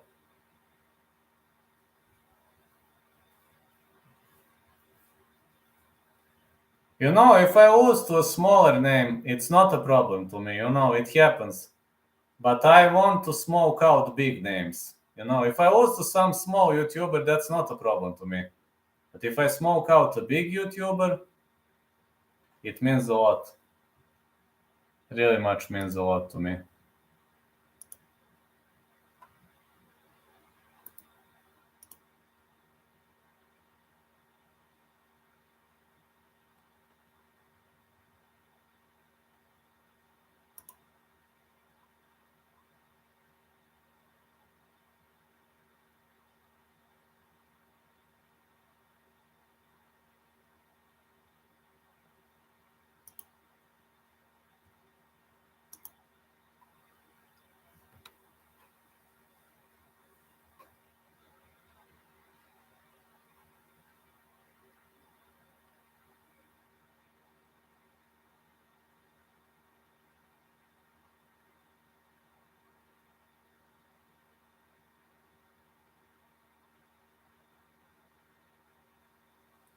Karine is warning him, the UFC 289 Canada card is next to, oh boy. Yeah, it's amazing. Really much amazing. Let's go. Light kick for Santos. Santos with a flying switch kick and a big left hand for Santos. Punch to the body for Santos. These two guys are scrambling against the fence. Excellent performance for Johnny Munoz. He's going for a visor, but Santos trying to create some opening.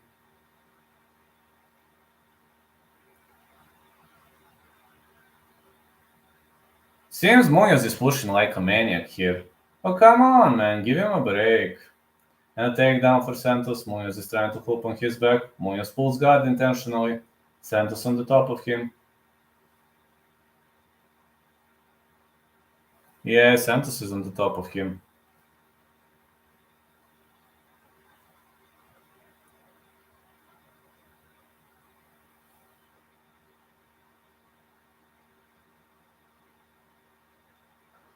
More punches for Santos. Another punch.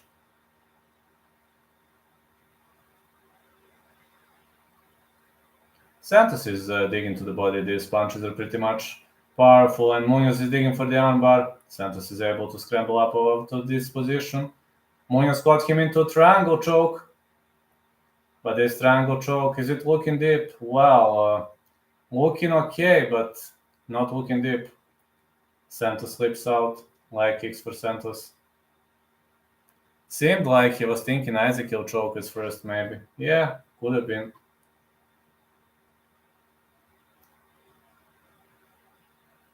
Santos is saying get up.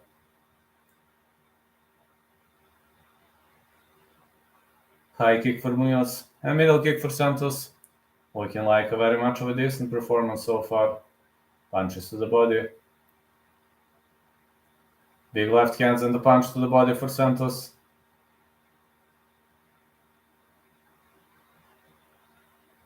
Spinning back kick for Santos. Another leg kick. Big rights for Santos. Oh, it was a nut shot. Now we're 1-1 in nut shots, I guess. Yeah, we're 1-1 in nut shots now, I guess.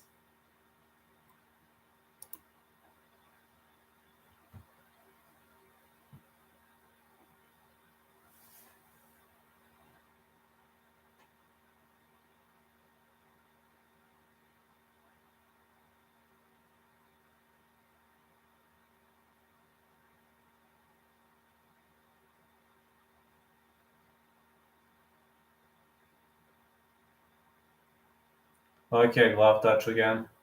High kick for Santos. Punch to the body for Santos. A flying knee attempt. Santos got a kick, and Munoz is trying to spin Santos with a middle kick. A shoot boxer is fighting out of Oliveira's team. Big right hand. Munoz is trying to drag the fight to the ground, and he's able to. Fighters are pressing each other against the fence. Nice pressure for Santos.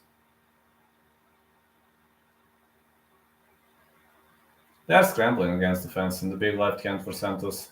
He's looking pretty much nice. What a great performance. What a great event. Good right hand again for Santos, and he scrambles on the fence. Munoz intentionally pulled guard, but Santos is trying to capitalize on this.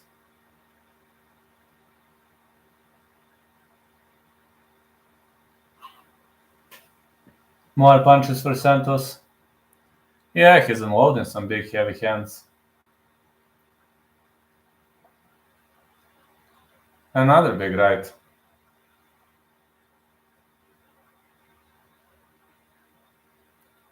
Okay, the fight is back on the feet. Santos with a high kick. Munoz is backpedaling, he's retreating in the middle kick here. Munoz is trying to shoot him, but he's unable to drag the fight to the ground, trying to pull guard. Santos hooks on the top of him, big right for Santos. Santos staying in the full guard. He doesn't have many options like here in the full guard.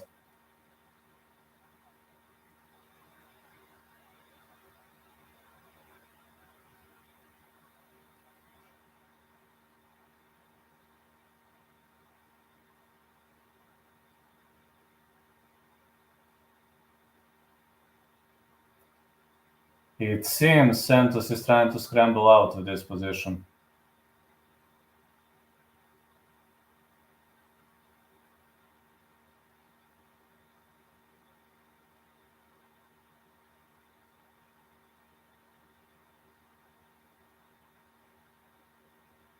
Big left hands for Santos. Another big right. Santos doesn't want to follow up. Nah, he doesn't want to follow up here.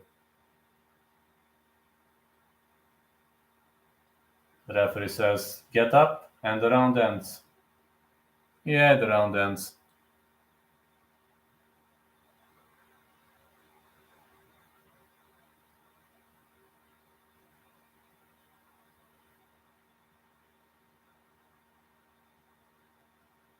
Oh, Manny Munoz. I think Santos is winning this. Pretty much easy squeezy, looking like an easy squeezy win for him.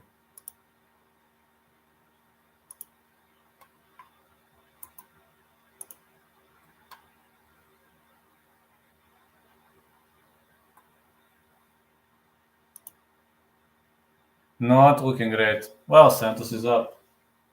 Definitely been up here.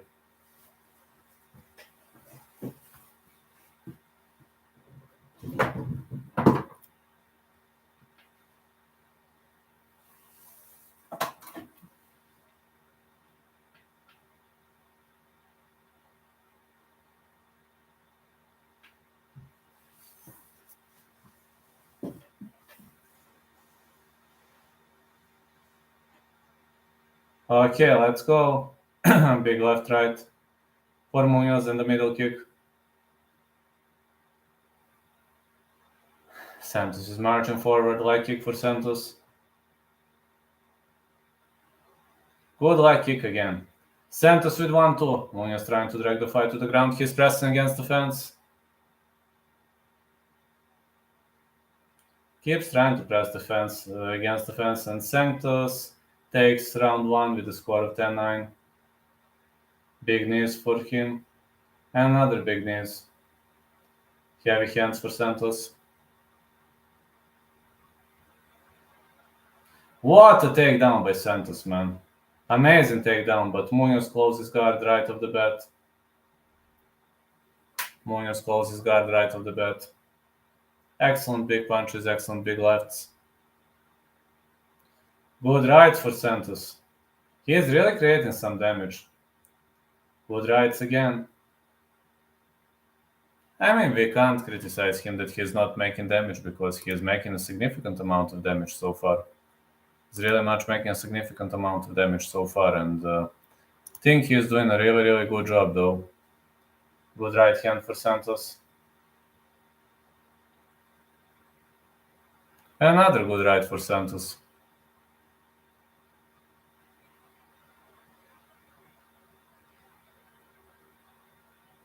More rights. And another right.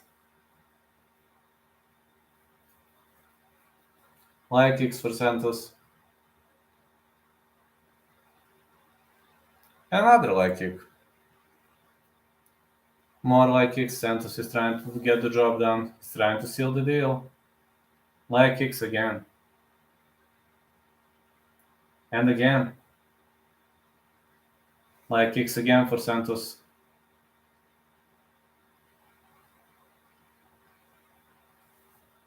Another leg kick.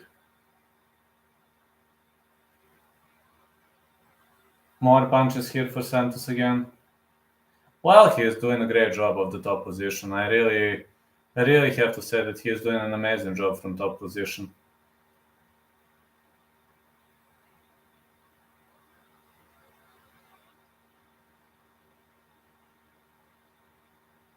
He's looking amazing here. Got to praise his skills though. He's really looking amazing.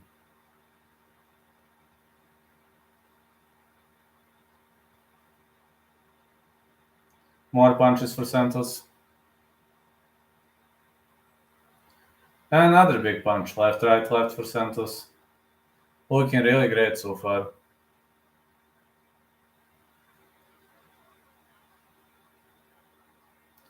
Santos is dominating. Like, he is definitely winning. Hey, my fan of the year, how are you doing?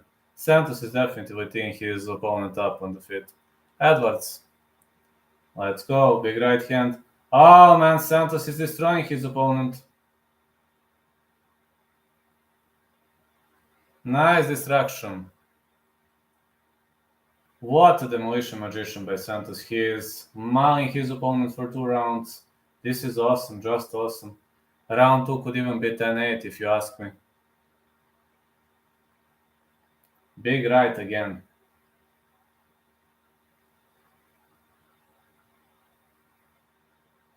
It's a leg kick. Another leg kick. The referee gonna stand them up. Big left for Santos. Oh, Ketlen was trying to shoot in, but excellent sprawl for Santos.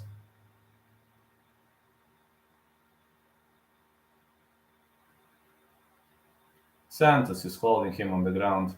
What a great performance by Santos. He's staying into his opponent's guard and he's winning easy squeezy. Edwards to win. Big leg kicks.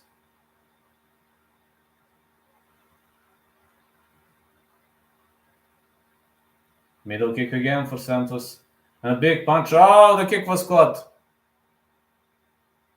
Now Santos ends up on the top again. Really much great domination by Santos.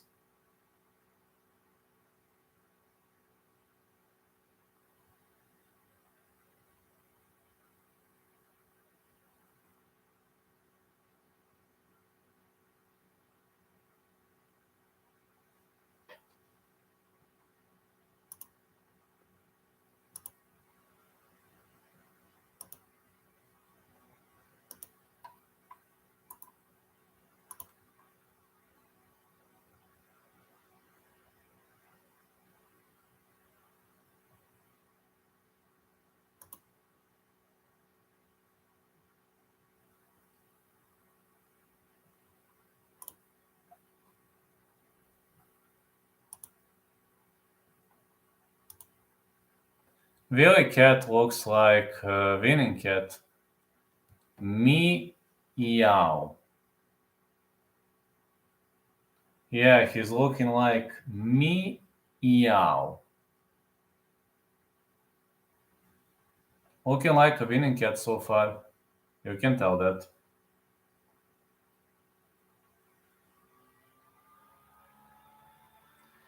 But after this fight, we are going to roast Abu Bakr for 15 minutes. Can't wait to roast that guy because I really can't stand his fans. Okay, let's go. Leg kick for Santos. Oh, it's a nut shot again.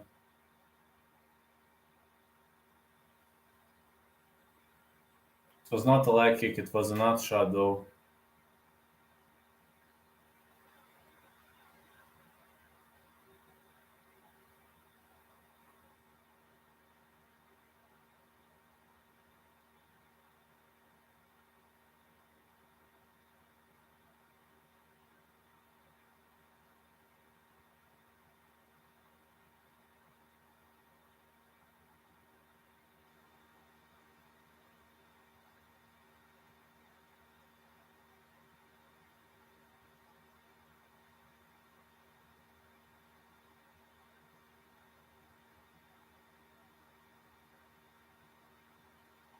Well, he's gonna need some time to recover from this nut shot. Definitely he'll need some time to recover.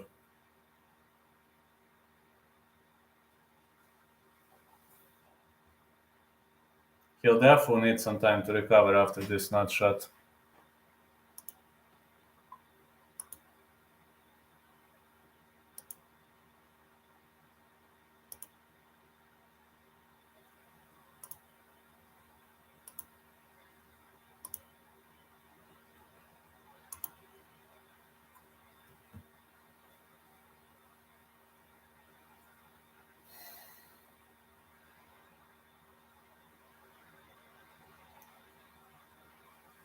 Well, the fight is in round 3, so if he's unable to continue, then I assume they're going to score the fight until that time. So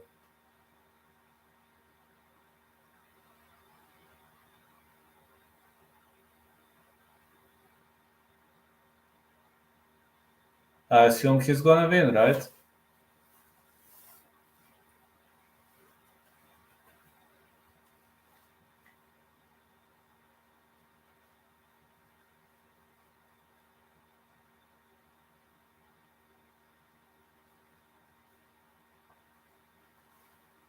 Hope Kid Kvenbo is gonna recover, and yeah, I think he's fine.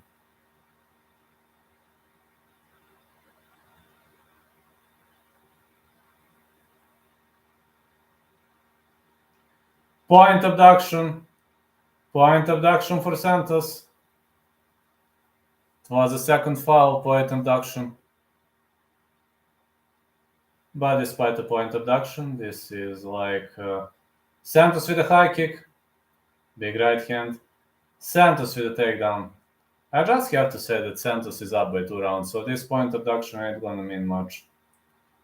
Santos needs to dominate this round if he wants to win, and he will probably do so.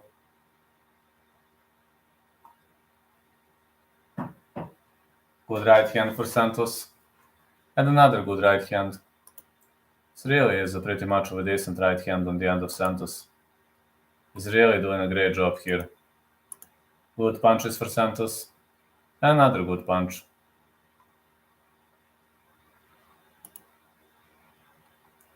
Nice big punch by Santos. He is really doing a great job from the top, controlling his opponent, doing a lovely performance. And let's be honest, Santos is smoking his opponent out at the moment. Good right hand for Santos. He is controlling on the top. Yeah, he's staying in this position. This is pretty much hard to control position, but he is staying on the top. No matter how Kid Kwembo scrambles, he is unable to work his way out of the position. Should they get rid of the 125 division? No. To me, that division is fun. They should get rid of females 145. That division should get rid of. Good leg kick for Munoz. Wow! Oh, it's a high kick for Santos. And a spinning heel kick. Munoz nearly caught him. Big left hand. Now Santos is pressing against the fence. Will he try to go for the takedown? Kid Kwembo is going for a standing guillotine choke. He locked in for a standing guillotine choke, but to be honest, yeah, he will try to pull guard, but that guillotine was not locked in. It was not locked in tight. Nah, that guillotine was not locked in tight.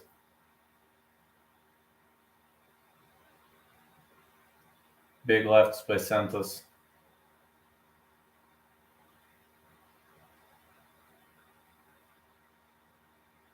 Now big knees.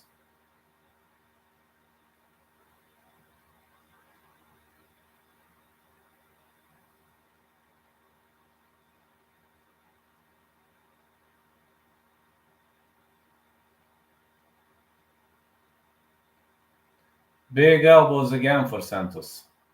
Oh, man. Oh, man.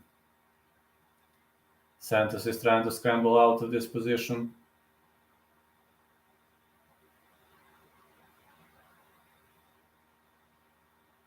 Munoz is trying to work his way out, but Santos is just too dominant. This is a one-sided ass-whooping of Santos. Santos is really doing a lovely job with one-sided ass-whooping. Great beat down on the end of Santos. His one-sided ass-whooping is looking great. Big elbows. And more big elbows.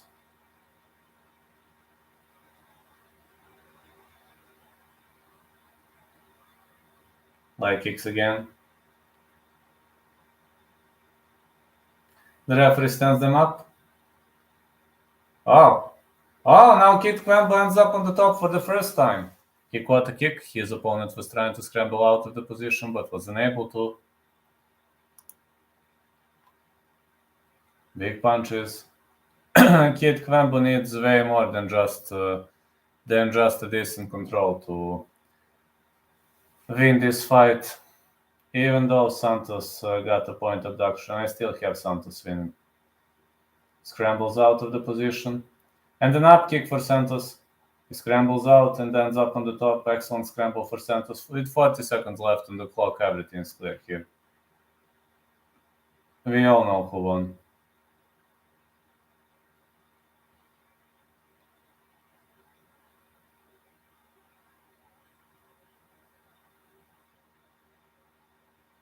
More punches being thrown for Santos. Leg kicks. Leg kicks again for Santos. Kid Kwembo trying to work his way back on the feet.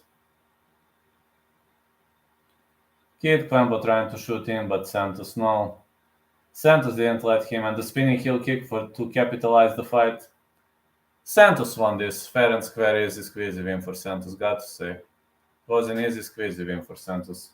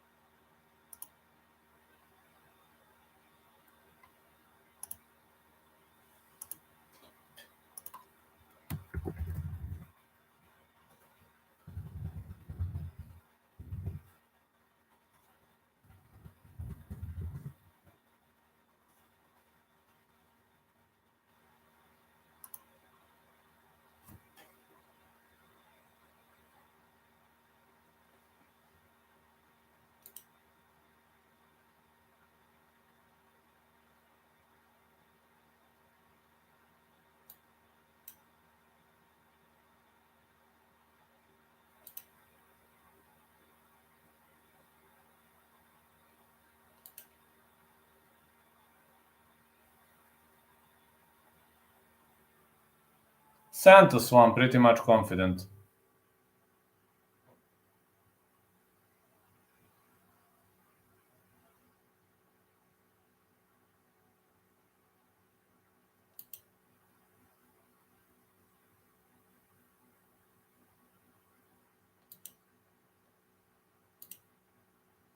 Don't forget to vote, fellas. Santos won. Easy squeezy. Was an easy squeezy win for Santos. Got to give him credits for that.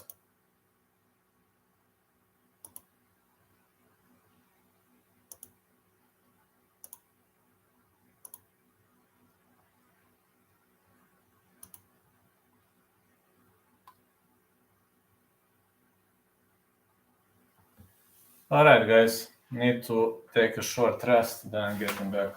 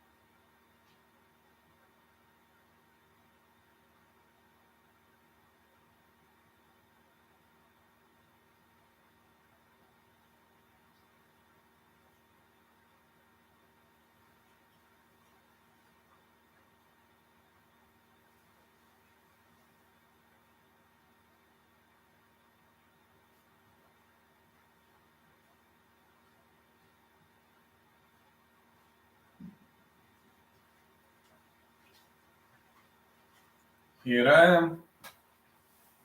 Hair France versus Albazi.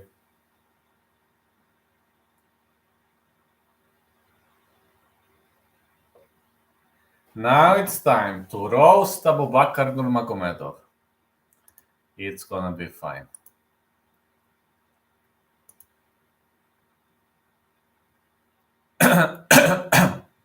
Roasting time, Abubakar, roasting time. Brendan Fitzgerald, Laura Sanko, and Michael Bisping. That's gonna be nice, pretty much nice. And the worst and the dumbest Nurmagomedov is going to fight on this card. He's fighting on the main card. And I wonder why that dumb guy who only fought like 2 times in God knows how many fights. Abubakar can crush Nurmagomedov. And also the guy who was smoked out via guillotine choke. The guy who is leaving too much space while grappling. The guy who deserved to be released of the contract because of his boring fights is now going to fight against the entertaining guy Elizeu Zaleski dos Santos. So it's time to see whether the dumbest Nurmagomedov will let us enjoy in another super boring fight, or he is finally going to get smoked by a guy who knows to fight. But I hope he's gonna get smoked by a guy who knows to fight. I'm telling you, the dumbest member of Nurmagomedov's family is finally going to fight, and I assume he is going to let us be irritated. He's going to irritate us a lot. Great stuff. I'm going to another room to lay down and watch, but I will be cheering for you, man. Have a good one, guys. Good luck. Yeah, good luck. If Abubakar loses, I defeated Seftik. So Abubakar must lose. I hope the dumbest member of Nurmagomedov family is going to lose. The worst ever Nurmagomedov fighter. The worst ever, the shame of Nurmagomedov family should lose this fight. His wrestling is pretty much annoying. He doesn't know to strike. And I just hope he's going to lose.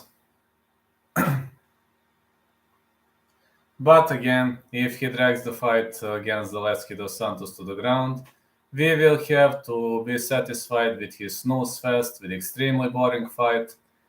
And I will have to yell all the time. I will have to be irritant. But I hope Zaleski dos Santos is gonna smoke that guy out. Unfortunately, I have a bad news. The dumbest Nurmagomedov family member has a good chin.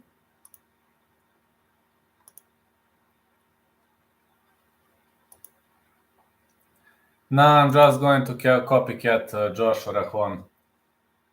Abubakar Nurmagomedov is the dumbest Nurmagomedov member. Abubakar fought plumbers at the beginning and he is Ken Crusher. Yeah, you're right. Never fought like a real guy. Zaleski dos Santos is a fun fighter. But I hope Ken Crusher won't be able to drag him to the ground. As long as Zaleski dos Santos keeps the fight on the feet, he'll stand the chance. Here comes the dumbest Nurmagomedov family member against Elizeu Zaleski dos Santos. Nurmagomedov is extremely annoying with his pressure, and he constantly wants to drag the fight to the ground. Zaleski dos Santos is a brawler. He is way better if the fight stays on the feet. But you see, Abubakar is extremely annoying. It's pretty much visible, his strikes are pretty much visible. And Zaleski dos Santos is spinning. He is very much entertaining to watch. He's got great flying knees, great brutal strikes. He is faster, crisper, more powerful. But Abubakar is very much zero fight IQ fighter. Very much dumb guy. Look at this dumb face. I mean, the guy looks like he is 50. You fucking dumb ass. You're looking like you're 50. Yeah, and Elizeu Zaleski dos Santos is looking okay. So let's see now. Oh man. Elizeu, please win this fight. I want to smoke out Codiseptic. Fighting out of Francisco Beltrao, Parana, Brazil, one of 7 active Brazilian UFC welterweights. And he's looking younger. Compared to the dumbest member of Nurmagomedov family, he is at least looking younger. And he is prettier. He is way prettier, he is younger, and I mean, this guy could act in a porn star movie, and Nurmagomedov couldn't even act in a low-budget porn star movie, but that's the way it is. All right, let's just hope Zaleski is gonna teleport this guy into another dimension. Come on, Elizeu, let's go. Elizeu Zaleski dos Santos, one of 3 fighters in UFC history with knockouts with flying knee, wheel kick, 5th largest significant strike differential among active UFC welterweights, 1.43 per minute. 14 wins by the way of knockout. Dos Santos defeated Benoit Saint-Denis, who was in special forces. It is no joke. I know, but Benoit Saint-Denis survived. That was one of the best fights I've ever seen. The referee failed to stop that fight. But again, I'm just hoping. Alright, guys. Are you ready for the dumbest Nurmagomedov family member? Look at this ugly beard. Look at this ugly guy. You look like you're 50. Oh, look at this guy. He looks like he's 50. He looks like he's 50. Born Makachkala, Dagestan, Russia. His Twitter is Nurmagomedov MMA. Instagram is Abubakar Nurmagomedov. But I think his Twitter should be Dumb Nurmagomedov. Dumb/Nurmagomedov. That should be his Twitter. Look at this guy. Man, are you 50 years old or...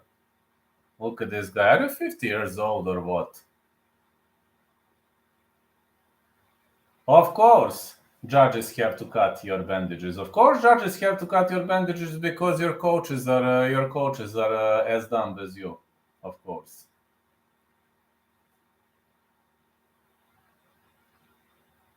All right, let's just hope this guy is gonna get smoked out. He is 50 like Merab. Oh, believe me, Merab is younger. Guru told Merab that he looks like he's 70. 125, little small for me if I had a vote. Back-to-back wins for Abubakar, International Master of Sport in Combat Sambo, 8 first-round finishes. Let's just hope this annoying guy is gonna get smoked in this fight. The resurgence has been decent. You're right. 125 is a little small. Yes, he look like old man. You're looking like you're 50 years old. Look at this ugly. Look at this ugly beard, man. Man, you're so ugly, man. Look at this ugly guy. Like a model is fighting the ugliest guy on the planet. Literally, a model is fighting the ugliest guy on the planet. 36 years of age for Elizeu Zaleski dos Santos. 33 for Abubakar. He's looking like 50. And Zaleski is 36 and he looks like he's 25. 5'11" for both fighters. 72 for Abubakar Nurmagomedov reach. 73 for Elizeu Zaleski dos Santos. So, Benjo, what do you think so far about roasting? I think the dumbest member of Nurmagomedov's family is going to get smoked in this fight, if the fight is not get dragged to the ground. And here is the dumbest Nurmagomedov family member, Abubakar, an old man, 50 years old. But Elizeu Zaleski dos Santos out of Francisco Beltrão, Brazil, he is the underdog. He is the underdog in this fight, which is pretty much surprising. I'm surprised because he is the underdog. And yeah, it's a good roast so far. I hope he will fight horribly. So, let's see. I am pretty much confident that Abubakar Nurmagomedov has a 0 fight IQ and his fight IQ is going to lead him and his route to defeat. 17-3-1, fighting out of Makachkala, Russia, -1-0. I'm telling you, very much one-of-a-kind fighter. Pretty much known for his dumb style of fighting, for his amazing predictability, and he always does the same. But let's see whether Elizeu Zaleski dos Santos is going to take advantage of it. No. The referee in charge of this contest is Dan Miragliotta, the dumbest Nurmagomedov family member. Elizeu Zaleski dos Santos. Off we go. All right, Granddad. Please lose this fight. Glove touch. Okay, Elizeu, don't let this granddad take you to the ground. Come on, granddad. This granddad doesn't even know to move. Look at this. Look at how he's moving. Hey, granddad, should I give you a stick to walk? He's so slow, man. Oh, look at this leg kicks. It seems... Oh, Abu Bakr is attacking, but it seems... No, granddad. No, granddad. Why did... Wait. It's not sex time now. I mean, your wife should have slept yesterday with you. Why are you trying to drag Zaleski dos Santos to the ground? No sex time, man. Hey, okay, Zaleski, just go for that, dig for that double unders. It seems Abu Bakr is very much persistent with his sex attempts. Listen, man, this is not adult movie. I mean, just go fight. You didn't come here to record adult movie. Big knee for Dos Santos, but it's obvious that his opponent didn't have sex with his wife for a very long period of time. And he's got a big desire. On the other side, Zaleski dos Santos just wants to stand, trade, bang, and it seems so far Zaleski is defending himself nicely. They are clinching. You know, Abu Bakr, Zaleski is not interested in sex with you. Can't you accept that? Fighters are in the clinch right now. Excellent knee for Zaleski dos Santos. But this old granddad keeps persistently trying to drag the fight to the ground. Big knees. Zaleski so far making more damage. Come on, man. Come on, just push that granddad of yourself. Zaleski is trying to land some knees, but this granddad obviously hasn't had sex for months. You are not going to get sex tonight. Which part you don't understand? Big knee for Zaleski dos Santos and another knee. Abu Bakr keeps pressuring. Come on, man, you're fucking annoying. Just let us watch the fight. I told you, this is the dumbest Nurmagomedov member. The dumbest Nurmagomedov family member. He is trying to clinch up, going with multi knee, excellent knee shield. Zaleski dos Santos is pressuring. Hard strikes of the clinch. But it's hard to create the space against this granddad. This granddad is so boring. Come on, you ugly goblin cock. You look like you're the age of 50. You really look like you're the age of 50. Come on, then, just separate them. This granddad is annoying. Yo, granddad, you're not going to win this one. You are not going to get sex tonight, granddad. Knees. Your cock is not functional, man. I mean, why are you trying to have sex when your cock is not functional? And now he's hitting to the knee. He's hitting to the nards right now. You're not even the athlete. You're just a boring granddad. Just pressing people against the fence. That's it then. Separate them. Come on, Elizeu. Smoke that granddad out. Land a big flashy punch and knock that granddad out. Come on. A lot of wrestling tonight. Yeah. Leg kick for Elizeu. Come on. Outsmoke that granddad. Middle kick for Elizeu. Come on. Big left right. That's it. That's it, Elizeu. High kick missed.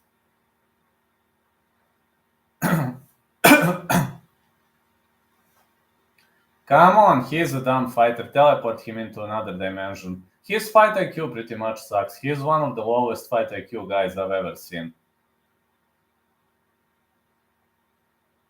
High kick attempt. Middle kick for Zaleski. Come on, Elizeu. Just move. Keep moving. Keep moving. This granddad doesn't know to strike. High kick missed. Big right hand. He's trying to... That's it, Elizeu. Big right hand on the break by Elizeu Zaleski dos Santos. Granddad keeps trying to enter the clinch. But again, Elizeu hits on the break. Middle kick. Come on, granddad. You got a problem clinching up? What's wrong? What is wrong with you, granddad? Your wife didn't have sex with you for a long time? Granddad is looking so slow. He lost all his explosivity. It seems he's tired, He's tired, life is passing him by. And now Zaleski dos Santos shoots in. This is surprising. This is interesting.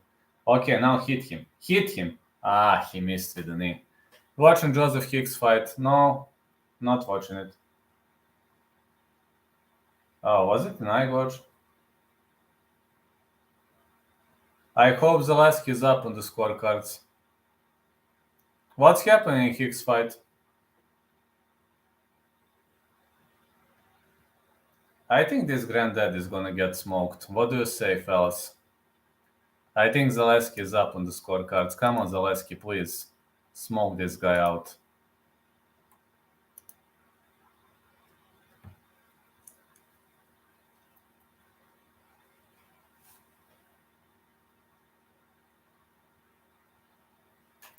This horrible granddad was doing a horrible job tonight in the first round, but it seems he will continue doing the same in the last 2 rounds.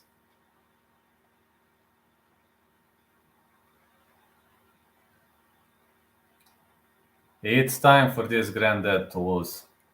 Abu Bakr is the dumbest Nurmagomedov family member.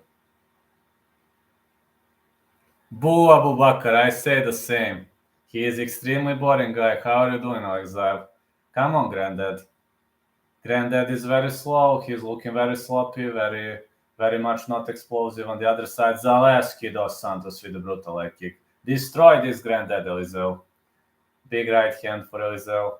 And the dumbest Nurmagomedov family member doesn't know what to do. He obviously doesn't know. I'm doing good. Happy Brooks won. Me too. Good leg kick for Dos Santos. Leg kick again for Dos Santos. Come on, smoke that granddad out.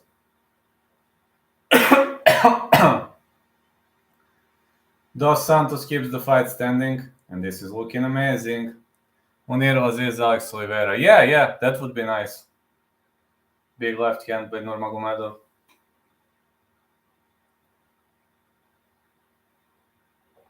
Excellent uppercut for Zaleski. Granddad is trying to shoot in. But of course, the dumbest Nurmagomedov family member is very obvious. He is constantly doing the same. And even the birds know what is going to be his next move. Winner fights Brooks. That would be awesome. Flying knee attempt for Zaleski dos Santos and the leg kick. Smoke that granddad out. Hey, granddad, do you have a problem taking Elizeu Zaleski to the ground? Yeah, granddad. Leg kick for Zaleski. This granddad is getting better. You look like you're 50 years old. You look like you're 50, you granddad. Excellent leg kick for Zaleski. And the push kick. Granddaddy Abu Bakr. Oh, yes, he is. Big right hand for Zaleski. Abu Bakr is trying to take the back. But yeah, he took the back. All right, Abu Bakr, we are not interested in your porn movies. We are not interested in your adult movies. Okay, if your wife didn't want to have sex with you, Zaleski won't be having sex with you too. Come on, I mean, just leave the guy alone. You're annoying. No, really good. Wait, now you're grabbing his groins? Oh man, this guy is such a pervert. They also hate Islam Makhachev. He's the only guy I'm cool with. I don't like his fans. Brazilian is hanging though. Yes, he is. I don't like their fans though. Good right hand. Makhachev, I'm fine. He's okay. Good knees. I don't like Khabib. Arman Tsarukyan. I love Tsarukyan. Big knees again for Abu Bakr. Abu Bakr is landing these boring knees, but the Brazilian guy is holding. Come on, catch this granddad's neck. Okay, catch the granddad's neck and teach him a lesson. Come on. I love Tsarukyan. Tsarukyan is not boring. Big right hand for Dos Santos. Does Abu Bakr knows to drag the fight to the ground? No, he doesn't. Elizeu Zaleski dos Santos holding nice. Then just separate them. Big knees for Dos Santos. Big right hand. Abu Bakr will try to press again, but he is slow as fuck. Yes, he is slow as fuck. Big right for Zaleski.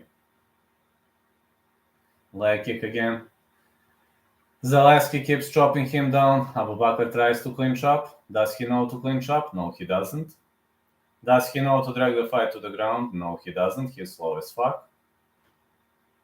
Good jab again for Dos Santos. And the big right hand. Good right again for Dos Santos. Abu Bakr keeps pressing against the fan. Even Bogdanovic is more entertaining than Abu Bakr. You are right, Bogdanovic is at least entertaining to some point, but Abu Bakr only wants to have to record adult movie. Hey, listen, he is not interested in recording adult movie with you. Which part you don't understand, man? That's why he is the dumbest Nurmagomedov family member. Keeps trying to drag the fight to the ground, but of course, you see how Elizeu Zaleski dos Santos digs for these underhooks. The Brazilian guy is doing a great job, and he is going to win this round too. Abu Bakr doesn't even know to land the knee of the clinch, but oh yeah, so what? You secured one takedown, so what? This takedown not gonna bring you around, Granddad. Sorry, Granddad. Too late. Too late, Granddad. 2-0 for Elizeu. Night, Granddad. If you lose one more round, you're done. Abu Bakr trying to make a sex tape out of his current fight. Yes. But 2-0. 2-0 for his opponent.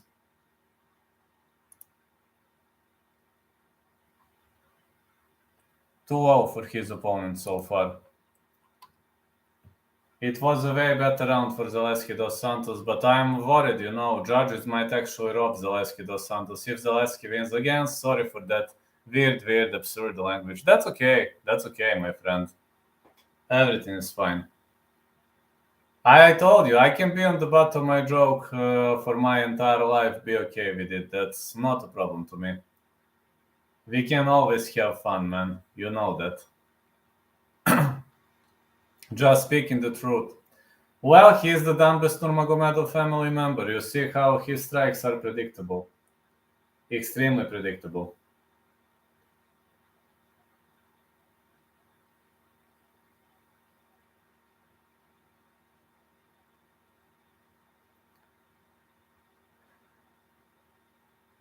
Abu Bakr lost 2 rounds. Let's just hope Elizeu not gonna get smoked in this round. Leg kick for Abu Bakr. Wow, Granddad is changing strategy. Now he's throwing leg kicks. Granddad wants to box, but middle kick for Abu Bakr, middle kick for Elizeu. The high kick attempt, which is blocked. Oh, Elizeu with big punches. Flying knee for Elizeu. Granddad has a chin, but he's gonna lose. Spinning back kick. Leg kick for Elizeu again. One takedown, not gonna give you advantage, the Granddad. Another leg kick for Elizeu. He's creating a significant amount of damage. High kick for Elizeu. Oh, look at him. He's standing like a grandpa. Should I give you a pole? Should I give you a pole? Should I give you a pole, man? Should I give you a stick to walk, Granny? Love those body lunges. Great level changes by Zaleski dos Santos. He's looking like a superior fighter tonight. And Granddad is getting smoked. The dumbest member of Nurmagomedov family is pretty much having a hard time in this fight. He is trying to press against the fence, but Elizeu trying to separate. I mean, Granddad is strong, but his fight IQ is pretty much off point. Oh, it's a side kick. Man, I like Abu Bakr, just kidding. He fights like old man Jenkins from SpongeBob. Yeah, you're right. Oh, sorry for Nightbot.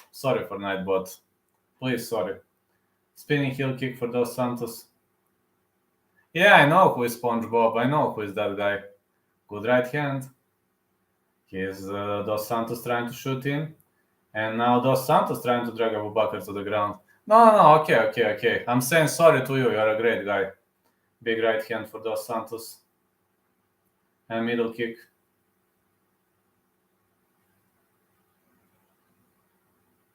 Zaleski is fighting very intelligently. Middle kick counter. It seems Granddad is switching strategy. Big right hand for Zaleski. And the big jab.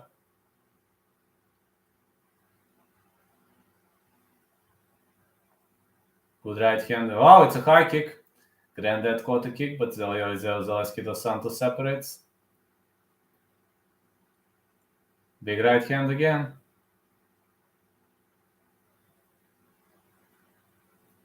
Hey, Granddad, you're looking like your age of 50. Just retire. Stop fighting. Don't fight anymore, man. How delusional this guy is. He only fought like twice in the past 2, 3, 4 years, and he thinks he's going to do something into the UFC. Granddad takes the back, but it seems the Brazilian guy is holding pretty much nicely.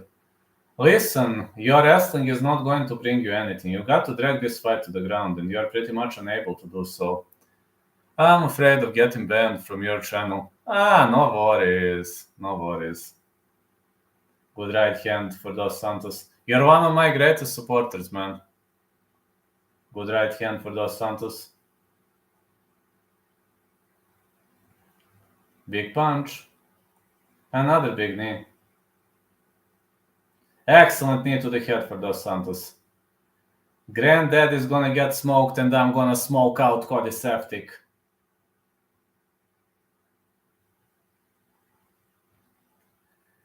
Abu Bakr shoots in, but of course he knows zero wrestling. Look at this north-south position. This is a front headlock for Dos Santos. Oh, excellent knee for Dos Santos. Okay. No. Don't try to choke him out. No, don't do it. Don't do it. He's a master of... No! Abu Bakr ends up on top. What are you doing, man? Are you insane? Abu Bakr hoops on the top of him. Dos Santos is playing with fire. Okay, just don't let Abu Bakr choke you out. Stand against the fence and do nothing. He's gonna get tired. He's gonna get tired. Okay, Elizeu. He's gonna get tired, believe me. He has to let you go. That's it. 50-50 position. Knees to the body.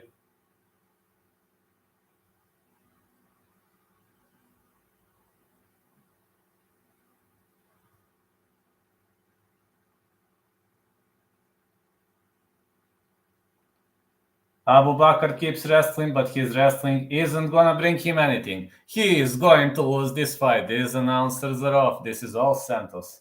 Abu Bakr is gonna lose this fight. So, yeah, I'm pretty much happy because Abu Bakr is going to lose. Granddad is going to lose the fight, and I smoked out Cody Septic. Abu Bakr is really dumb in fight, or it is Dagestani instinct. He is the dumbest Nurmagomedov family member for a reason. I'm just talking facts. So, guys, did you enjoy the roasting? He is the dumbest Nurmagomedov family member for a reason. No, other Dagestanis are not that dumb. It's only Abu Bakr. But maybe the guy was not educated. Maybe. I'm so happy because Zaleski is going to win. I'm going to defeat Cody Septic. It was great roast. I'm glad you enjoyed. See about other fighters. Nah, I'm not going to roast other fighters that much. Only sometimes, but like this, no, because this dumb guy doesn't deserve the place in the UFC.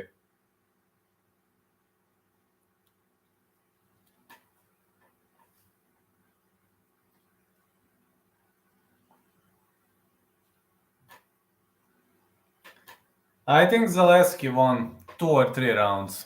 You are winning tonight. Hey, I smoked out Cody Septic. I'm going to be up by 2 now. Do you know, Septic and I were having different picks. I was up by 1. I'm going to be up by 2 now.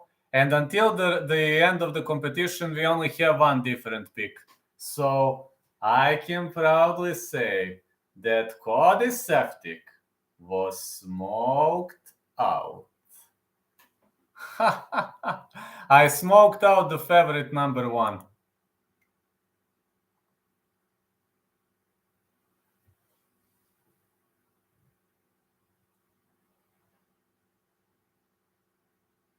What?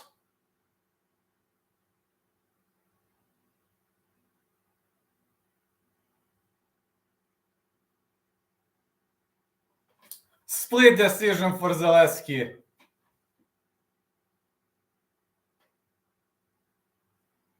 Who was that judge who gave a victory to Abu Bakr? That judge was insane. Yeah, split decision, man. They tried to rob Zaleski. I thought Zaleski won 2 rounds, maybe even 3, but 2 rounds would be fine. Zaleski won. Phew. Cody Septic. I wish Gadji Margadjiev, I will read the message. I wish Gadji Margadjiev beat Abu Bakr too. You are right. I wish also Gadji Margadjiev beat him. That was a sad story. Oh, man, I smoked out Cody Septic. I smoked out the first favorite. Dagestani privilege is real. It is real, my friend. It is real.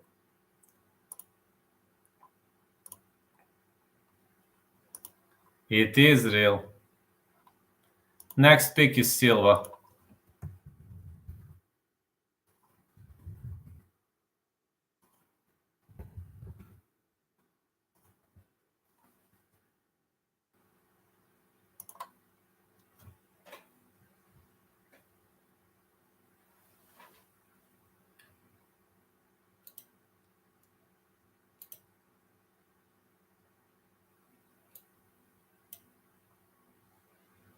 Safety got beaten. Great night. Yeah, I smoked out Cody Septic, man. I can't believe, man. I won.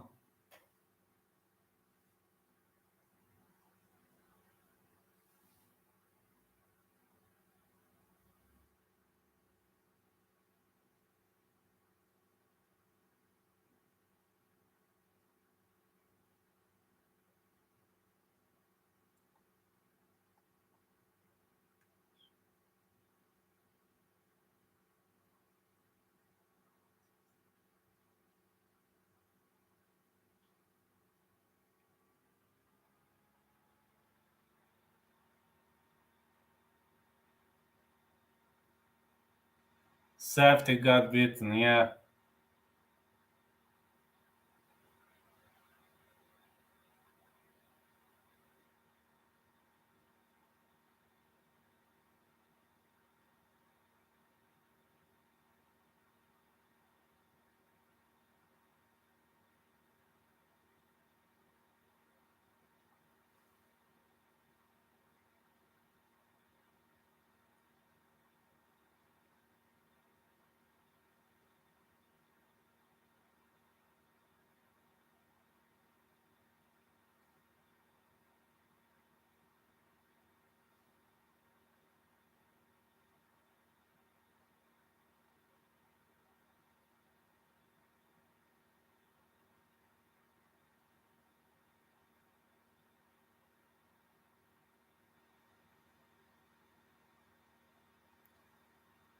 Great night. I'm not going to troll other fighters that much. You will see.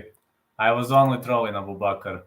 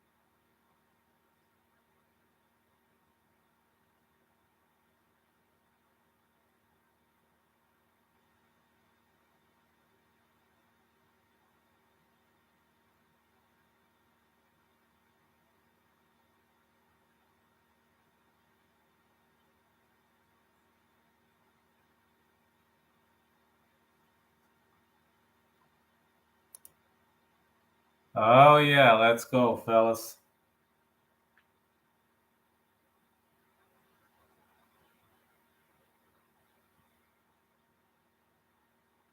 Here comes Ketlen Souza versus Karine Silva.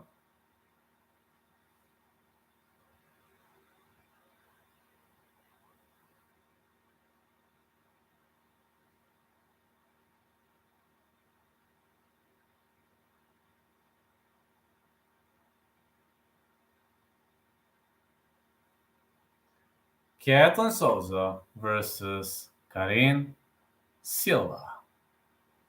Gonna be our next fight.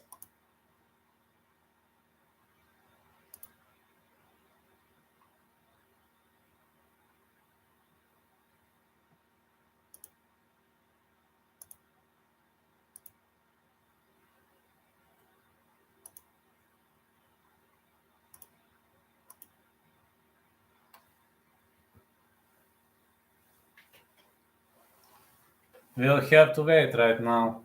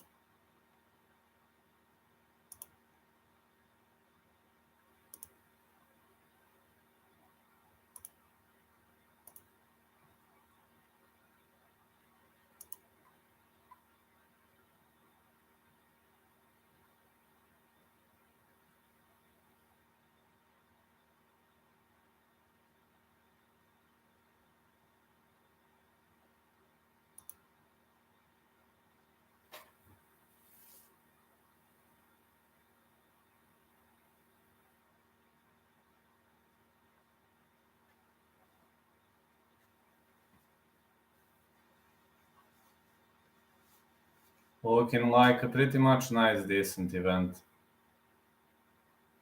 so far.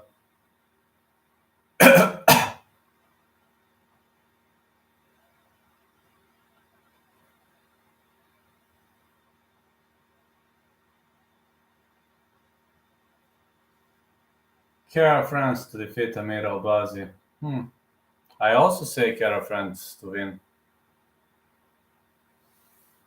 Only picking Kara France because this is a 5-rounder and because he was able to stuff every single takedown of his opponent.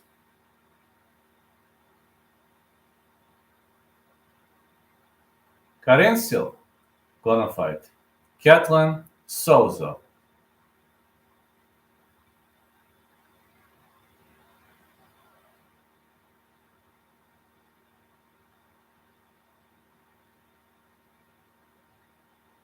Karine Silva is a finisher.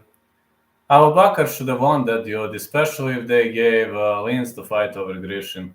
Nah, I'm so glad he didn't win, man. Because I smoked out Cody Saftik out of the competition. But you are right, it was unfair scoring for Linz. He did way less, but somehow still won. Yeah, of course. Of course you can talk. Just Nightbot reacts for caps, so no worries. Nightbot is just reacting automatically for caps. Ketlen Esquetadinha Souza is going to fight. Well, this is a nice opponent. Do you guys think same as me that new TUF reminds of fever dreams so odd? Agree. Ketlen Souza, fighting out of Manaus, Amazonas, Brazil. 110, active female, Brazilian UFC flyweights. Saftik and I have the same picks aside of Elliott and Altamirano. We differ here and I'm up by 2. So Cody, you were smoked out. So glad I won. So glad I defeated the legend in the first round.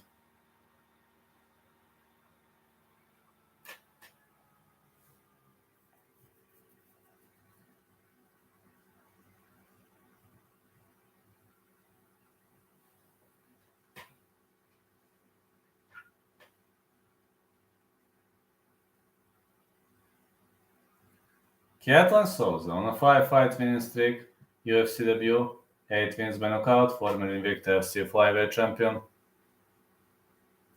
It's Ketlen Souza.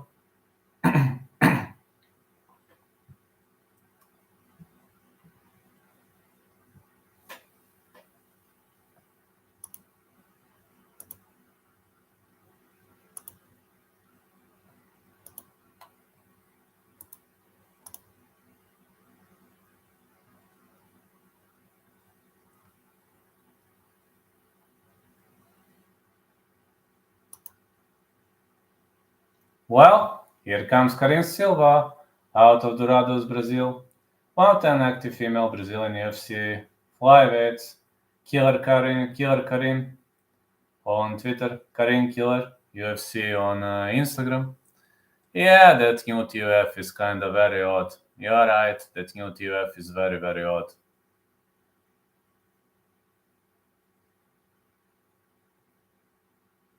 This new TUF season is pretty much odd.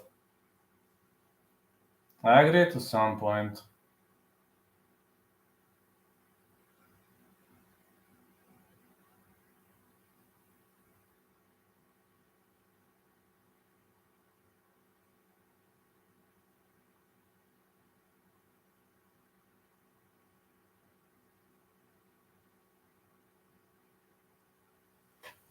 Alright, off we go.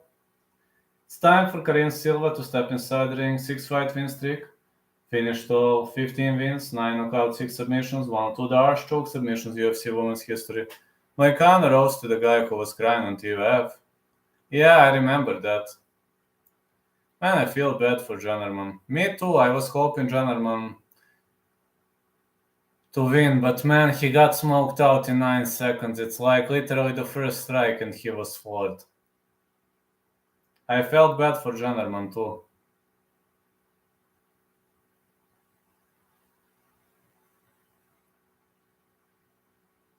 I felt bad for Jannerman too.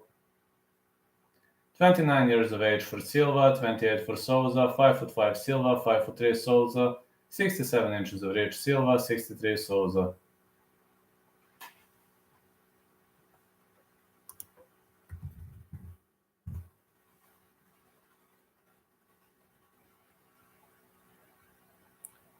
I mean, Silva is a favorite. I also picked Silva to win, but again, yeah, I also feel bad for Jannerman. You're right. It sucked, man. It sucked to see Jannerman getting smoked like this. Really much sucked, I can guarantee you that. Didn't look good.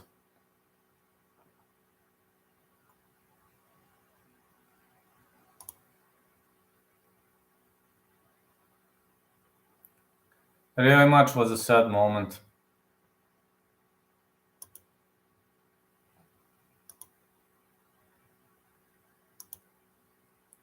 Andrei fight, Vlad.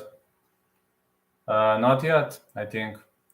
Everyone roasted crime fighter on TUF. Yes, I know. Everybody were roasting A. Jannerman. But man, he got lost in 9 seconds. It's very painful. The referee in charge of this contest is Chris Tognoni. Karine Silva. Ketlen Souza.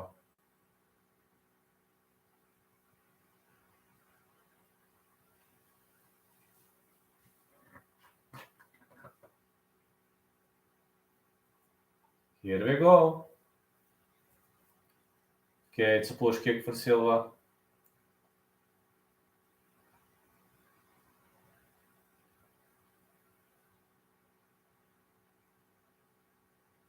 Leg kick for Silva. Another leg kick. Silva is marching forward. She is trying to drag the fight to the ground. It's a takedown for Silva. As expected, Silva is trying to control the fight right off the bat.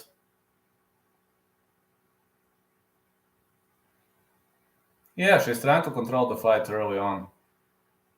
Is she trying to go for some kind of a choke here? Nah. No, she's just trying to control of the half guard.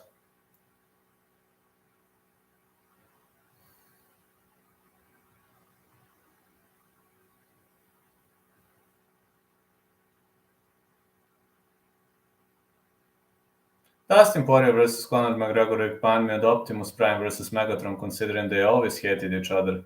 That is true. I remember that war between Optimus Prime and Megatron. I remember that. So far, Silva is just controlling the fight on the ground, and she's in Souza's guard. Souza is not easy to finish, though.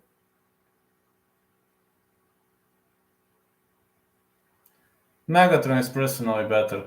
Oh, yeah. Megatron has a funnier personality to me. Silva is trying to dig for a leg lock. Whoa! Oh, her knee. She hurt her knee. Victory for Silva. Oh, man. Souza's knee cracked. Oh.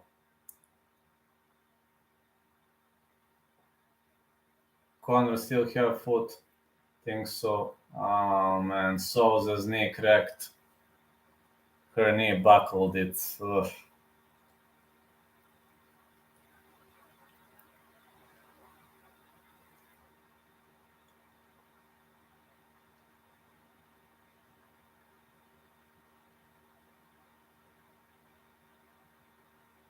Oh, man. Yes, the fight is over. It was ankle lock, but it seems something happened with her knee. Something happened with her knee.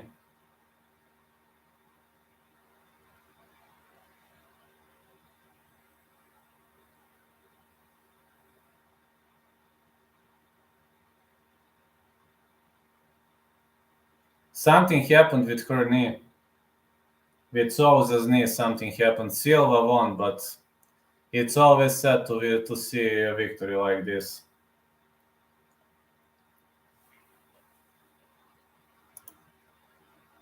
I don't want to see this. I'm hurt from watching this injury.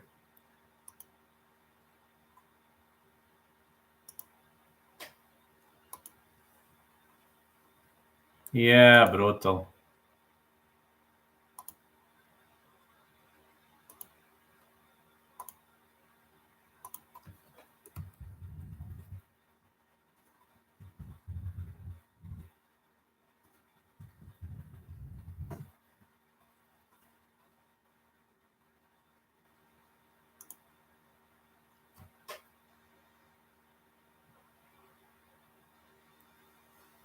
This injury is brutal, man.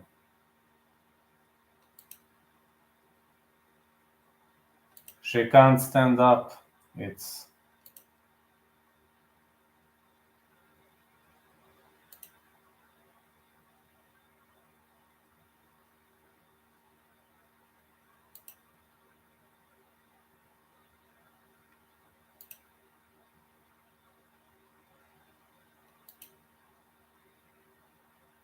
Oh, look at this injury. It's so brutal, man.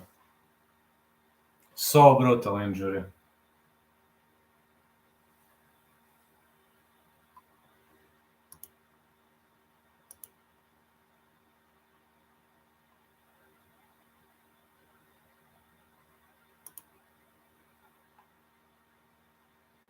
This injury was so brutal.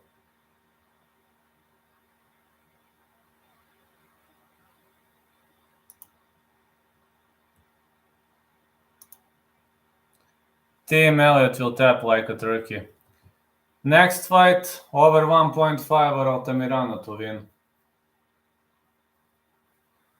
Karine Silva is a finisher.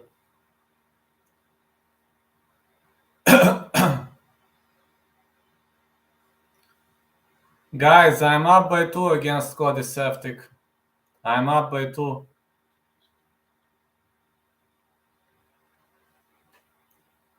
And we have the same picks aside of Team Elliott versus Victor Altamirano. So I advanced into round of 16.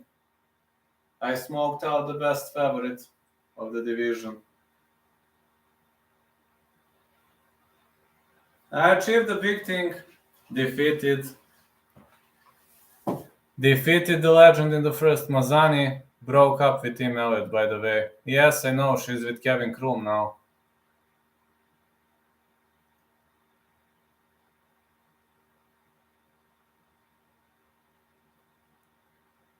Yeah, she's with Kevin Krum now, and she was cheating him with Kevin Krum, as much as I know, while she was with Team Elliott.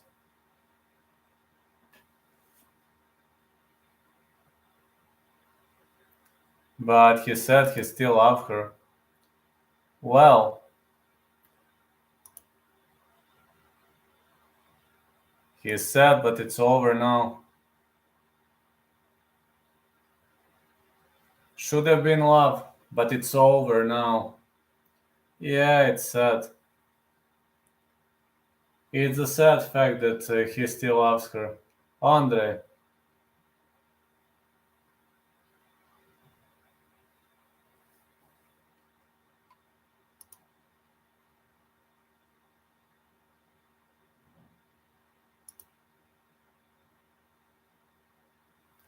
Team should move on. Everybody should, man. Sometimes it's really hard, but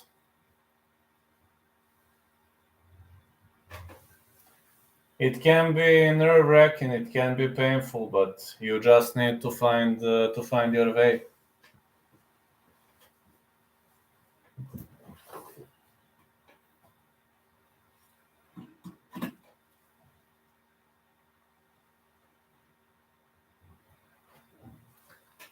He can't be mid-riding on someone who already cheated him. That is true.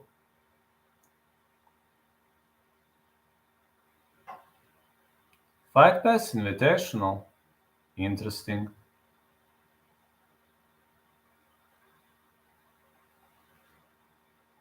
You are right, he can't. It would have been too much, right? What do you think of me beating out Cody Safety, guys? Is it a big success? Do you think it's a big success? Cody Safety is a legend of the sport. And I defeated him.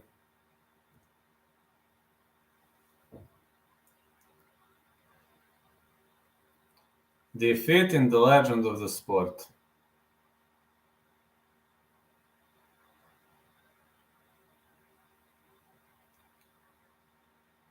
Victor Altamirano versus Team Elliott. I'm going to go with over 1.5 or Altamirano to win. Altamirano 4 wins by submission. He is a heavy underdog in this match, but again, I hope Altamirano is going to win. At least I'm hoping. Team Elliott to defeat Altamirano minus 175.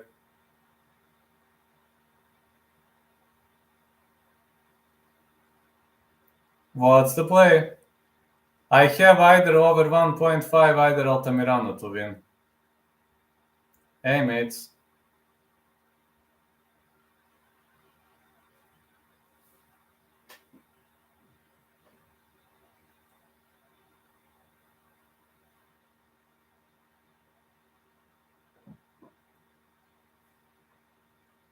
Bingo.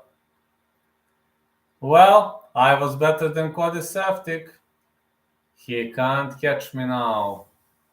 So, the Bulgarian cowboy smokes out Cody Saftik in round 1. I mean, he's so popular, he's so famous, etc. And he got smoked by a Bulgarian. He got smoked by a Bulgarian. You can be the most popular. Imagine this. You can be the biggest guy on the planet, the most popular guy on the planet. But when an ordinary man like me smokes you out, it just speaks about your power. Today, you are on the top of your iceberg. And today you're on the top of the mountain. And tomorrow, you're nothing. You're nothing, literally nobody tomorrow.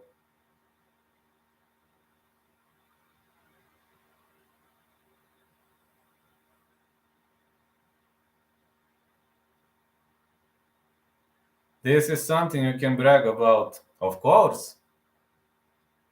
Of course, I can even make a video.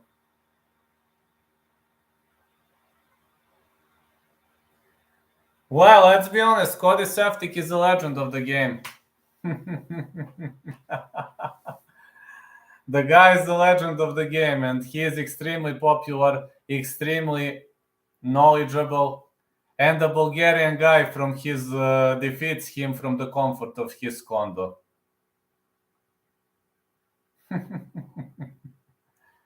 Yeah, at least I can dig. Who do you think Predrag would beat at the moment, like someone from the UFC?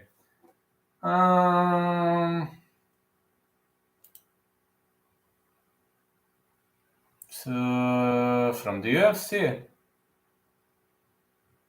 I believe he could beat...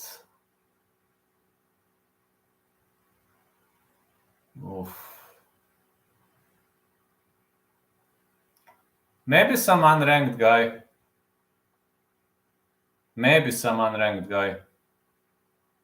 He can't beat a top 15 contender, that's for sure, but some unranked guy or a young gun or maybe a vet. I believe he would stand good chances, though.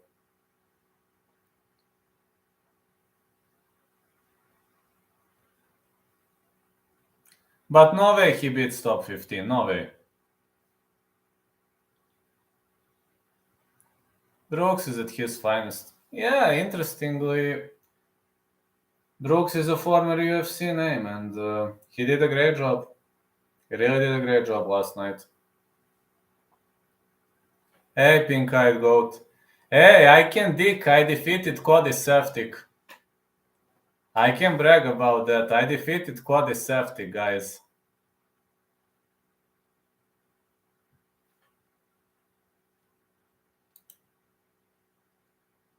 Team Elliott versus Victor Altamirano.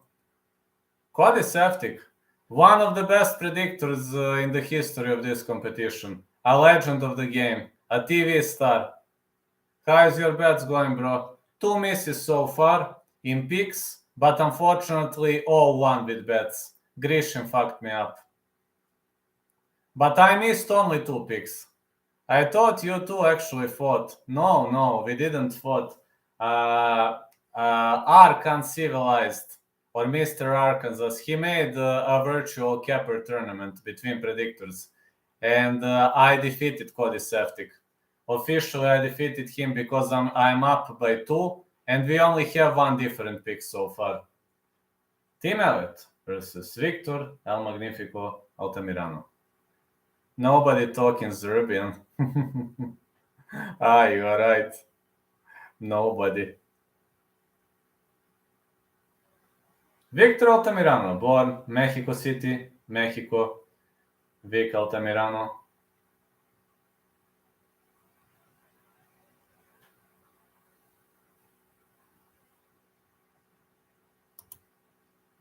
Yeah, but imagine what a shame for Cody Seftic to lose to a Bulgarian guy. Like, I smoked out Cody Seftic from the comfort of my condo. A legend smoked out by a guy from his own condo. How does that sound? Okay, Victor Altamirano is inside the ring right now. He's stepping in slowly.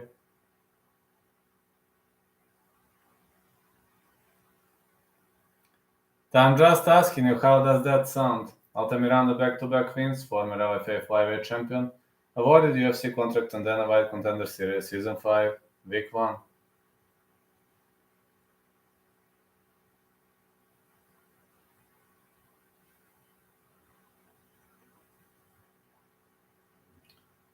Victor Altamirano bows. It's time to step inside the ring.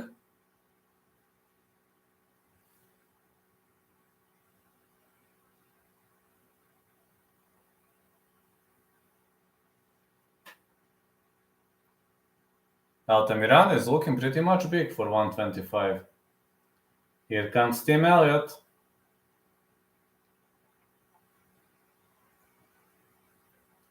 Okay, Elliott is not looking too big.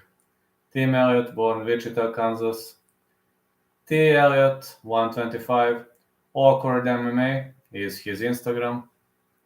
Elliott losing this, I can feel it. I also pick Altamirano to win. Over 1.5 or Altamirano to win.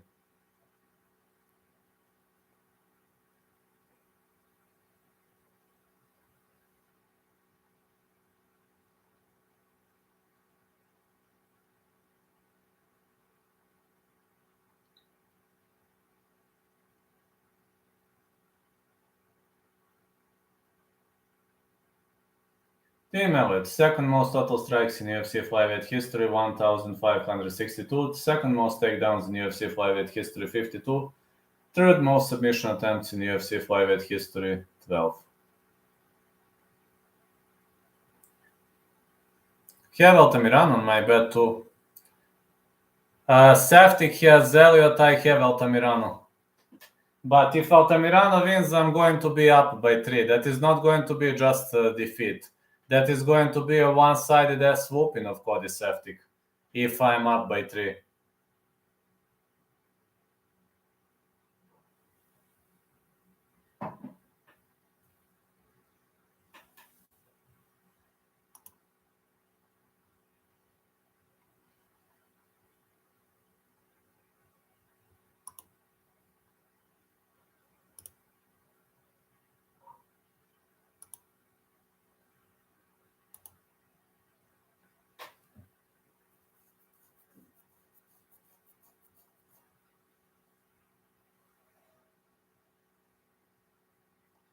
"36 years of age for Team Elliott, 32 for Altamirano, 5'7" Elliott, 5'8" Altamirano, 6'6" Elliott, 70 inches of reach for Altamirano. Altamirano, I believe, has the greatest reach in flyweight.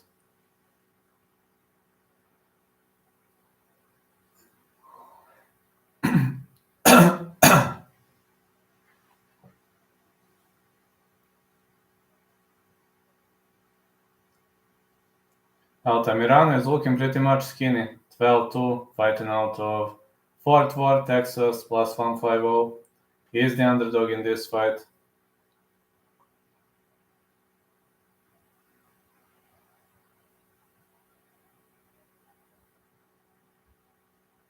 Victor El Magnifico Altamirano. Well, he'll be ready to square off, and it's time for Team Elliott right now. 5'7", 19-12-1, fighting out of Kansas City, Missouri, 6'4" as a UFC favorite.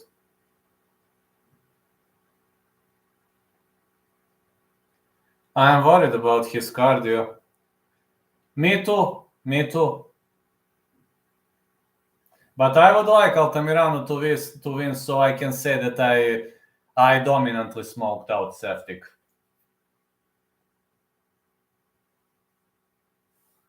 Victor Altamirano, Team Elliott.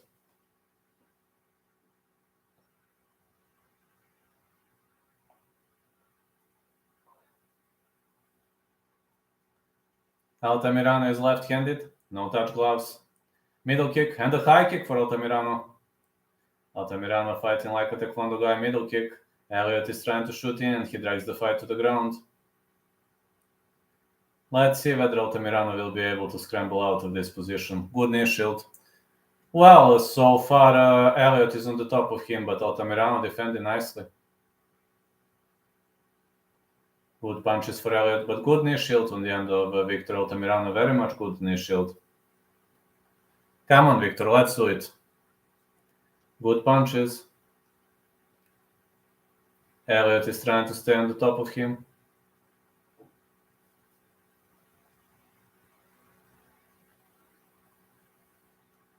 Elliott is trying to pressure as hard as he can, but Altamirano's scrambling defense is not that bad. Yeah, Altamirano holds him into the full guard, and he is working his way up the top. Altamirano works his way back up. That's amazing. Come on, Victor. A leg kick for Altamirano, but Elliott catches the kick and drags him to the ground again. Elliott keeps hammering. Altamirano is trying to attempt an armbar, but this is going to be hard. Yeah, Elliott keeps hammering his way through. Come on, Victor, slip out of the position, man.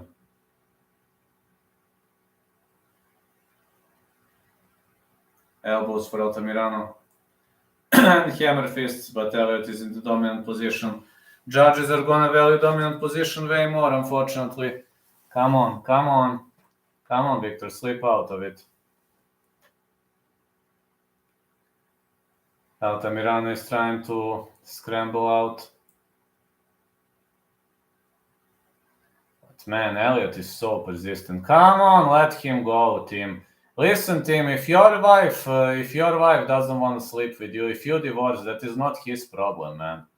Pay a hooker, man. Come on, leave that guy alone. What are you doing? Oh, man, I'm starting to get pissed right now. Come on, Victor, slip out of the position. Please. Big punches by Altamirano, but it seems Elliott is doing a great job on the ground. He is trying to transition through guard. It's very hard to slip out of this position, and I'm aware of it. Hammer fists for Altamirano. He's doing a good job of the bottom.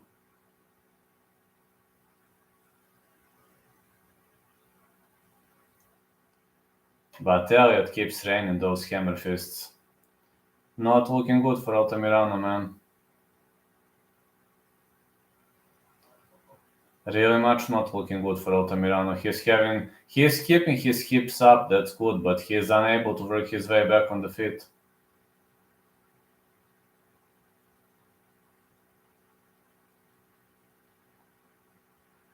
Elliott is so persistent, so dominant on the top. I am worried now.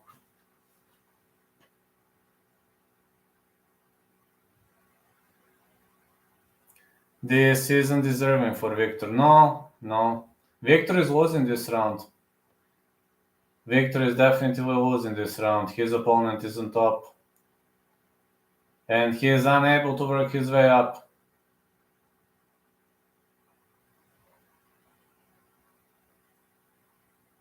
Altamirano is trying to go for the armbar. No.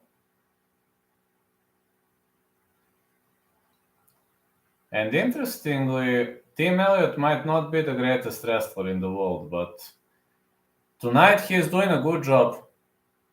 Tonight he is really doing a good job wrestling his opponent.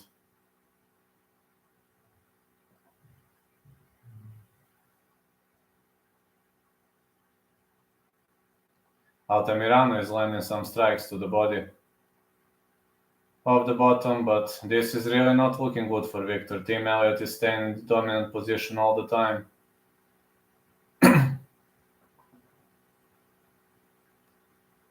Elliott is staying on the top of his opponent.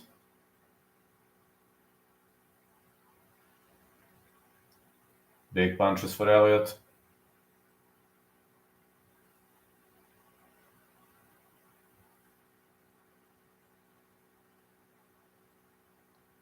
Good right hand for Elliott. Elliott won this round. Easy squeezy victory for Elliott in this round. He is holding Altamirano down, and Altamirano doesn't have many chances of scrambling up, working his way back up on his feet. He is not looking good for Altamirano at all, got to say.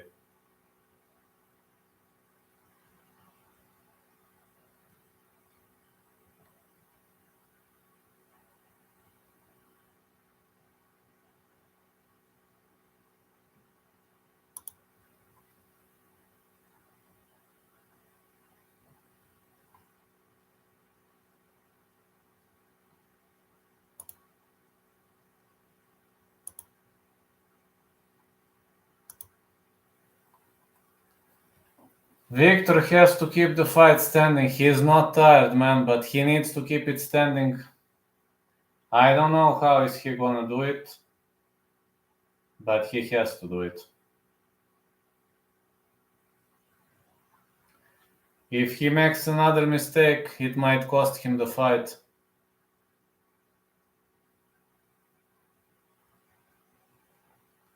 Okay, let's hope he will be keeping this fight standing. Elliott is running away so far, like kick for Victor. Big left right. Knees to the body. Elliott is trying to drag him to the ground. Excellent scramble for Elliott. Not again, man. Up kicks for Altamirano, but Elliott ends up on the top of him.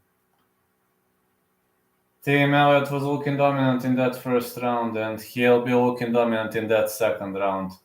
Oh, goddamn. I was hoping that he will be absent because his wife dumped him, but he is not looking bad at all.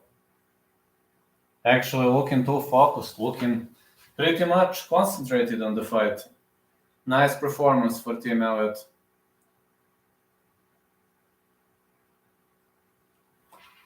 He only fights once or twice a year, and he is still beating him. Well, to be honest, Team Elliott is fighting really well tonight. He's really doing an amazing job tonight. Technically, he is a way better wrestler than Altamirano. Pressing Altamirano against the fence, and this is not looking good.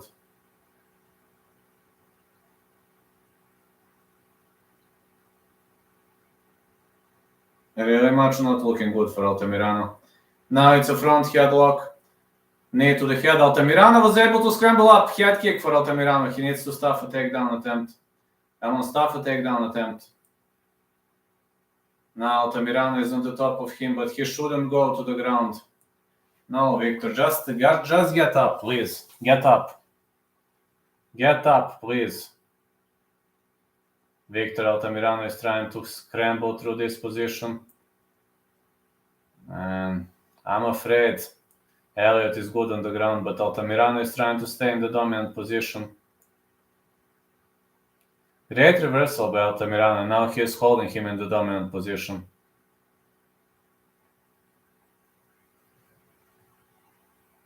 Elbows for Altamirano. Come on, Victor. But this right butterfly is on the inside, so...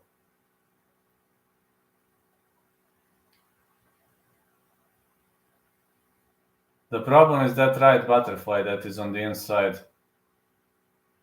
Elliott works his way back up. High kick attempt for Altamirano. Didn't land clean. Altamirano goes for a single leg. And he was able to drag the fight to the ground. But I hope he is not going to get... Oh, high kick for Altamirano on the way up. That's nice.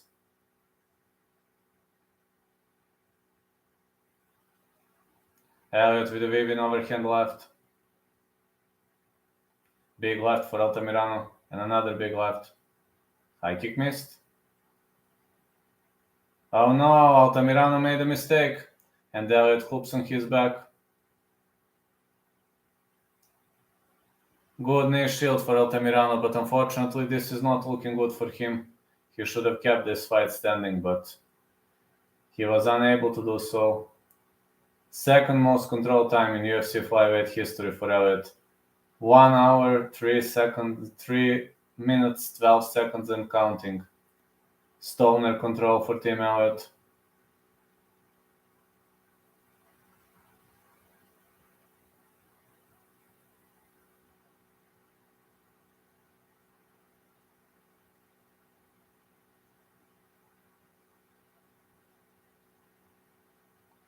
He is just a heck of a wrestler. Man, Altamirano is having a hard time slipping out of this position.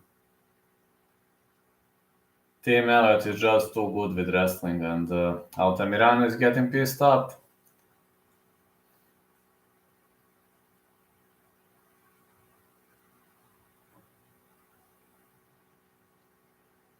Yeah, unfortunately, Altamirano is getting pissed up. He is trying to work his way out of this position, but Elliott is stronger. Elliott is definitely a way stronger opponent tonight.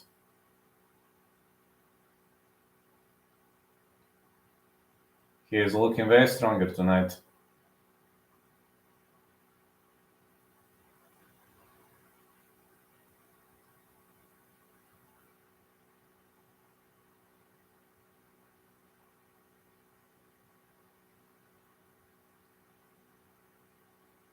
Altamirano down by 2 rounds. He will need a KO now. Looks bad for Altamirano. Really much looking bad.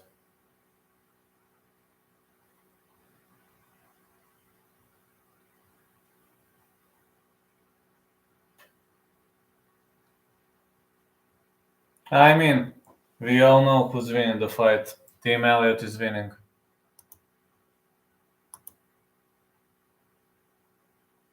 I had over 1.5 though for Altamirano to win, so technically I'm not losing, but I'm irritated. I wanted to smoke out Cody Saftik.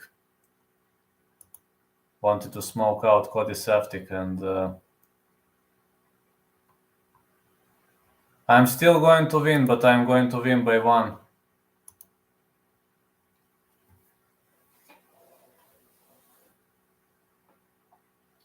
I really wanted to smoke out that guy.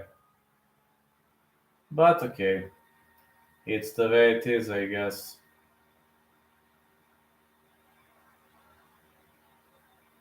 Round 3. Leg kick for Altamirano. Elliott is doing this taekwondo style. More punches for Altamirano.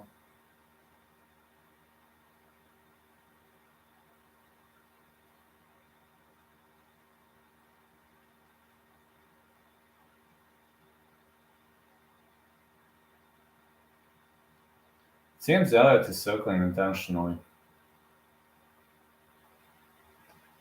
Big left hand and the knee for Victor Altamirano. Excellent knee. High kick attempt for Altamirano. And a high kick again. 2 high kicks in a row.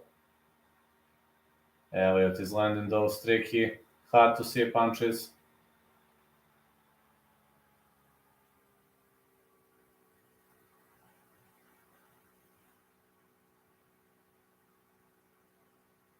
Altamirano misses with a spinning heel kick, and he lands a high kick, but unfortunately Elliott drags him to the ground. Unfortunately, Elliott slams him to the ground again. Altamirano trying to go for a wall walk. Elliott was very much dominant with his takedowns. 5 out of 6 takedowns were equalized.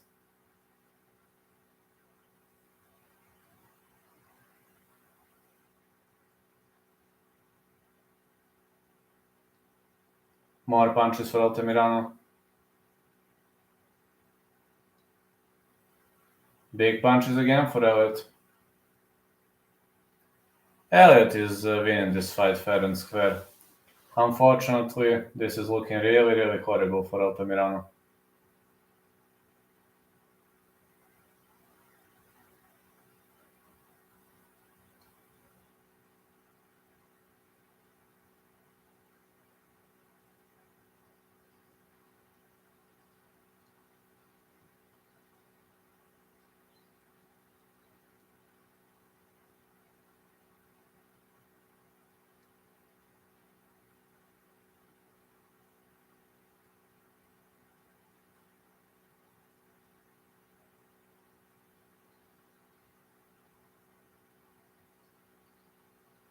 Big lefts, and it seems Team Elliott keeps transitioning through the guard of Victor Altamirano. He is now in a modified half guard, and he is holding a good position with his head all the time. And this really is an amazing piece of play. This really, really is an amazing place to be for him.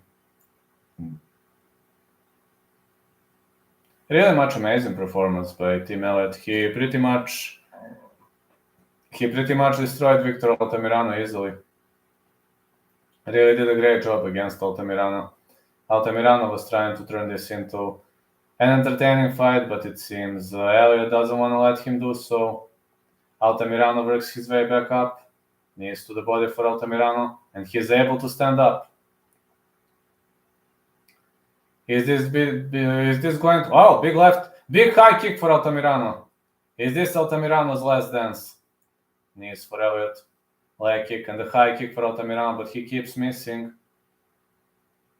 Big left hand for Victor. Come on, Victor.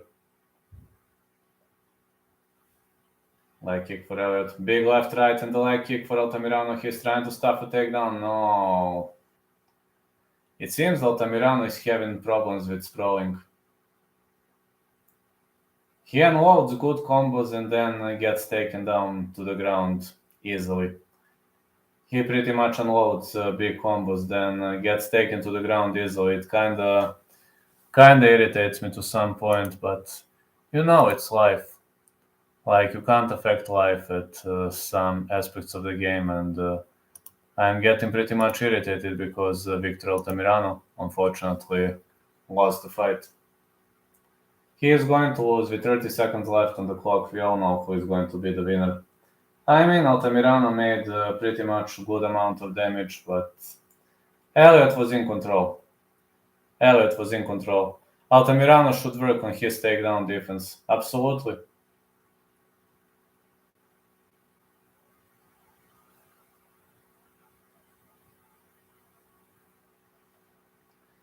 big punches for Team Elliott to capitalize on the round, and that's the victory of Team Elliott. I mean, I have no dilemma who won. I really have no dilemma who won.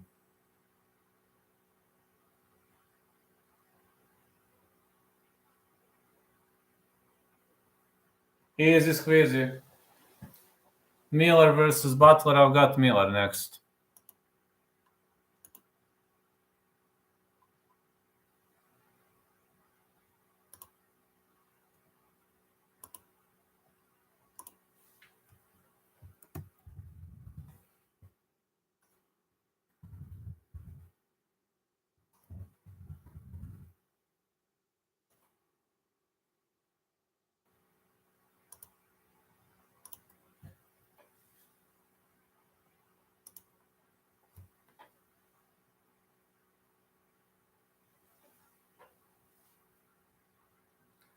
Nah, he's not. He needs to work on his takedown defense. Not that bad, but his takedown defense is not good. He needs to improve his takedown defense.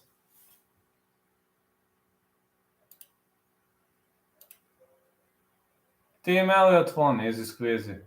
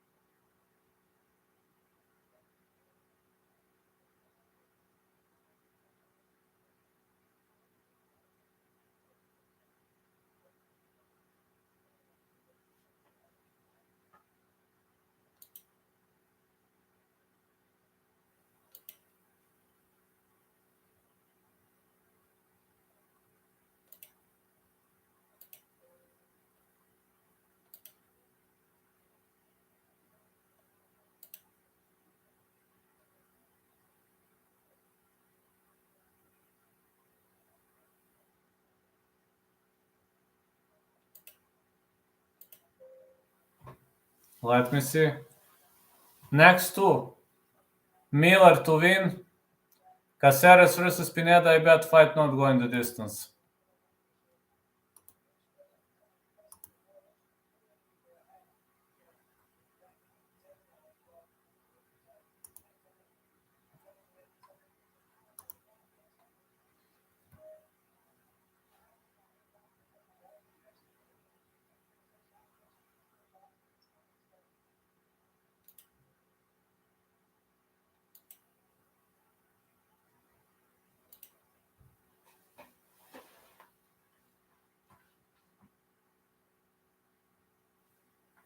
Yes, Miller ATD, I guess.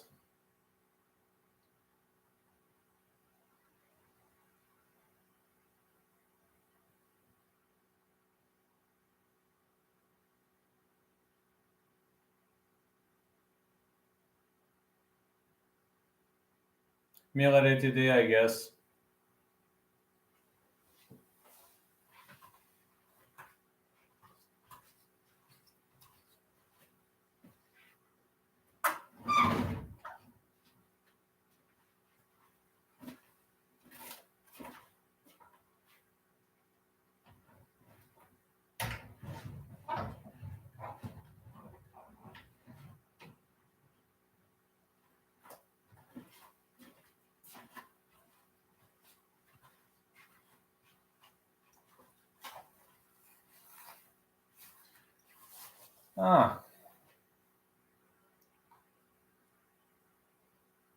Retorika, nije.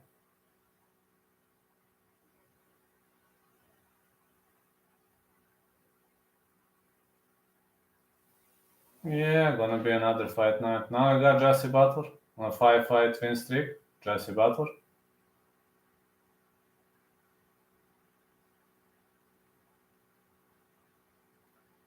And Jesse Butler is going to fight Jim Miller, 35-17. Won a contest, second most submissions in UFC history, 11. At least Tim won his fight, good for him. Yeah, it is good for him. It definitely is good for him, I agree with that.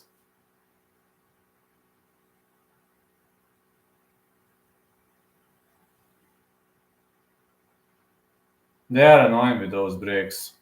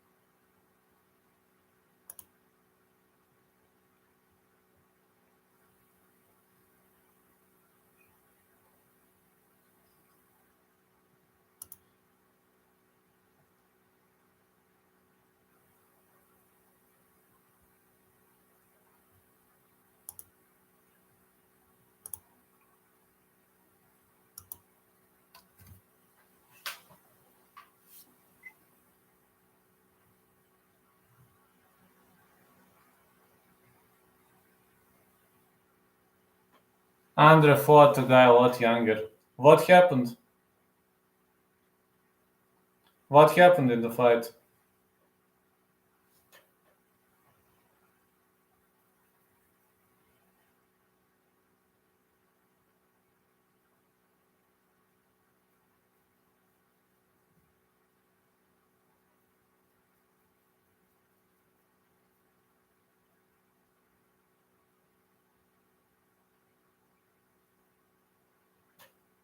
I'm a little high, but no problem, man. No probs. Let's see, change in the game since 1983, it's UFC.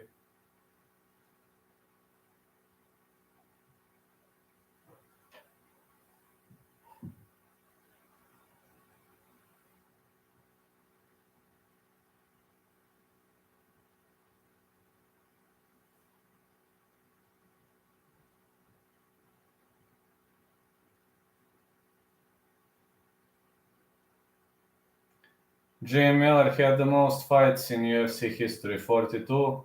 Arlovski 40, Cerrone 38, Vida 35, Jeremy Stevens 34. Jim Miller is a legend, a real legend. Jim Miller is gonna fight Jesse Butler. This is not Butler's weight class though. Butler is a featherweight fighter.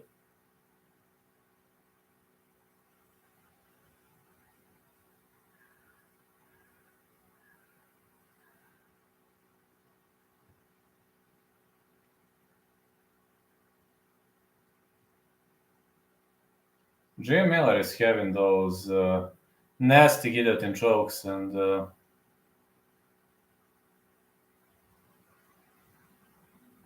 he has got nasty submissions. And at Fury FC, Butler smoked out some people. He knocked many people out. We're about to see whether he'll be able to destroy Jim Miller. Jim A10 Miller is going to fight Jesse Butler.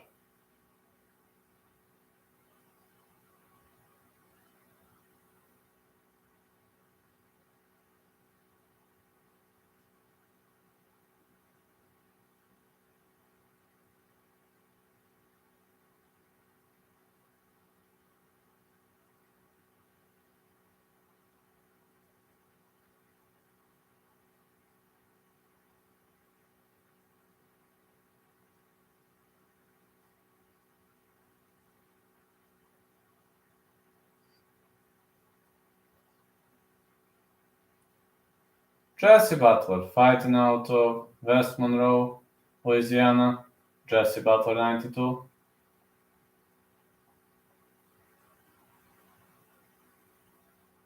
Jim is one of my favorites, true Lionheart. I'm saying the same.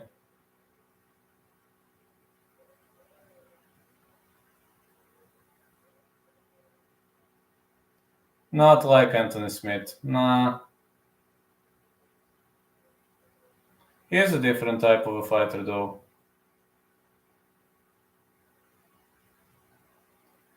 Jesse Butler on a 5-fight winning streak. This is his UFC debut. Finished 9 of 12 wins, 8 submissions, 4 first-round finishes.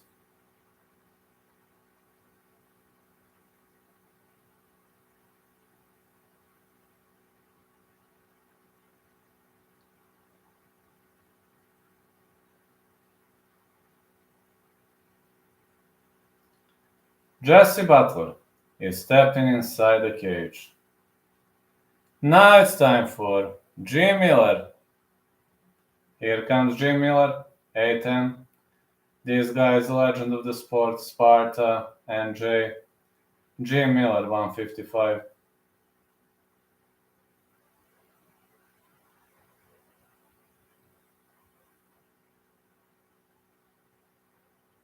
This man is a real legend of the sport. A real legend of the sport, and I doubt this guy will retire anytime soon. Plans to keep on fighting.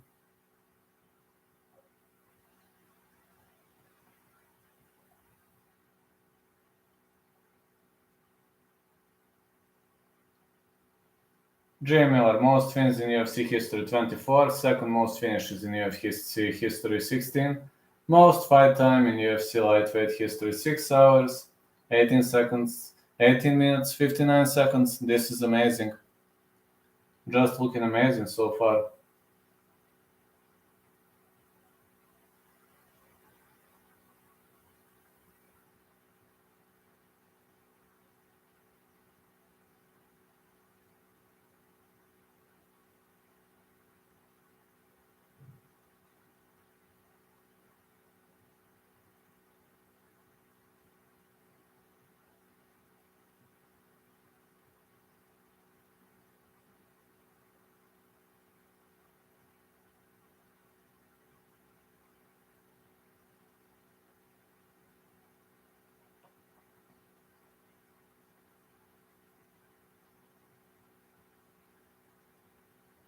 "39 years of age for Jim Miller, 31 for Jesse Butler, 5'8" Miller, 5'10" Butler, 73 inches of reach for Butler, 71 for Jim Miller. Jim Miller is looking way bigger. Yeah, look at this. He's looking way bigger compared to Jesse Butler.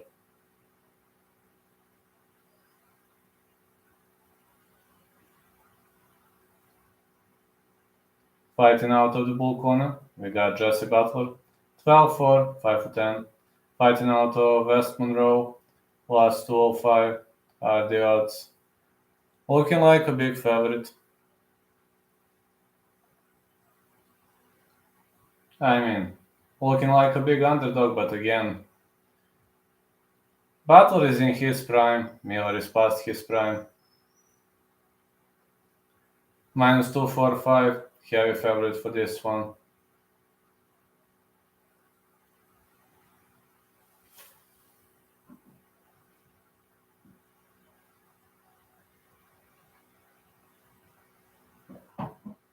Let's go. The referee in charge of this contest is Ben Mirgliot. Okay, Jim Miller, Jesse Butler.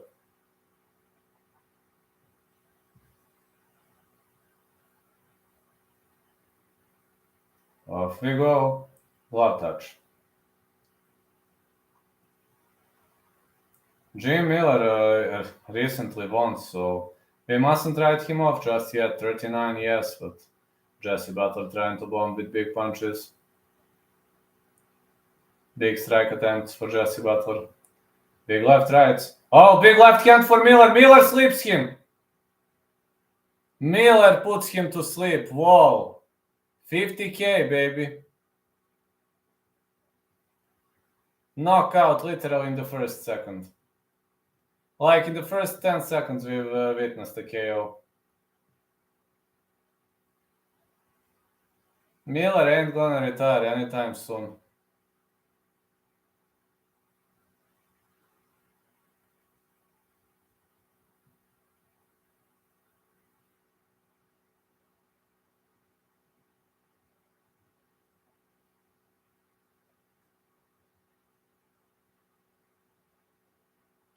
Right off the bat. He didn't look good for Butler, though.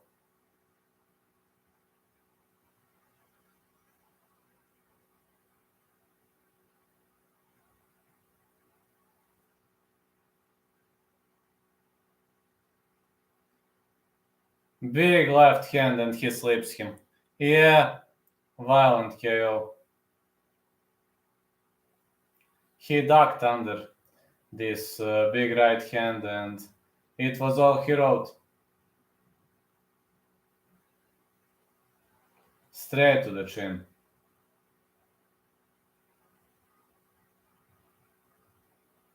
Victory for Jim Miller. Easy squeezy.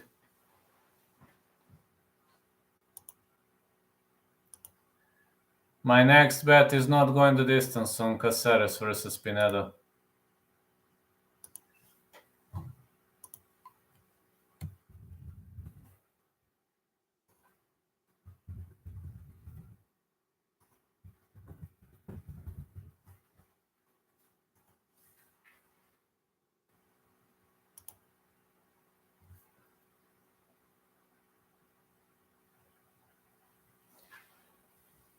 Seems Butler is still out.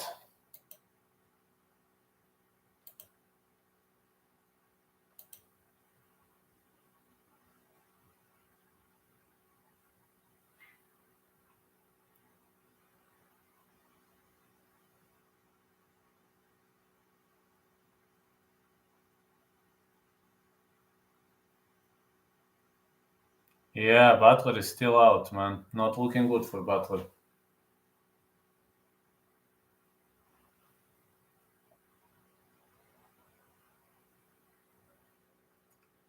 Vettori versus Cannonier. That's gonna be fun.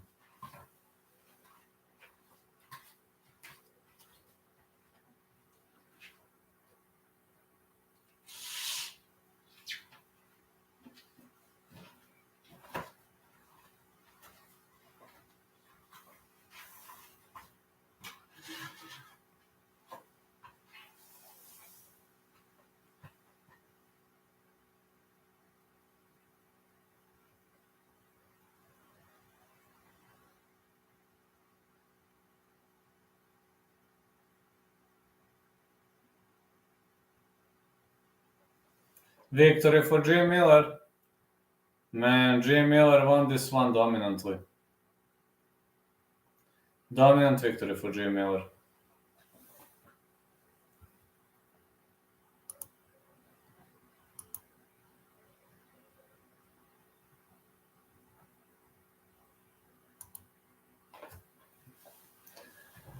Very much of a dominant victory for Jim Miller.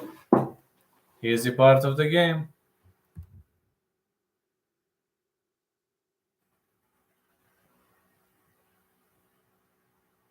Jim Miller, such an incredible story.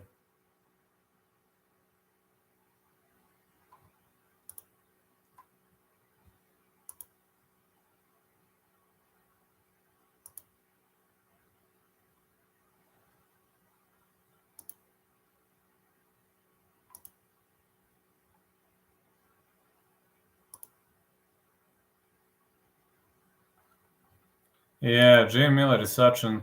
leg is better. Thanks for asking. My leg is better right now. Doing better, but I hope it is...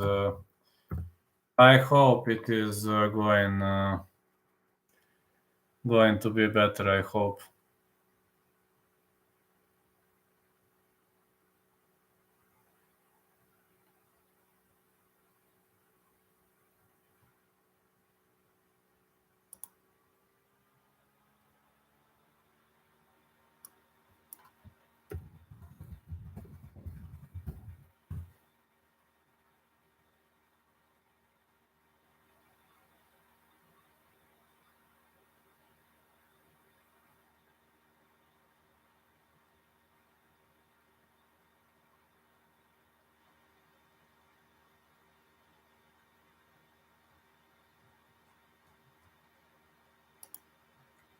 That's vicious. I have a feeling that Pineda might win. I bet on fight not going the distance, either Pineda submission or Caceres KO TKO. That's how I have the fight. It's either Pineda via submission or Caceres KO TKO. These are my expectations for the upcoming fight.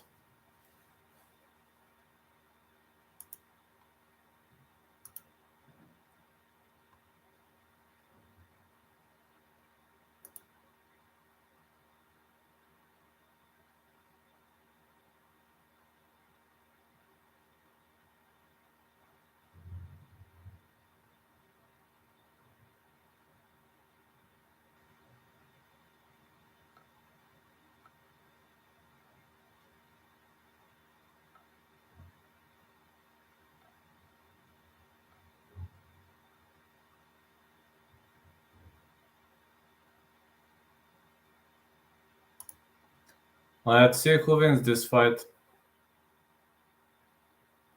Yeah, let's just see. This one's gonna be amazing.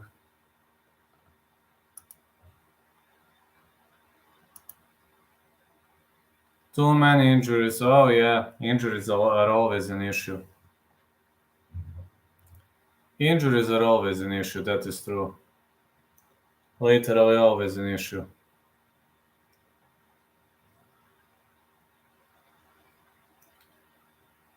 Heard he got knocked out, Andrei.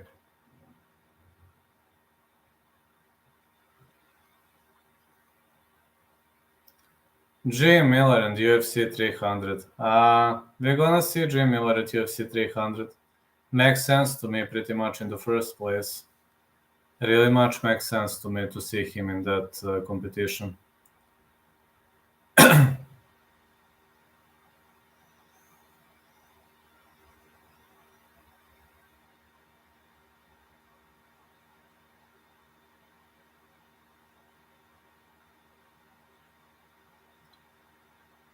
Two more fights to go. Honestly, I'm already a bit tired, not gonna lie. A bit. But I will grind through it. But I am a bit tired.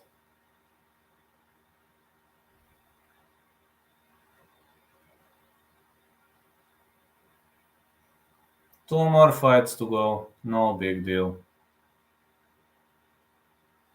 No, I can't call it a big deal.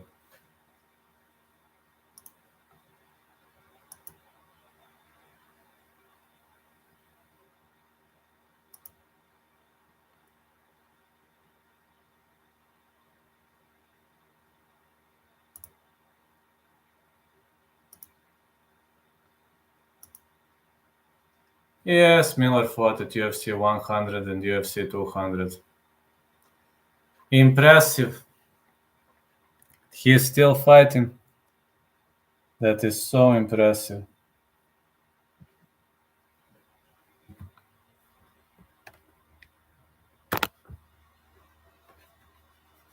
The fact that he's still fighting is impressive, man.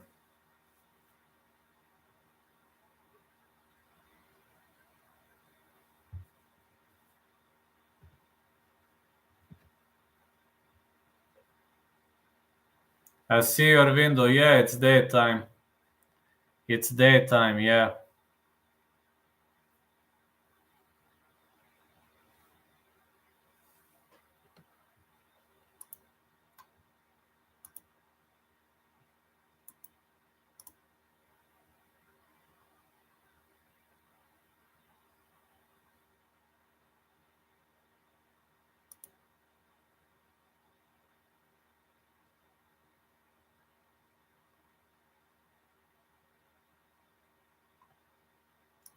Yeah, believe it or not, it's daytime. How does that sound, man?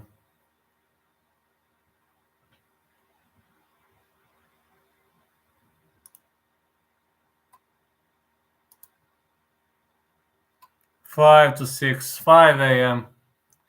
5 a.m. and two more fights to go. But I was sleeping before it, so I can say I'm fine. Yeah, I can say I'm fine.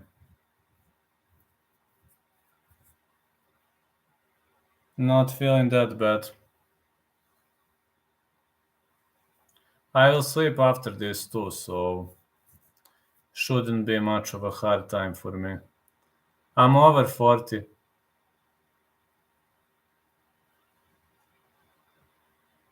I'm only 35. I know, but as you age, it gets harder and harder as you age.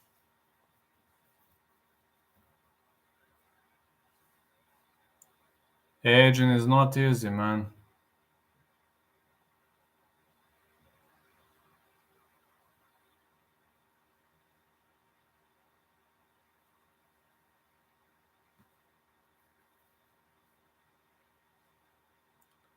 Aging is pretty much difficult.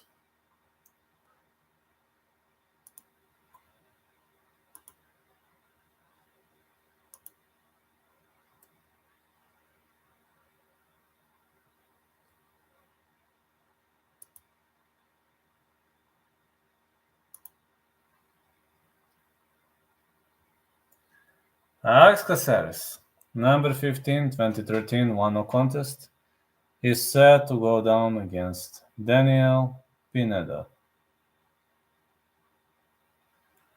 28-14, 3 no contest, former Legacy FC featherweight lightweight champion.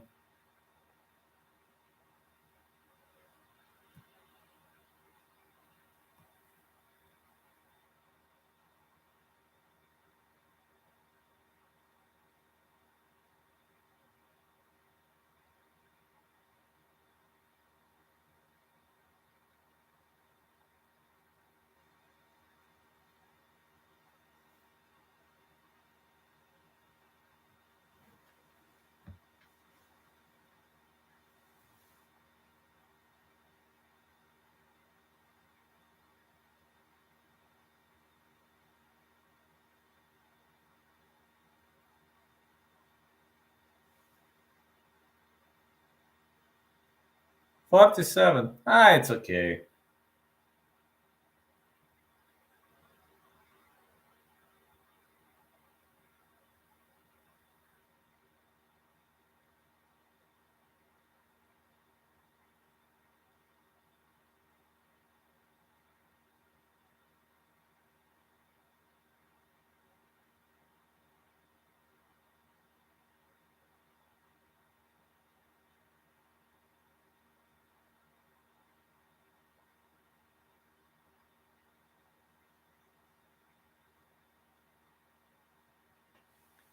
Caceres and Pineda is a good fight. Caceres and Pineda is an awesome fight. Caceres and Pineda gonna be an awesome fight. I can guarantee you that.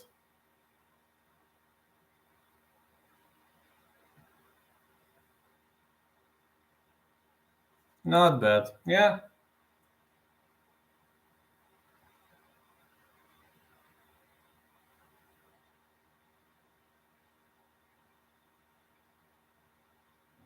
This is going to be an awesome fight. Pretty much confident in that.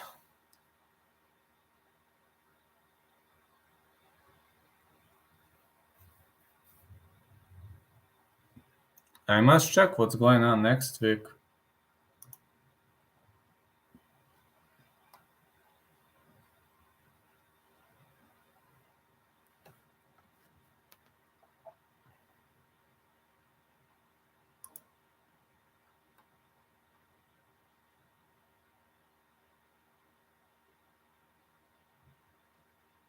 PFL.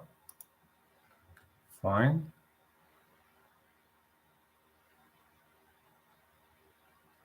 We do have some boxing.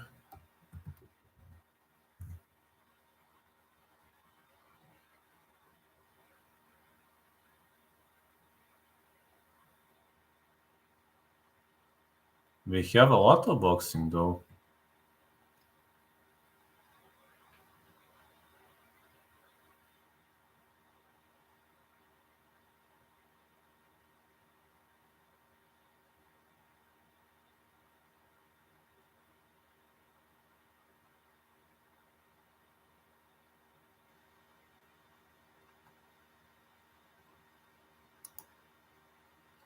PFL had some rough cards this year. Well, when it comes to betting, PFL is always rough. PFL is always having rough cards for betting.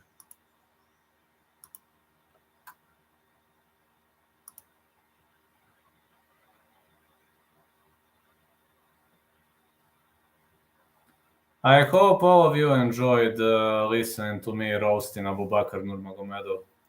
Do you have DSN? No. No, I can't watch PFL. Nah, not watching PFL. Now the steroids are off. I mostly bet UFC. I only bet UFC. Not like I betted boxing earlier, and after Canelo lost to Bivol, I said no, only UFC.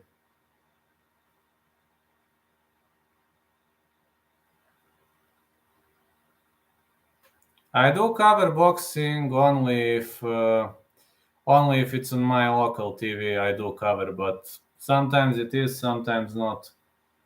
Also PFL at my dad's home.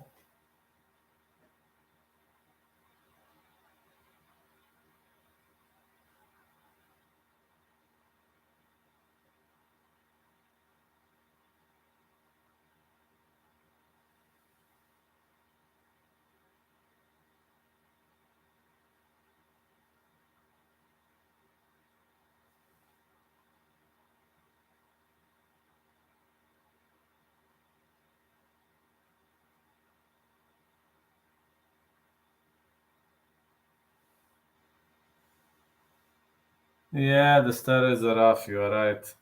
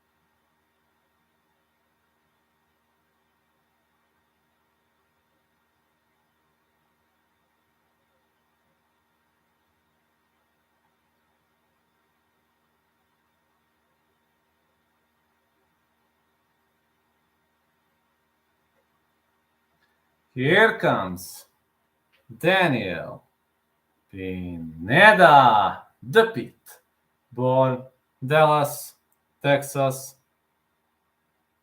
This is looking awesome, just awesome.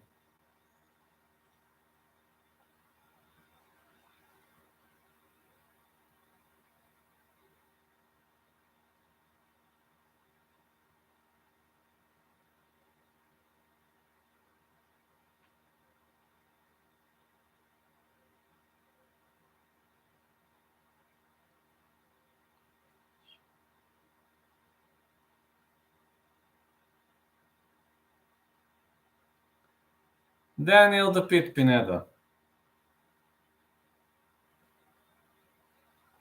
Set to go down.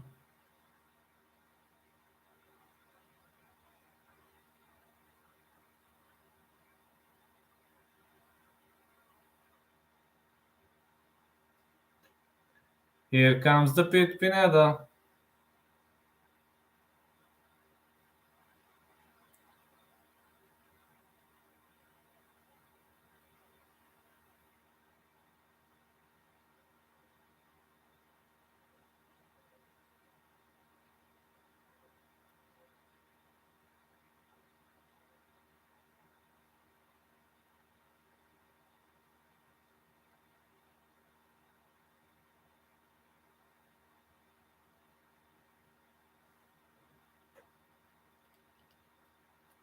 Off we go.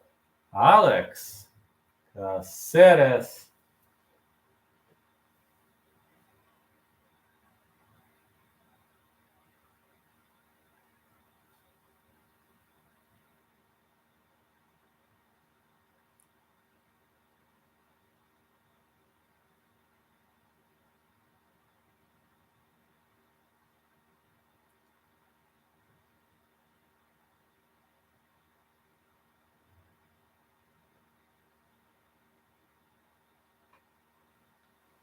Here comes Alex Caceres. He's my favorite guy. My favorite striker, Alex Caceres. Big fan. My pick is Bruce Leroy. Bruce Leroy! Yeah, my too.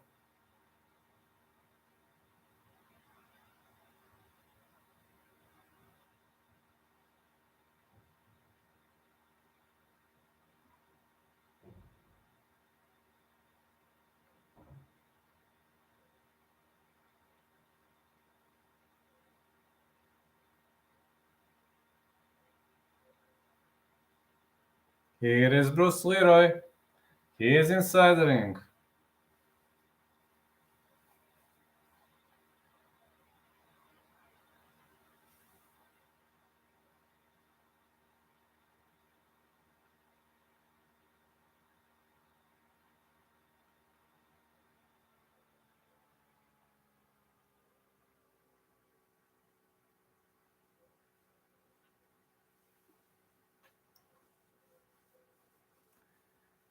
Pineda, second most submissions in UFC featherweight history, 4, finished all 28 wins, 9 knockouts, 19 submissions, 17 first round finishes.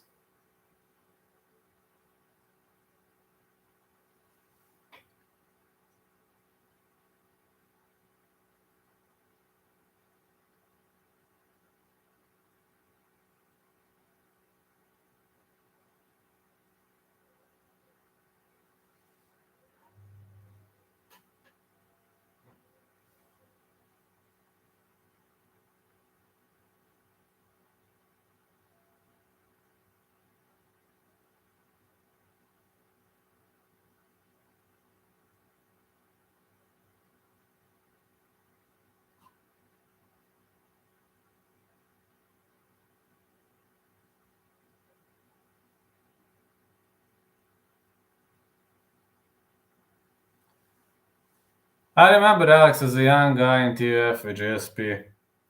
Yeah, I remember him too.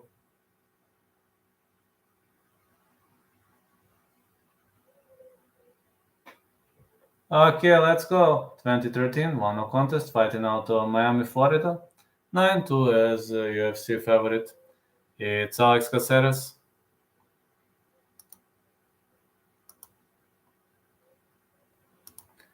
He is also known under the nickname of Bruce Leroy.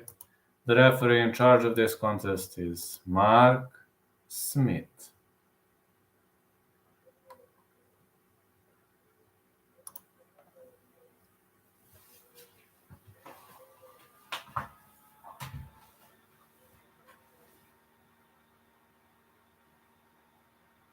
Alex Caceres. Daniel Pineda. This is the clash of styles. High kick for Pineda. Wow, it's a side kick for Bruce Leroy. High kick attempt missed. Pineda trying to shoot in. Caceres stops the takedown. Caceres ends up on the top of him. This is not good for Caceres. Pineda is a BJJ specialist. I don't think this is a smart choice by Bruce Leroy. This is what Pineda wants.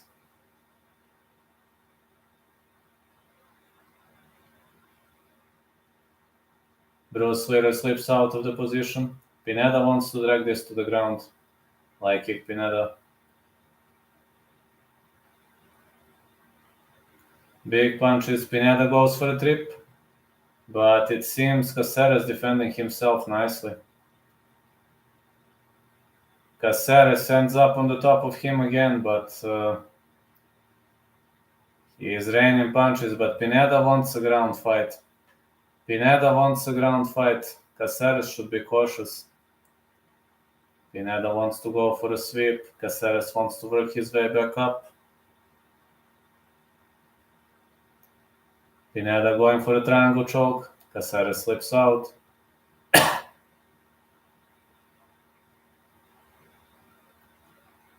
Pineda trying to scramble, but Caceres controls him on the ground.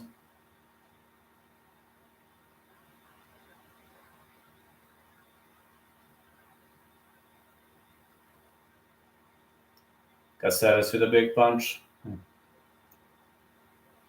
Pineda is a ground fighting expert, so don't be surprised, fellas. Leg kick again for Pineda. Caceres keeps pressuring forward, big left hand. Pineda trying to shoot in. Caceres stops the takedown.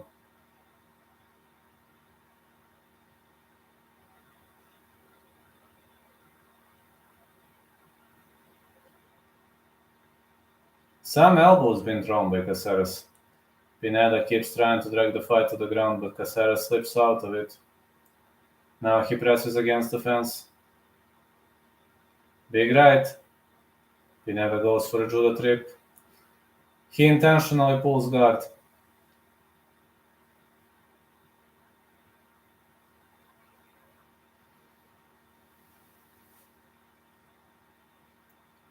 Yeah, Pineda intentionally pulls guard.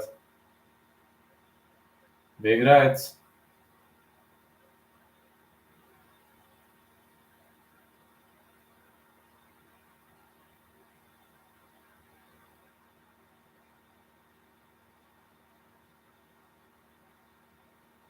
Another punch for Alex Caceres.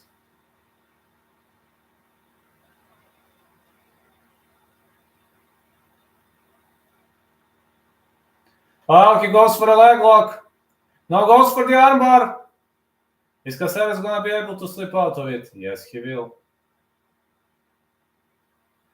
Pineda trying to go for the armbar again. But Caceres is slipping out of it nicely. Caceres says get up.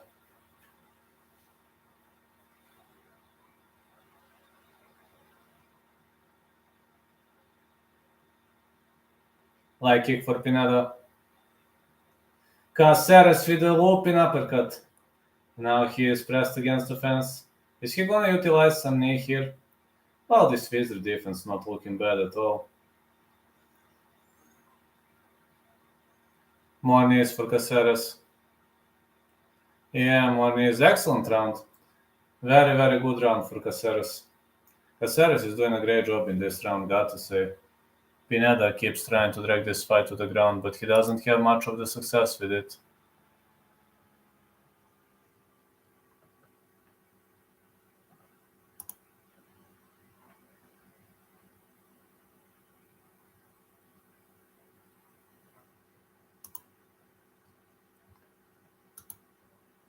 Oh, big punches for Caceres. Caceres stops the takedown. He is trying to tip Pineda off on the feet, but now Caceres ends up on the bottom, trying to slip out of the position. Clean round for Caceres. Very much of a clean round for Alex Caceres, got to say.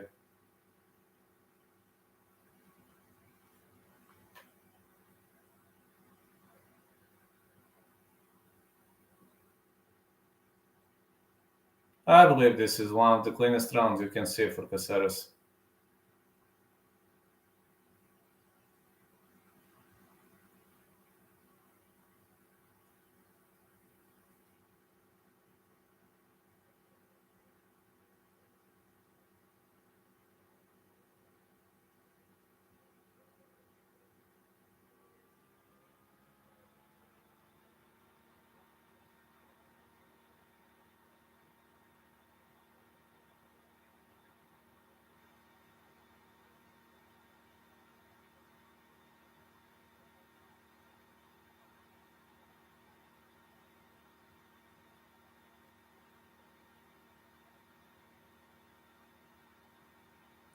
That was nice 5 minutes, very much. Oh yeah.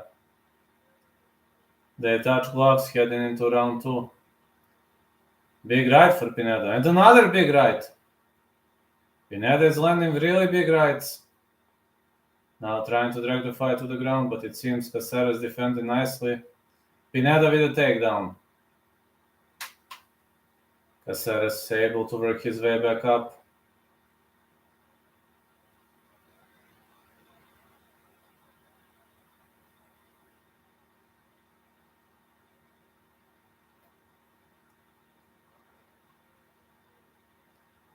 Caceres will have to try to work his way out of this position.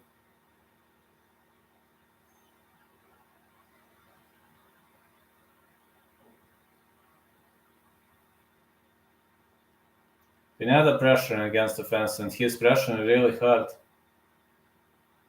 Nice pressure on the end of Pineda. And so far, this is looking like a nice piece of play for Caceres. Caceres is defending via knee shield. Big right for Pineda again. And another big right. Well, Pineda wobbled him on a few occasions with that big right, and Caceres now going for a reversal. Big punches. 1-2 again, and the leg kick. Spinning back fist for Pineda. Another spinning back fist, but Caceres counters. Pineda keeps trying to shoot in, but Caceres slips out of it. Caceres trying to go for a scramble, but Pineda ends up on top.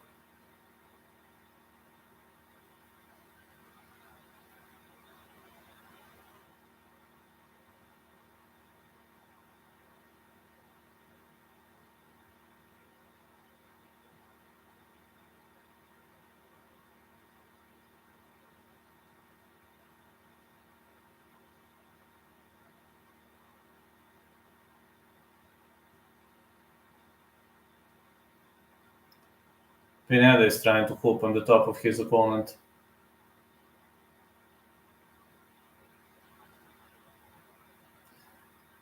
Uh-oh, this is body triangle control for Pineda. This is going to be a problem for Caceres.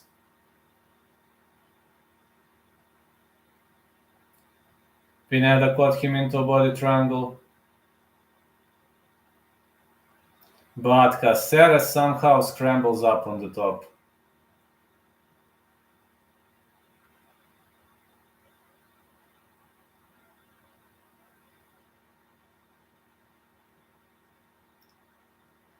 I can't believe how strong Caceres is, man. He scrambled out of that position, and somehow he was able to work his way back on the feet. He is now in the top position.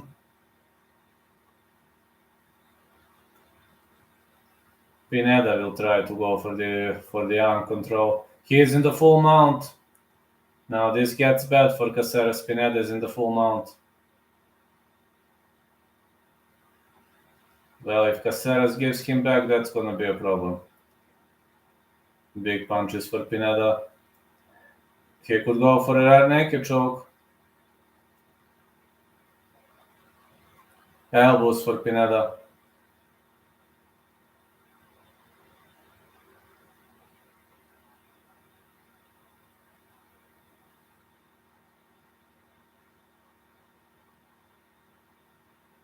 Well, Pineda could unload some punches from this position.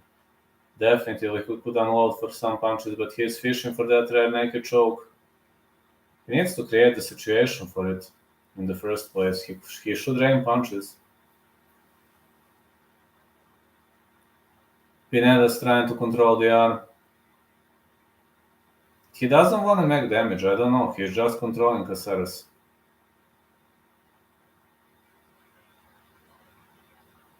More punches for Daniel the Pit Pineda.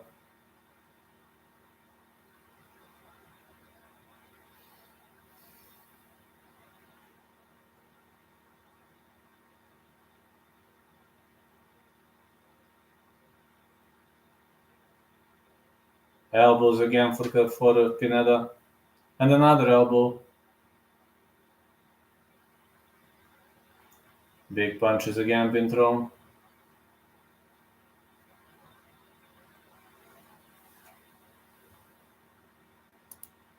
Nice punches.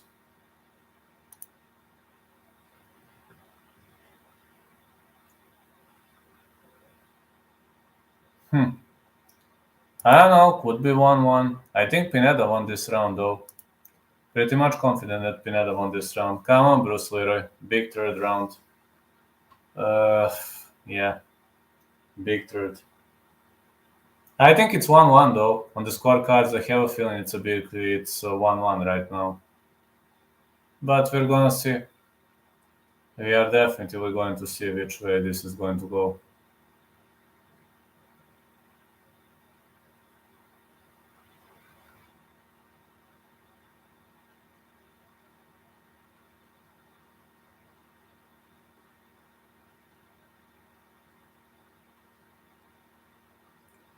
1-1, Bruce Lee might lose. I know.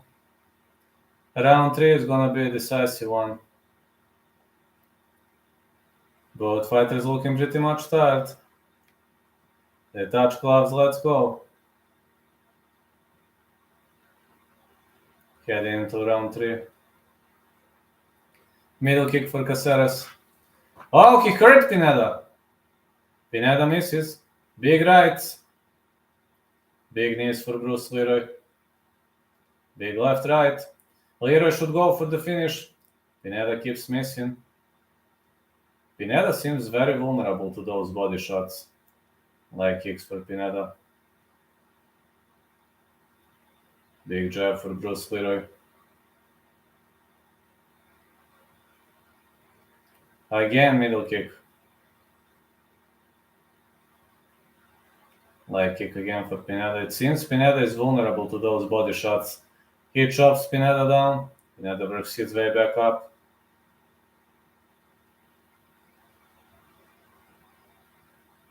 Caceres could go for the finish if he wanted to. Excellent punch to the body for Caceres.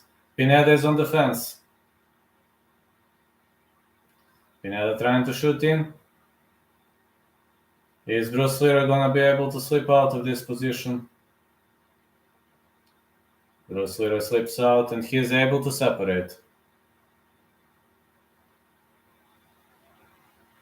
Some jabs been seen, but excellent uppercut for Caceres. He should definitely utilize more body shots. Pineda is definitely vulnerable to those body shots, and Pineda misses with that spinning back elbow.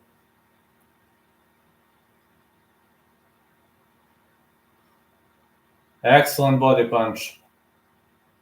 Pineda is feeling this. Big left right for Alex Caceres.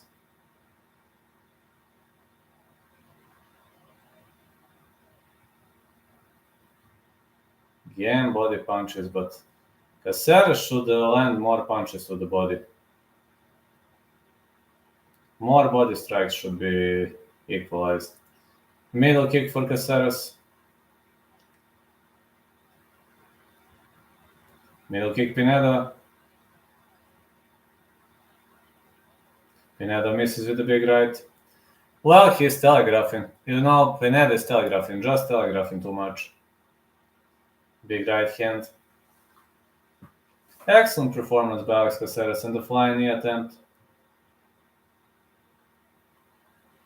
Seems like Pineda gave up in this round. He doesn't seem too interested. Big left for Caceres. 1-2 Caceres. Big left for Caceres again.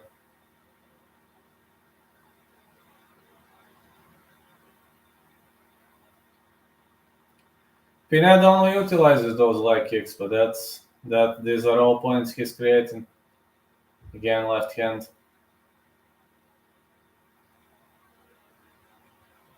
Big left again for Caceres.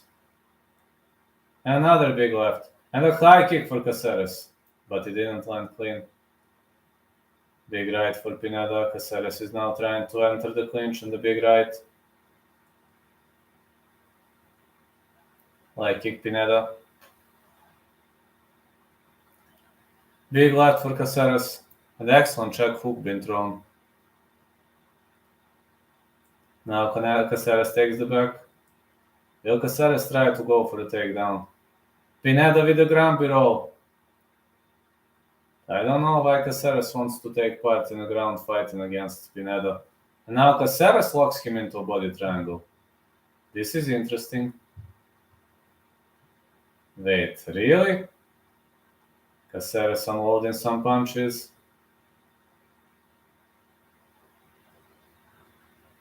Come on, I mean, Pineda is a BJJ specialist. It would be hard to see Caceres destroying him like this. Pineda works his way back up. Big left hands for Caceres. Caceres ducks under.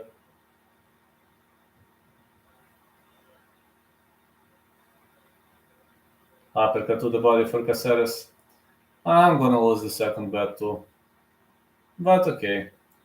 Sometimes you don't have the best card. Big left hand for Caceres.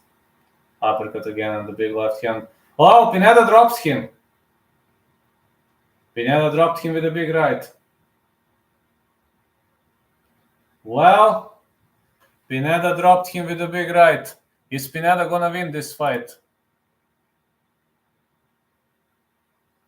This knockdown, this could be a game-changing knockdown. This knockdown could be a game changer.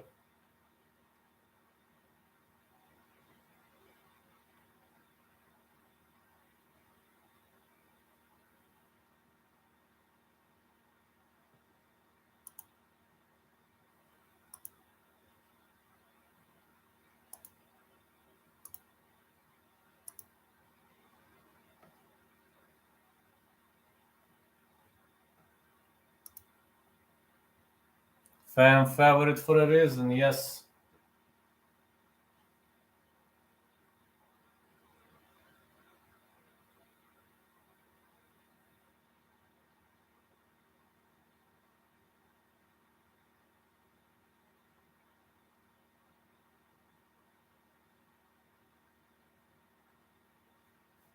Hey, Sunstorm. Let's see who won.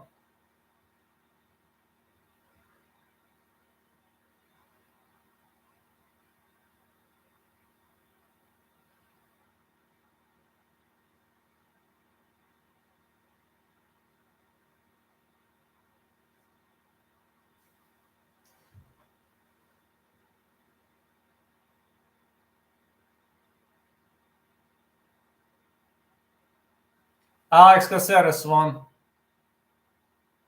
Yeah, exactly. Yeah, I know it's you. Alex Caceres won via unanimous decision. Well, was right about that one. And let's see. Winner for the main event.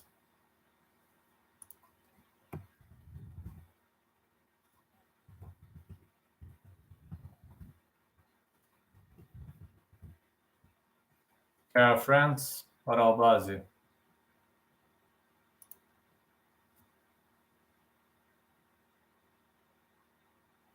Who's your favorite for the next one? Most wins in UFC featherweight history. 19 Holloway, 16 Elkins, 13 Swanson, Caceres 11, Ricardo Llamas 11.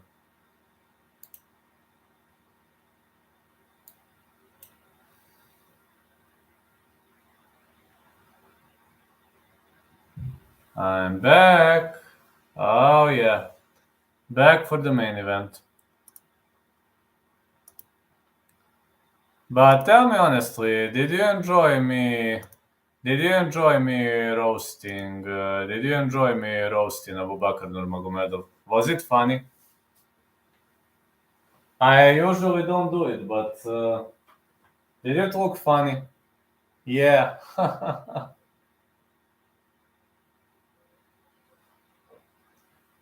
Well, the dumbest Nurmagomedov family member. That's a good moniker. What did you write? Calling him an old person. Yeah. Yeah, calling him an old person. You accidentally write in caps and Nightbot activates. No worries, no worries. It was great. Sorry, man.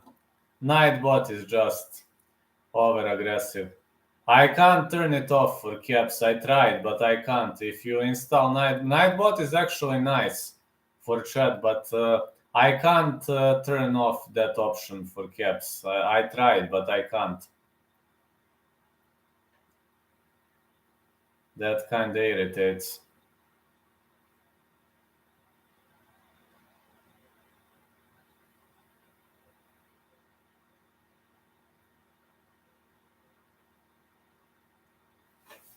But yeah, calling him an old person. Well, he looks like he's 50. He looks like he's 50 years old, like his granddad. He's 33 and he looks like he's 50. But Guru trolled Merab when he said, you goblin cock, you look like you're 70.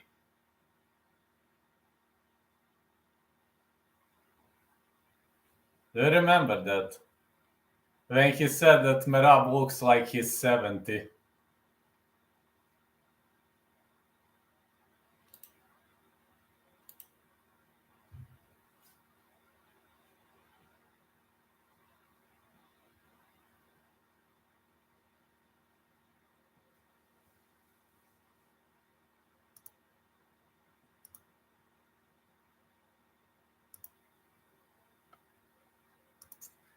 But I'm only for the beginning. I will start. I will start from fighters whose fans insulted me. But I will see. Maybe there will be more roasting. It was deserved roast for sure. Well, Khabib's fans were sending me that threat, so of course, everybody who trains with them might get a roast. Everybody who trains there might get a roast because they want beef, they are going to get a beef. Everybody who comes from that part of the world who trains with them, you wanted it, you're gonna get it. Amir Albazi, though, trains with Huey Cooper in Las Vegas. He's not a part of their team.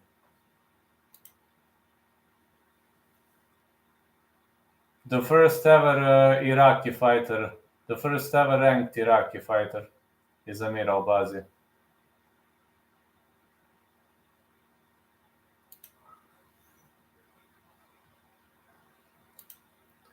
Well, all the fighters who come from Dagestan are gonna get roasted unless they are very good strikers. Like, for example, I would never roast Umar, Usman, Zabit. They are good strikers. They are fun to watch.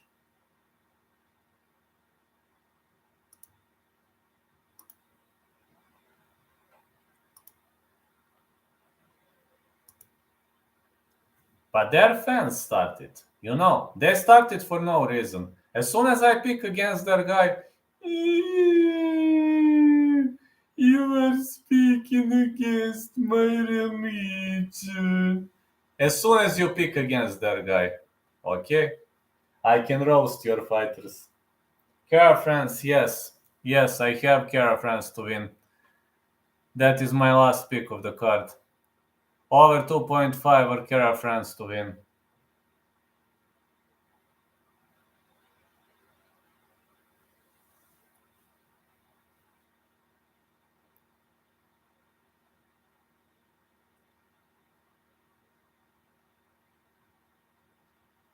Albazi choked out Alessandro Costa.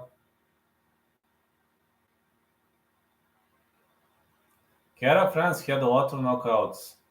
Unfortunately, he got smoked out by Brandon Moreno with a body shot.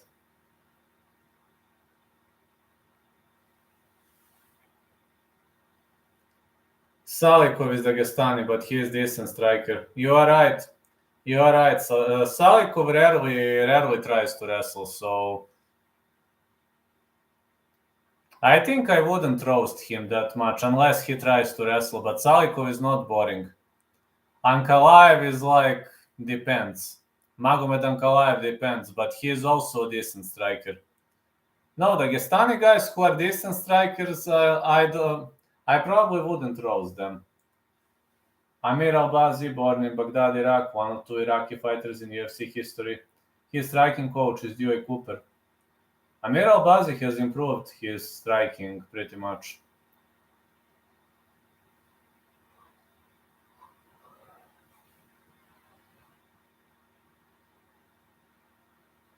Yeah, you're right, Benjo. But for example, Tagir Ulambekov is born to be roasted. All those guys, the majority of them are boring wrestlers.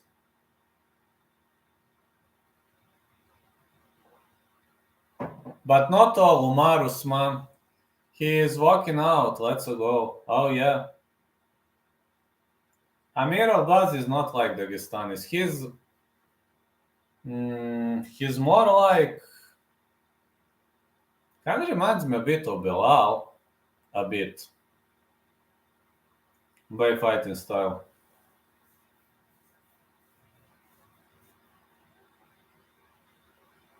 Here's his coach, Huey Cooper. Amir Albazi, second longest active win streak in UFC flyweight Division 3. Finished 14 of 16 wins, 5 knockouts, 9 submissions. Brazilian Jiu-Jitsu world champion. He is a true Muslim. Yeah. But Amir Albazi is not a guy who die roast. Like, he is not like that boring fighter. Plus, his fans didn't send me that threat, so as a Muslim, I respect all genders. That's okay. Unlike Khabib. Well, it seems you are, how to say, I will say that it seems you are a true believer.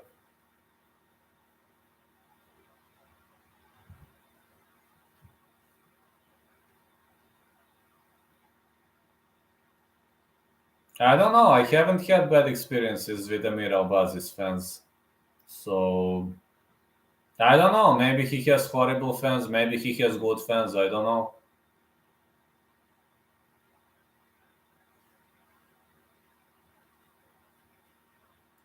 Here comes. KK friends. What about Mokaev? He is Dagestani and British. He is nice material for roasting. Yeah, you are right. He is boring wrestler. He is nice material for roasting.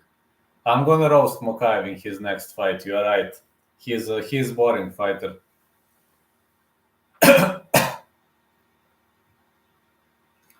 Not gonna let some person, for example, tell me not to date bisexual. I mean, if you truly love them, go for it. You know what I mean. Yes. Yes. That's okay. I mean, if you think that way, that's okay. Only if you think that way. I also wouldn't say the same. I would also say the same. When we're talking about that, I'm gonna tell you one example. Like my sponsor when he was younger.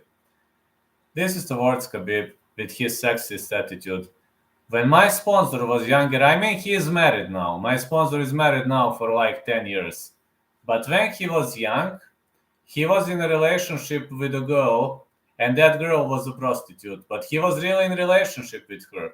And people were like judging him. I was like, and I asked about him. I asked him, why were you in relationship with her? Because you knew what she was doing. And he said, well, because we loved each other. I'm like, okay. KK France, 11 wins by knockout. Third most knockdowns in UFC flyweight history, 6. Fourth highest significant strike rate in UFC flyweight history, 4.7 per minute. I'm just saying it was weird to me, but it was strange to me. But I didn't judge him. I didn't like say anything bad about it. But it was strange to me. But if it was okay for him, why would it be bad for me? Like it was okay for him. He was like, yeah, it was before he got married, I think. Kai walked out already. He both fighters inside the ring. Both guys are inside the ring. My stream might be behind. Yes, both fighters are inside the ring. Yes. 30 years of age, KK France, 29 Albazi, 5'4" KK France, 5'5" Albazi, 69 inches of reach KK France, 68 Albazi.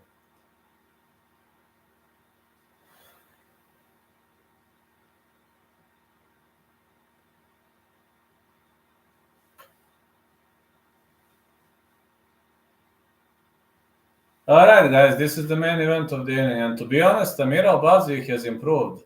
I don't know how this one plays out. I bet on KK France last minute, but this is a pick-em. Mike Bell, Saudi Amato, Chris Lee. Let me tell you one thing. Amir Albazi has significantly improved his striking. He trained with Dewey Cooper, and Dewey Cooper is a striking god, as well as you know.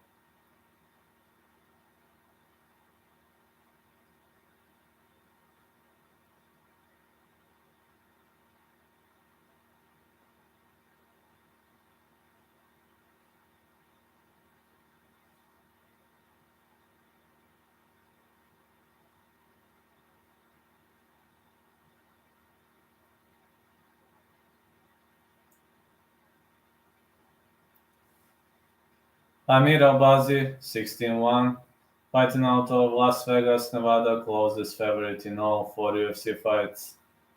This time it's a pick-em fight. Albazi is a nice fighter. He has improved his striking significantly. He used to be a boring grappler earlier, but now he can do whatever.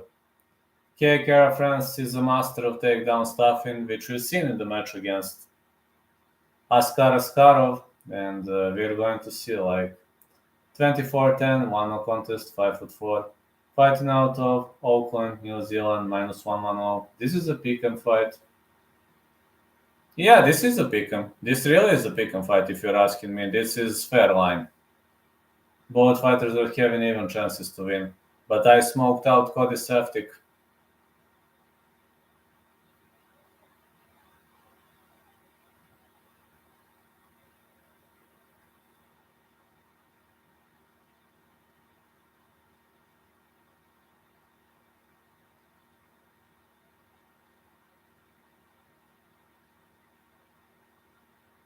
Glove touch.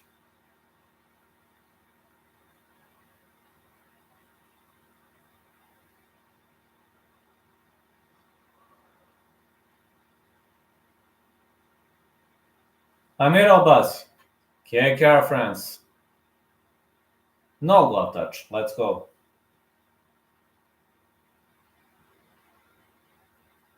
Big right for France.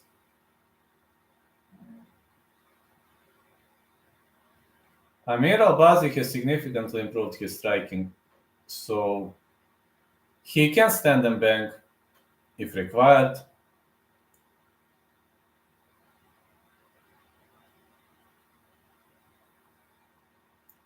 Amir Albazi controlling the center of the ring.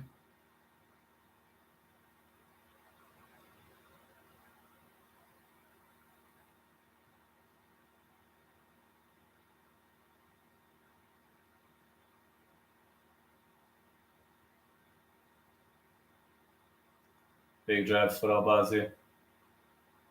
Very, very technical fight. All right, this is a 5-rounder. This is normal for this kind of fight. Albazi with the left hook blocked. France trying to deliver a leg kick. Big right for France. Big left for Amir Albazi. Albazi is trying to shoot in. France is master of this. Shout out to Iraq. Yeah, man, Iraq has a ranked fighter. You are right about that. He has a ranked fighter. That is awesome, man. Let's see now. France is actually very good in stuffing those takedowns, but come on, Amir, leave him alone, man. Come on, give up. He's defending with Visor. Just stand and bang, man. You don't have good position, Amir. You have horrible position here. But he can just pressure against the fence, but that's it. France is very much skillful with defending those takedowns, so... Yeah, even if he traps the leg, even with the entangled leg, you need way better angle to be able to drag your opponent to the ground from this position, so... Big right hand for Albazi. I told you, France is very skillful in defending takedowns. I believe Albazi should better stand and bang. He doesn't have much of a chances to drag this fight to the ground. Big right hand for Albazi. And another big right.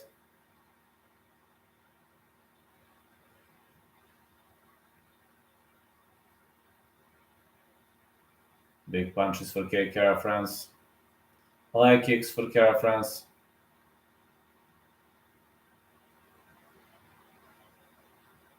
And another big left right. Amir Albazi keeps marching forward. France with a leg kick. Very technical round. Very, very technical round. Leg kick for Albazi.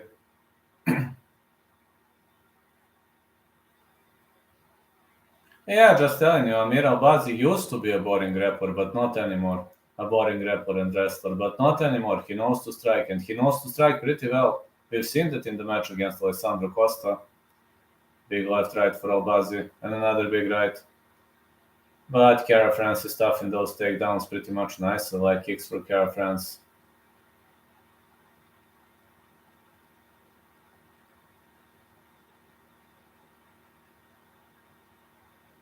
Leg kick again for France. No way he chops Albazi down with those leg kicks. No way. More jabs for Caceres.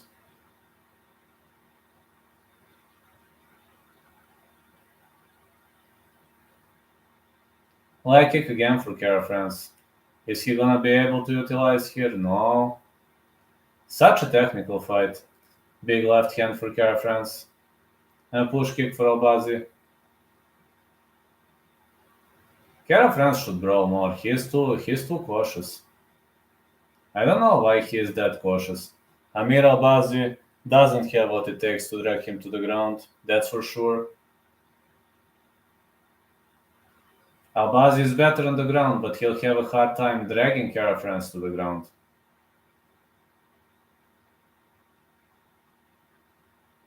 Caceres should be way braver. I don't know why is he fighting so defensively. For Albazi, this is normal. This kind of fighting style is normal for Albazi. This is what I would tell to Albazi to do if I was his coach, but it seems the two are arguing. But I don't know why Caceres backpedals that much. This is that part of the game I don't understand. What kind of a game plan is his corner having? Maybe that's the part of their game plan. I don't know. I'm just saying, looks a bit strange, a bit odd to me in the first place.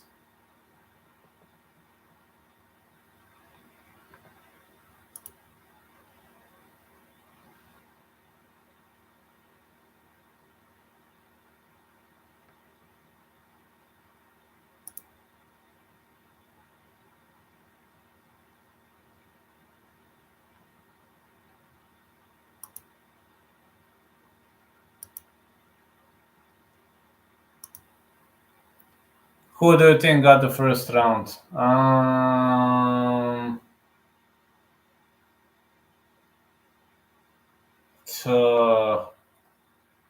would give it to Caceres, but it's even. It's hard. I think it's even round.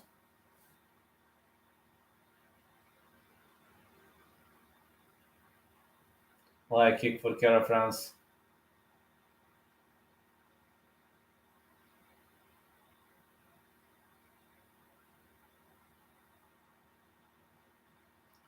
More punches to the body for Caceres. 1-2. And another 1-2.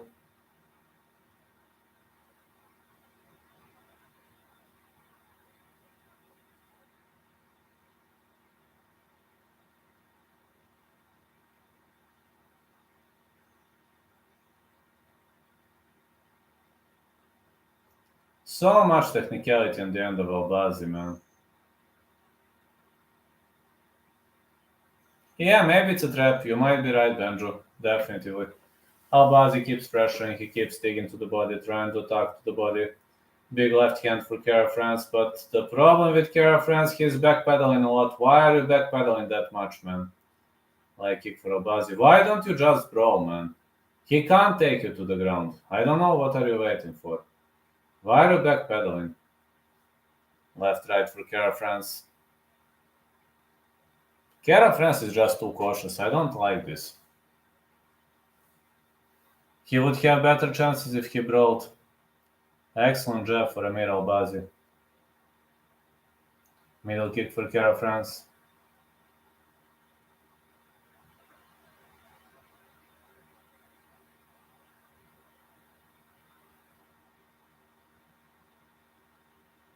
Like kick Caceres again.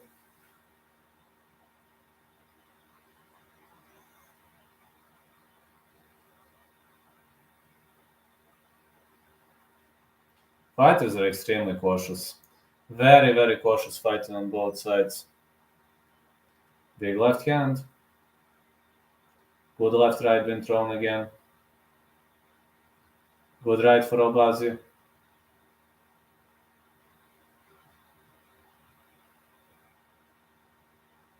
Albazi trying to shoot in, but no. Is Albazi gonna drag this fight to the ground? No. Caceres is showing really, really decent defense. Look at this knee shield. This is just an example of a perfect knee shield and a perfect defense. Yes, Albazi knows to grapple, but he can't drag Kara France to the ground. I mean, it's obvious. Big right hand for Kara France. And the leg kick, Kara France changing levels nicely.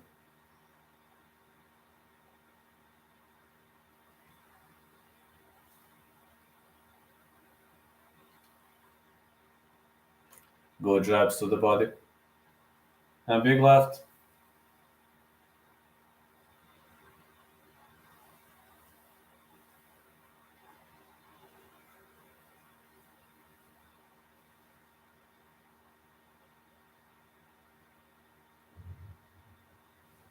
Big right for Albazi.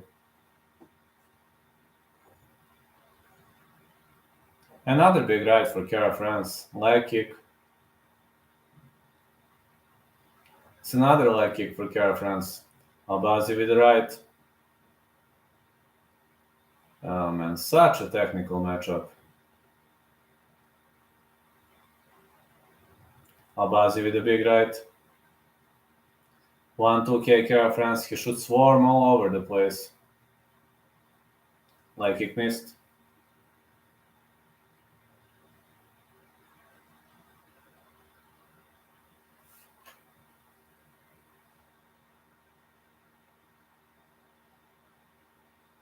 Another leg kick missed. Albazi is controlling the center of the ring, but Kara France landed more significant strikes in round 2. Definitely he is outrunning Albazi in the feet. Albazi with a big left.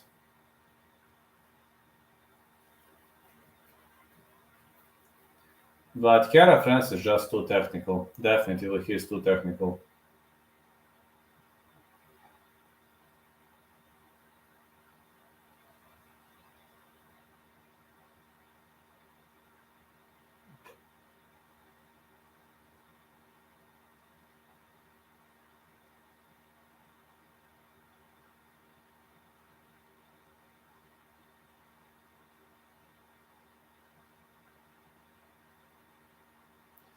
Big left hand for Kara France. Excellent counters.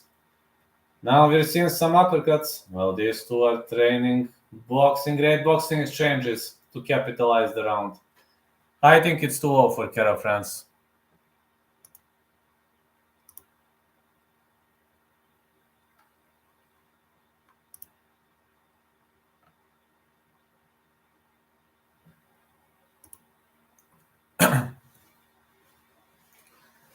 I think it's 2-0 for Kara France.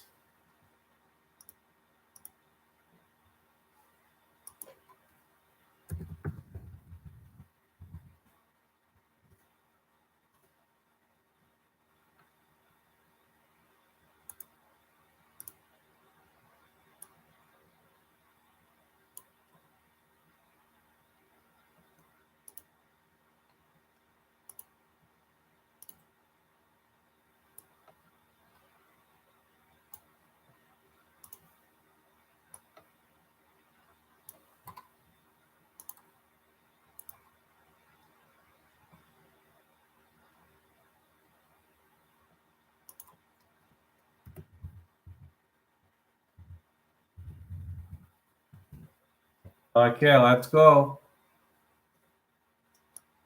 Fighters advancing into round 3.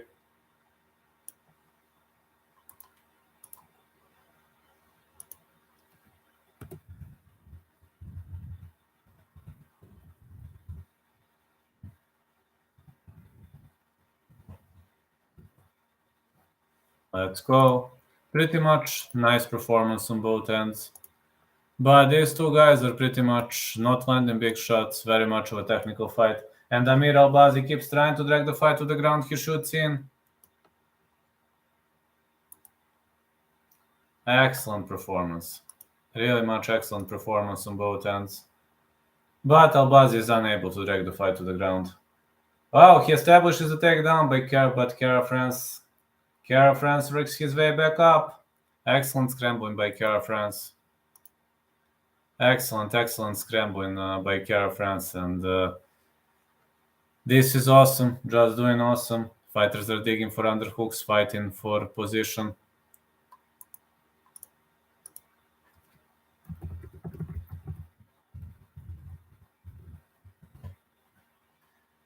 Takedown by Amir Albazi. It seems I overrated.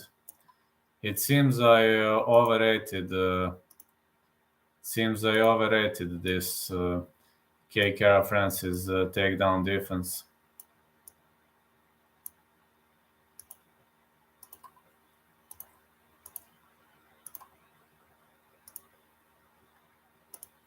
Amir Albazi is on the top of him.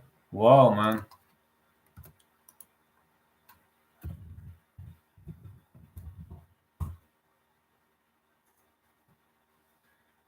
Amir Albazi jumps on the top of him. Kara France is in big trouble now, though. Yeah, he is in big trouble. Big punches for Amir Albazi again. Another big punch.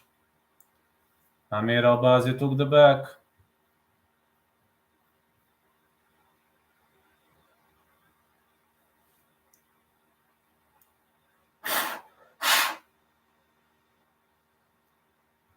Yeah, Amir Albazi took the back, and he is now unloading some heavy shots here.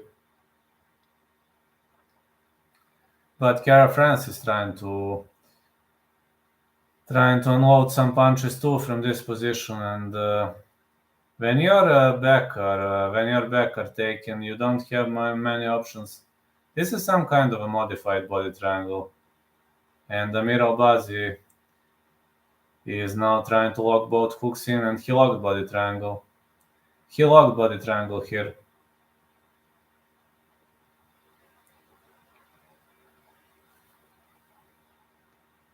Albazi trying to choke him out, but Kara France is trying to bridge his way out of this position.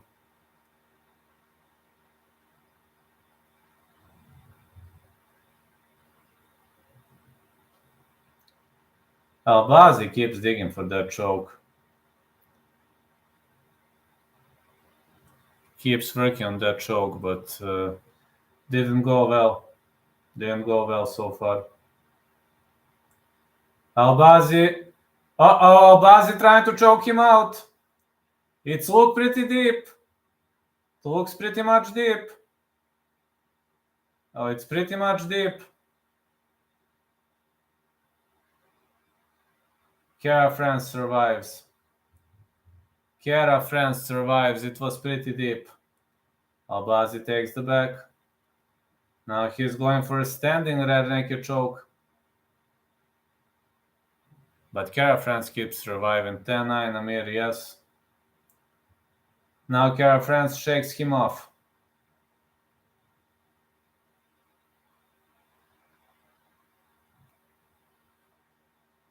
Easy squeeze around for Amir. He came close to capitalizing his opponent. Elbows for Kara France. Nice elbows been thrown. More nice elbows. Nice big punches been thrown here. Heavy hands. And again, big elbows.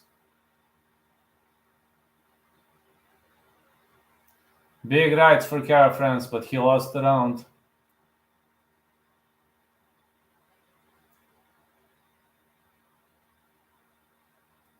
We're heading into championship rounds, as expected. Yeah, I think it's 2-1 in rounds. Not sure yet, though, but I would say 2-1. Albazi, yes, Albazi took the round.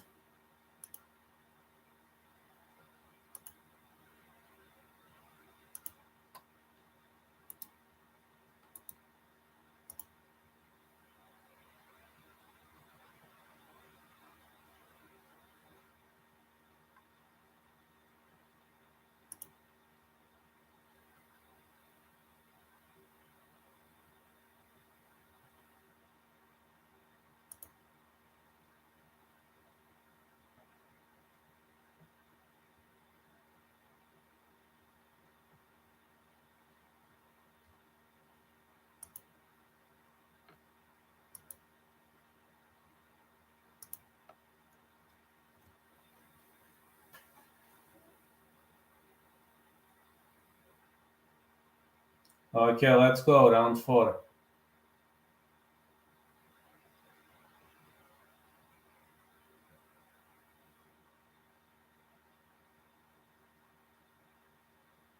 Light kick for Kara France. A punch to the body.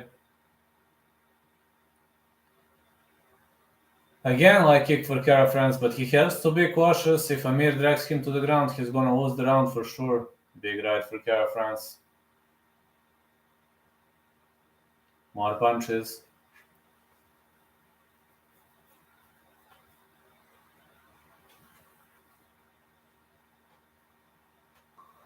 One, two, Kara France. Albazi ducks under.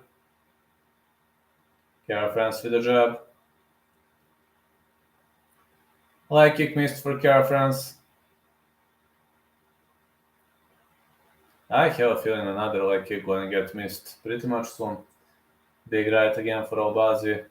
Albazi keeps digging deep, keeps unloading big punches. Big right. Kara France is jabbing all over the place.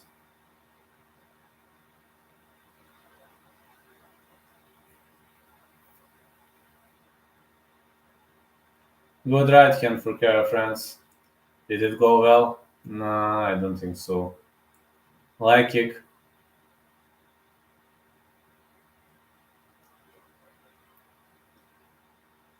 It's another light kick.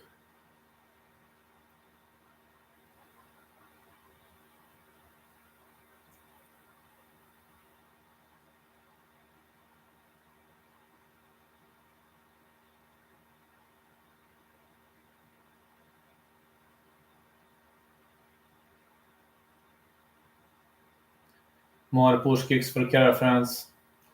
Oh man, this is such a technical warfare. Such a technical warfare.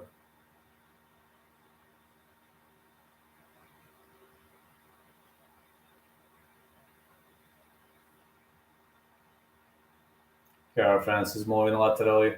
He's trying to control the space. You see, his space is pretty much excellent, and Albazi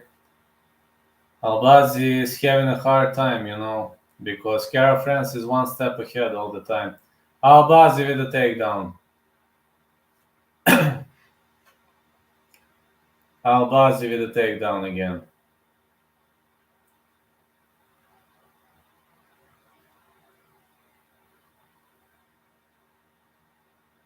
Albazi with a big right, but Kara France is able to slip out of the position. Big right hand for Kara France. Punch to the body. Kara France with a big right.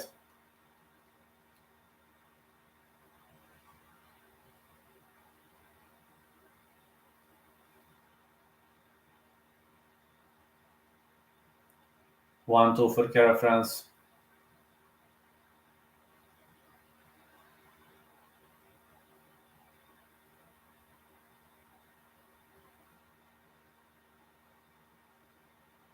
Another light kick. These kicks are pretty much being executed nicely.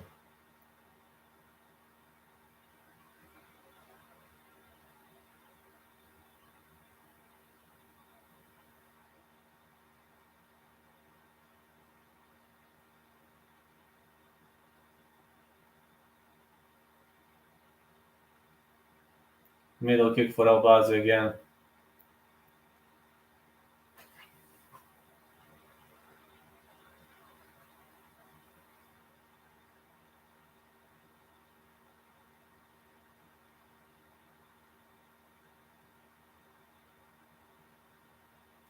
More right hands for Kara France. Kilakai and Albazi are fun fighters. Yeah, they're pretty much fun to watch. Middle kick. Now Kara France drags him to the ground. This is interesting. This is interesting to see. Now Kara France is in dominant position, but Albazi trying to scramble out. Now Albazi was able to work his way back on the feet, and now elbows.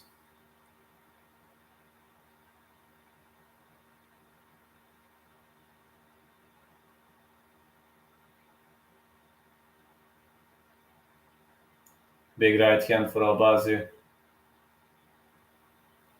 Heading into championship rounds. Could be 2-2. Could be 3-1 Kara France. I don't know how judges scored, but it's either 3-1 for Kara France or 2-2. I'm unsure how they scored.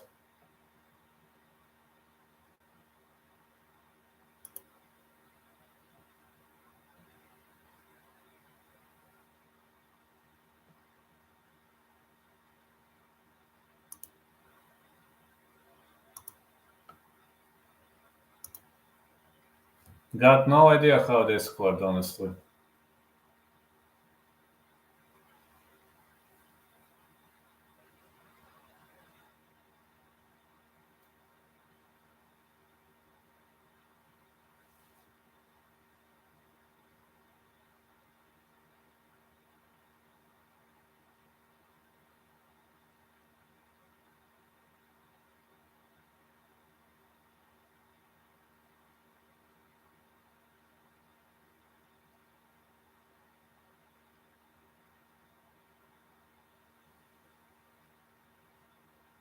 Okay, let's go round 5. Big right hand for Cara France. Big left. Cara France with 1-2. More left right for Cara France. Cara France with an uppercut.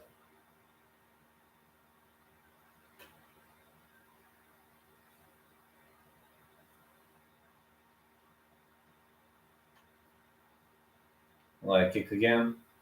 Cara France is definitely creating more significant amount of damage.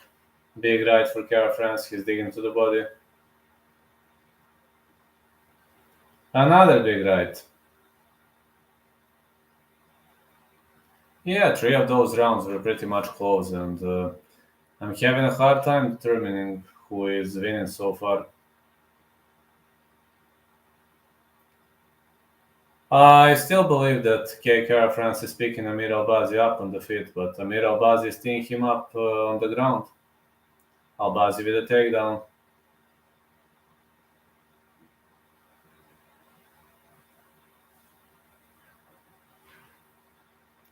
Yeah, Albazi establishes another takedown. This is pretty much of a nice takedown by Amir Albazi.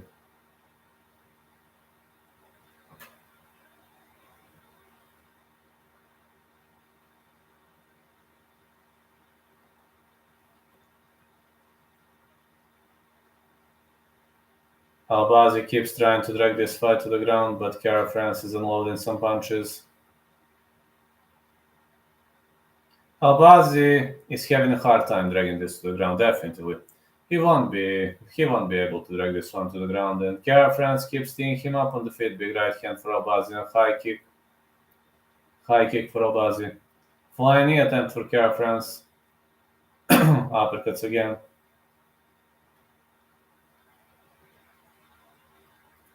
More punches being thrown. A punch to the body by Cara France. Another punch.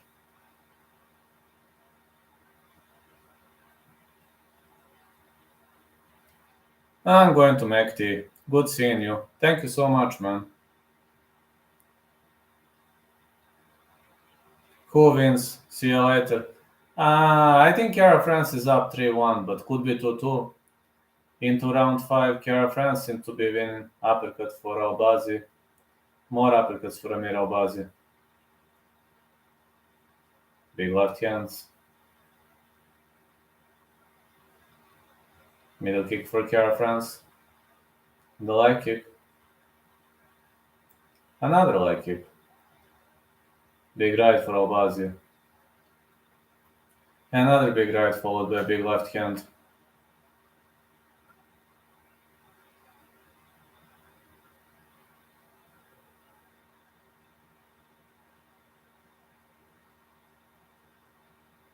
Good left right for Cara France.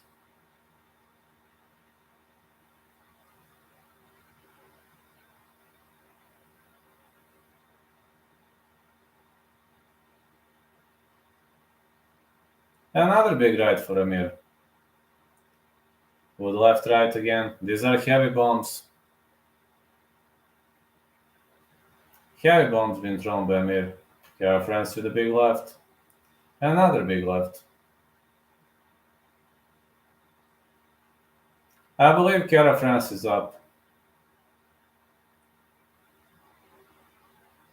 Big right hand by KR France. Now 1-2 for Amir, but I think it's too late for Amir. I think it's a bit too late for Amir to wake up, unless Amir knocks him out cold, which is very unlikely to happen. This should be 3-2 for KKR France, according to my mind.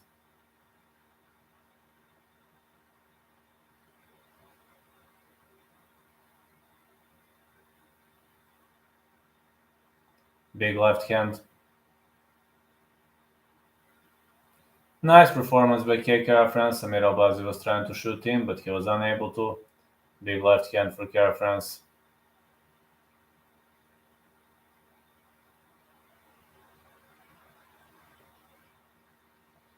And another big right.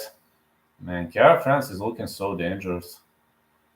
He is unloading heavy shots. Whoa, what a brawl. What a brawl between the two. What a brawl between the two. Amazing brawl. It really was an amazing brawl.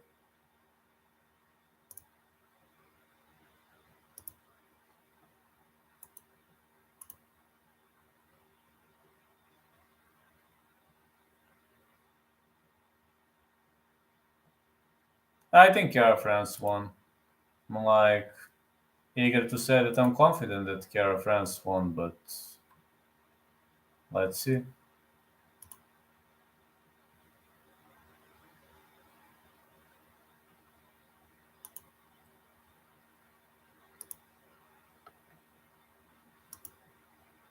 France should get name called. I said the same, Kevin. I also said the same. I also believe KR France won. I'm like confident he won this fight. Very much confident. 4-1 or 3-2 for me.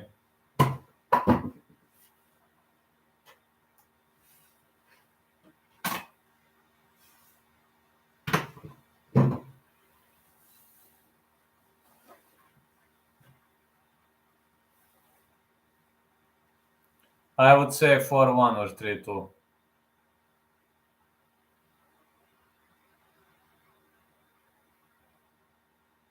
I'm going to do a recap when I get some sleep. So we'll do it, but as soon as I get some sleep.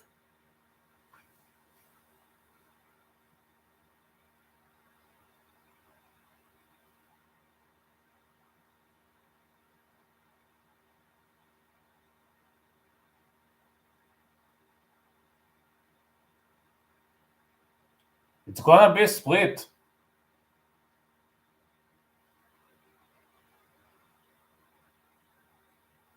What? Amir Albazi won via split decision. This is one of the worst robberies I've ever seen in my whole life. What the heck, man? I can't believe. 3-2 clean for KR France.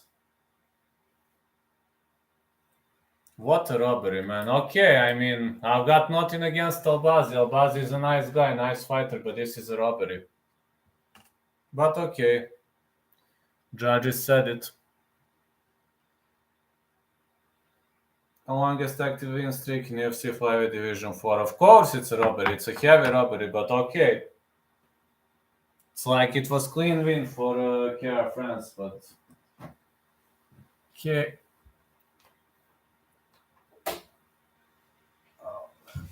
1 second. Okay, guys, I need to get ready to hit the hay now. But yeah, brutal robbery. Can only say brutal robbery. I mean, robberies happen. I get it. But this robbery, it was a brutal robbery. KK France was grabbing the glove and the fingers all third round. Another bullshit decision. Yeah. Let me see. KK France was grabbing the glove and the fingers all third round. I haven't seen that. Giga chat of NPCs. Haven't seen that. Could be. But he should have got a minus point if he was doing that. Anyway, I need to hit the hay now. We'll be live just to change my clothes. 1 second. Just to change my clothes.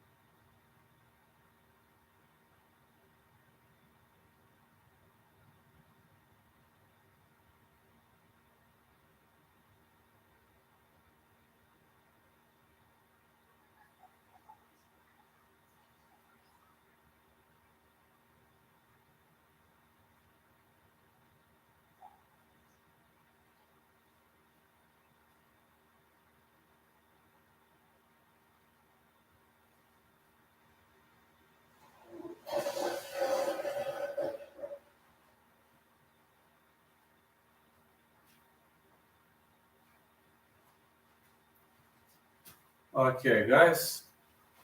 Anyway, thank you for following me. Thank you for giving me the support. Now, I need to hit the hay. We'll do a recap later. Right now, I'm too tired to do a recap, but we'll do it later. All right. Catch ya. Night, and thank you all.